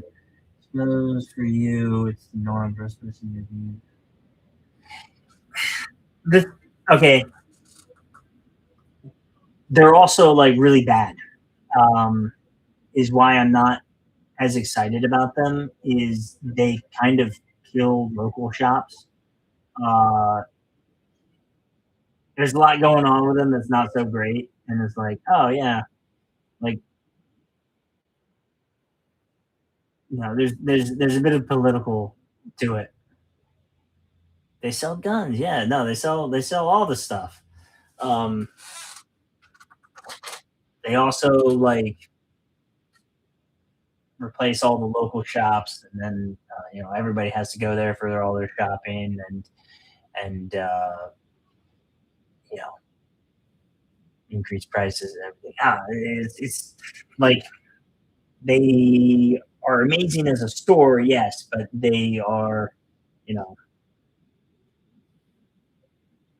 And then you guys have stuff that is like more less chemicals and stuff, and all of our shops are like absolutely like the stuff that they sell in our grocery stores. Same brand looks completely different in Europe because in Europe it's illegal to sell. You know, it's illegal to have X product in food. So yeah, it's kind of that's kind of where I'm not so excited about red vines and root beer.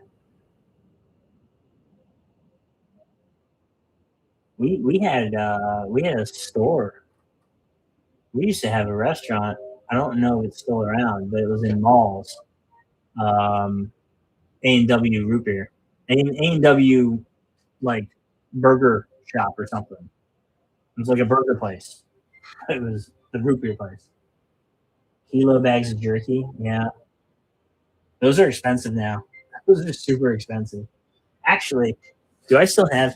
I'm getting kind of hungry, and I think I have a bag of beef jerky that I brought up. Yep. Is it still good? I had to hide it up here because my son kept coming in here and stealing it. It's not that old. I only got it like a little bit ago. I'm gonna eat it all. I'm hungry. This is Jack Links. So what brand were you thinking of for the Indian on it?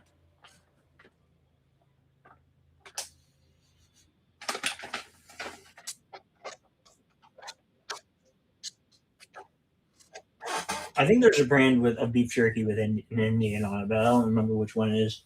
I think I've seen it recently.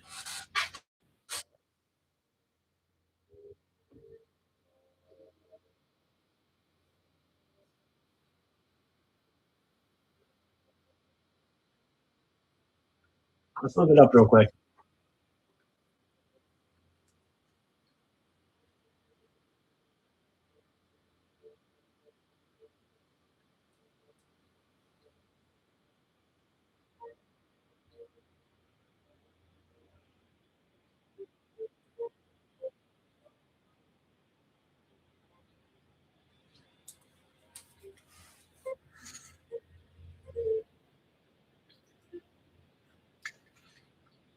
When were you in Afghanistan?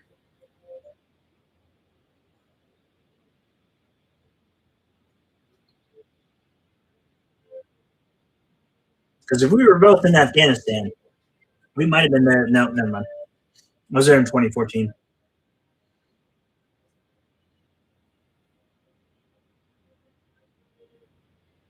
Um, yeah, it looks like they still have it. You talking about this guy?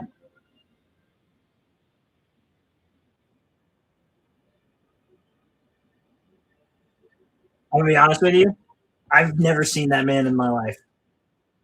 Um, that is a Walmart brand beef jerky, and I don't go for that brand of beef. I don't go for Walmart beef jerky. What is this? D&D Adventures rations? The class pack? What? I might need to check that out at some point. Um, I just gave free advertising by mistake. Yeah. No. I'll have to check that out. I've never had that before. But yeah, I was in Afghanistan in 2014,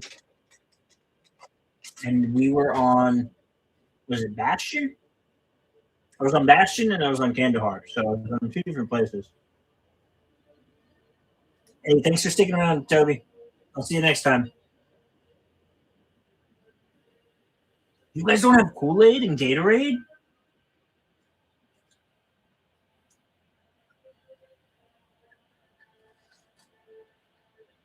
Wishton? Okay, not where I was. But this dude, there was a stray cat that we caught. Not caught, right? There was a trap out for it, right? And guards, the gate guards to our part of the airfield, was the British Army, and they released the stray cat the first day. The first time that it got caught, right? You're supposed to call animal control. So we caught him again, and we were trying to get we like a guy actually caught him and was trying to get him into the container that he was supposed to be in so that they could take him off. And while they were, yeah, that was in Kandahar. While they were trying to put this cat into the container, the gate guard, no, it wasn't Kandahar because in Kandahar we were in the thing. So it was in Bastion. It was on Bastion. The gate guard was trying to see what was going on. So he had his rifle out and he was watching us through the scope because he was like, he was like 50 feet away or something. Oh, that was on Kandahar. Yeah, I remember the boardwalk. It was crazy. A bunch of cool stuff there. Never had time to do it. I was working on aircraft, so that was like a 14-hour a day job. Um, this dude's aiming at us. Our ally is aiming at us with his rifle, looking at the scope to see what we're doing. And as we're trying to put this cat in the thing, we're like, dude, why are you aiming at us? That's not cool. Barterneck and Camp Bastion are the same place. Two different names for whatever reason. Maybe it was different parts of the same place. I don't know. But yeah, I was there. That was where I was there 2 years after after the attack that took out the CO and the sergeant major. Not the CO and the sergeant major, and there was a sergeant, I think. I could be mistaken, but it killed a couple of people for the F-18 unit. I was in the same place. I was like right near that.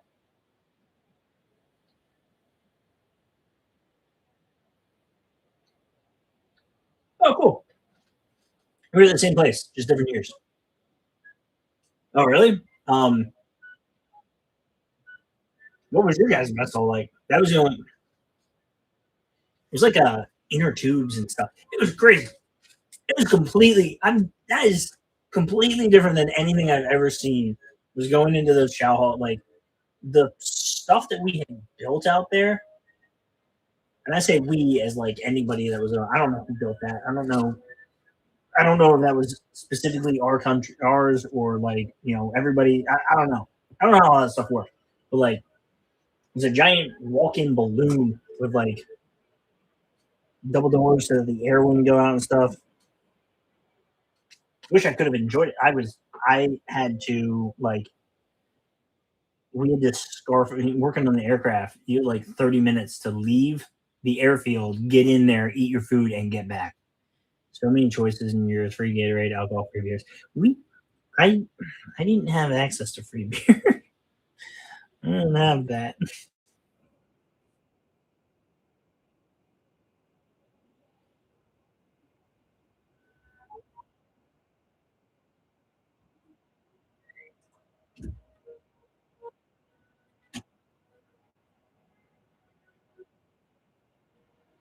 Rippets.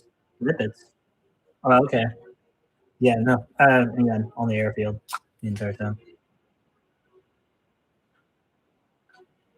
Had to make aircraft function.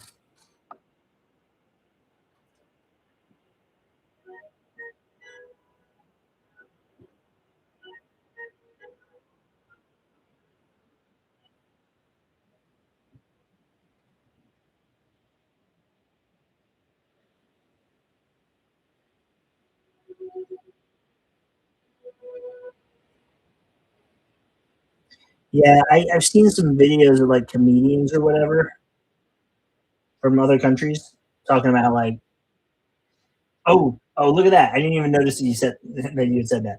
I was just about to talk about that. How comedians of other countries will be like, the U.S. You guys go somewhere to war, and you have a specific truck that you take to bring the troops fast food. And it's like, yeah, yeah, I guess we do. I don't know. What do they say? It's like they say, an army marches on its stomach.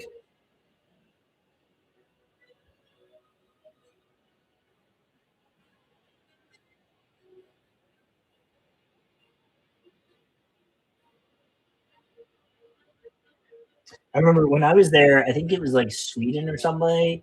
Their unit was leaving and like checking out or whatever, and there were flyers all over the place for their like going away party or whatever. Like they were throwing a rager or something. They were throwing a rave or something, and it was like. But I worked on aircraft, so I worked all the time, and I was not able to go. It was I think it was a Danish, yeah. That's cool though. It's interesting that they got to do that. My brother-in-law, he's army, he's like EOD or whatever. So I don't know what his hours or anything were like. I know he had a much worse time than I did. Um, but he was trying to like set it up so that we could like take some time off and meet up. And I was gonna take a space A flight to go meet up with him, but my command was like, nope, we need everybody here fixing aircraft. I was like, guys, I promise I'm not that good at fixing aircraft. I don't think you need me. When we went from Bastion to Kandahar, they kept flying the same route all day to take the equipment and the personnel over. And I was nights. I was on the first flight that night, and a let me tell you the story this way. I hear this noise coming from forward and forward of the aircraft as we, shortly after takeoff, and I'm thinking, oh God, the main gearbox is eating itself apart. We're all going to crash and die. Um, and I spent the entire flight, no idea how long it was. I didn't have a watch or anything. I wasn't allowed to have my phone out or anything because, the enemy can track it. Um, so I spent the entire flight freaking out that we were going to die. And we land safely. and get off the aircraft. And I look back behind me, and they're preparing to taxi the aircraft back out again. And I was like, "Are you kidding me?" I look over at my buddy. He's one of the crew chiefs. He wasn't. He's a crew chief. He wasn't the crew chief for that flight. I'm like, dude, are they flying that thing still? He's like, yeah, it's fine. They missed us by 100 feet. What do you mean they missed us by 100 feet? He's like, oh, the RPG that they shot at us. So I didn't hear the main gearbox eating itself up. I heard the door gunner returning fire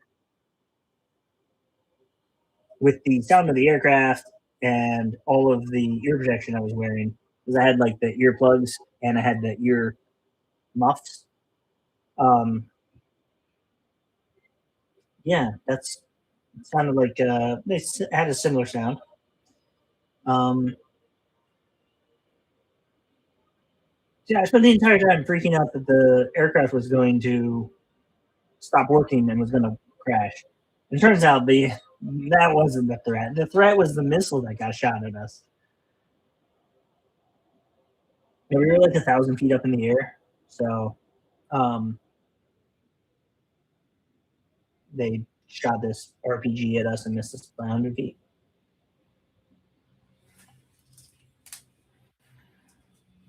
Door gunner sounds fun. The thing about being a door gunner is the door gunner is a crew chief as well. So it's not just, oh, I'm a door gunner. It's, oh, I know how to fix most of the problems. I know how to do a lot of the work on this aircraft as it's taking off each time. Like the door gunning is the fun part. Everything is, you're also the crew chief or a crew chief. So kind of sucks. I would love to be a door gunner if door gunning was all I did. But nope, that's not how it was. Every time I hear door gunner, I think of that scene Get Some.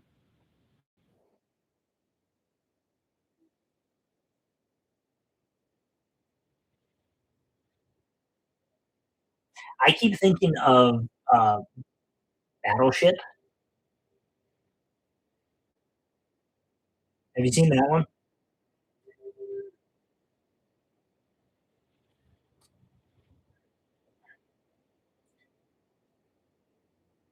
50 cal, yeah.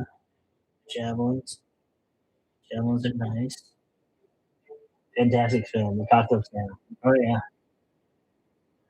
Um, in Battleship, there's the part where the little spinning balls of death go to wipe out the transportation, the military's ability to interfere, and they take out the airfields. They take out the CH-53s on the airfield, and that's what I worked on. And I was like, oh, my unit got wiped out. It wasn't my unit, but you know,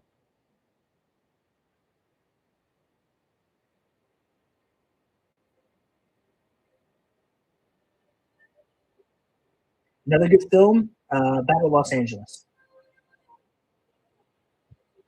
and Edge of Tomorrow. I like those.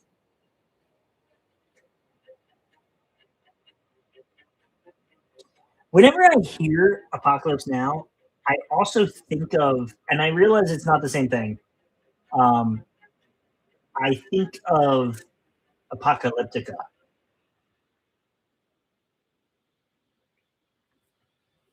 Have you seen that one? Very not the same thing at all. What happened in Afghanistan? Because you were infantry, right? No, no, you're not infantry. You're which one were you? You were the air assault, uh, airstrike coordinator. I can't remember the name. Oh, okay, infantry. Never mind. The other guy was the air assault.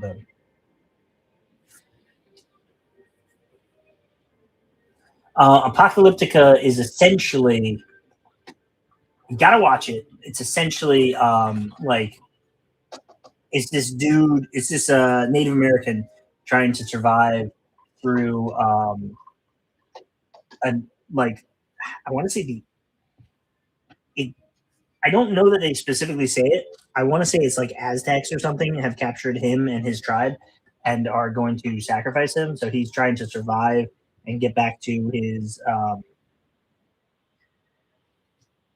girl.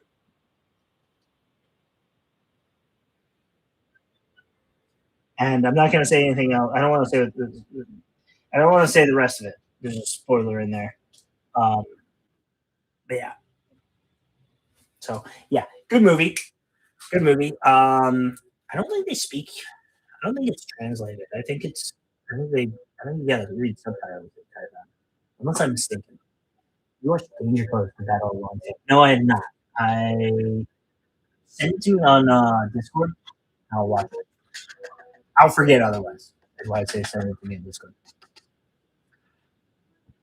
I'm assuming that was you.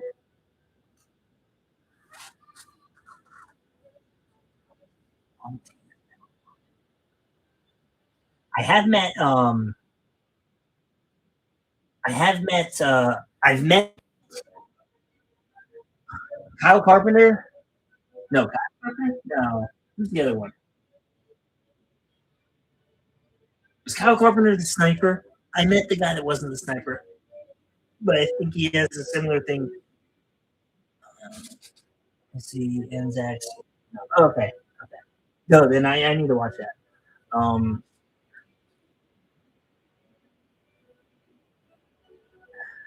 I met Dakota Meyer twice, and I met who's the other guy?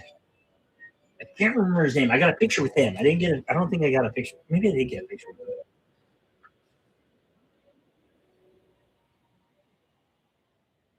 I'm gonna look this up real quick.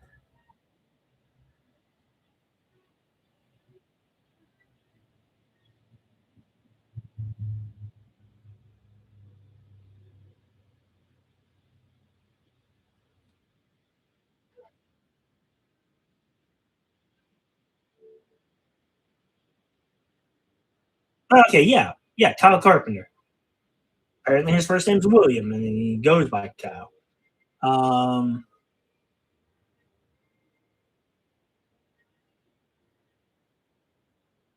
Now I don't remember what the sniper's name is. Chris? Maybe it was Chris. I don't know. Chris Kyle? That might be why I was confused. I think the sniper's name is Chris Kyle or something. Anyway, I gotta wait on those to dry before I can paint over them. So this is gonna be Chris Kyle's the sniper.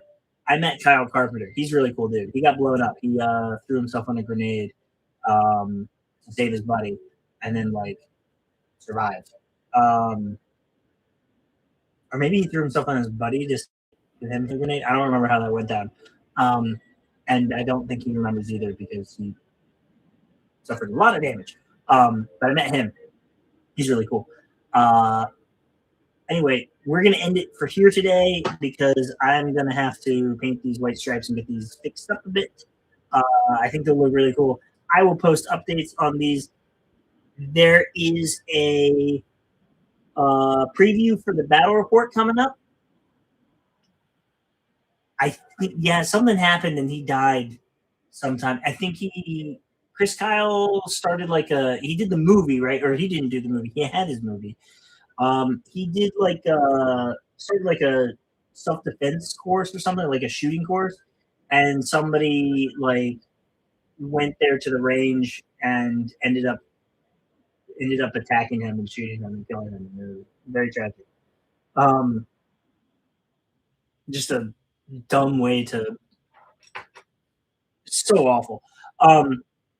But yeah, tomorrow there's going to be a short that is going to come out, a little preview, a little teaser for Thursday's battle report.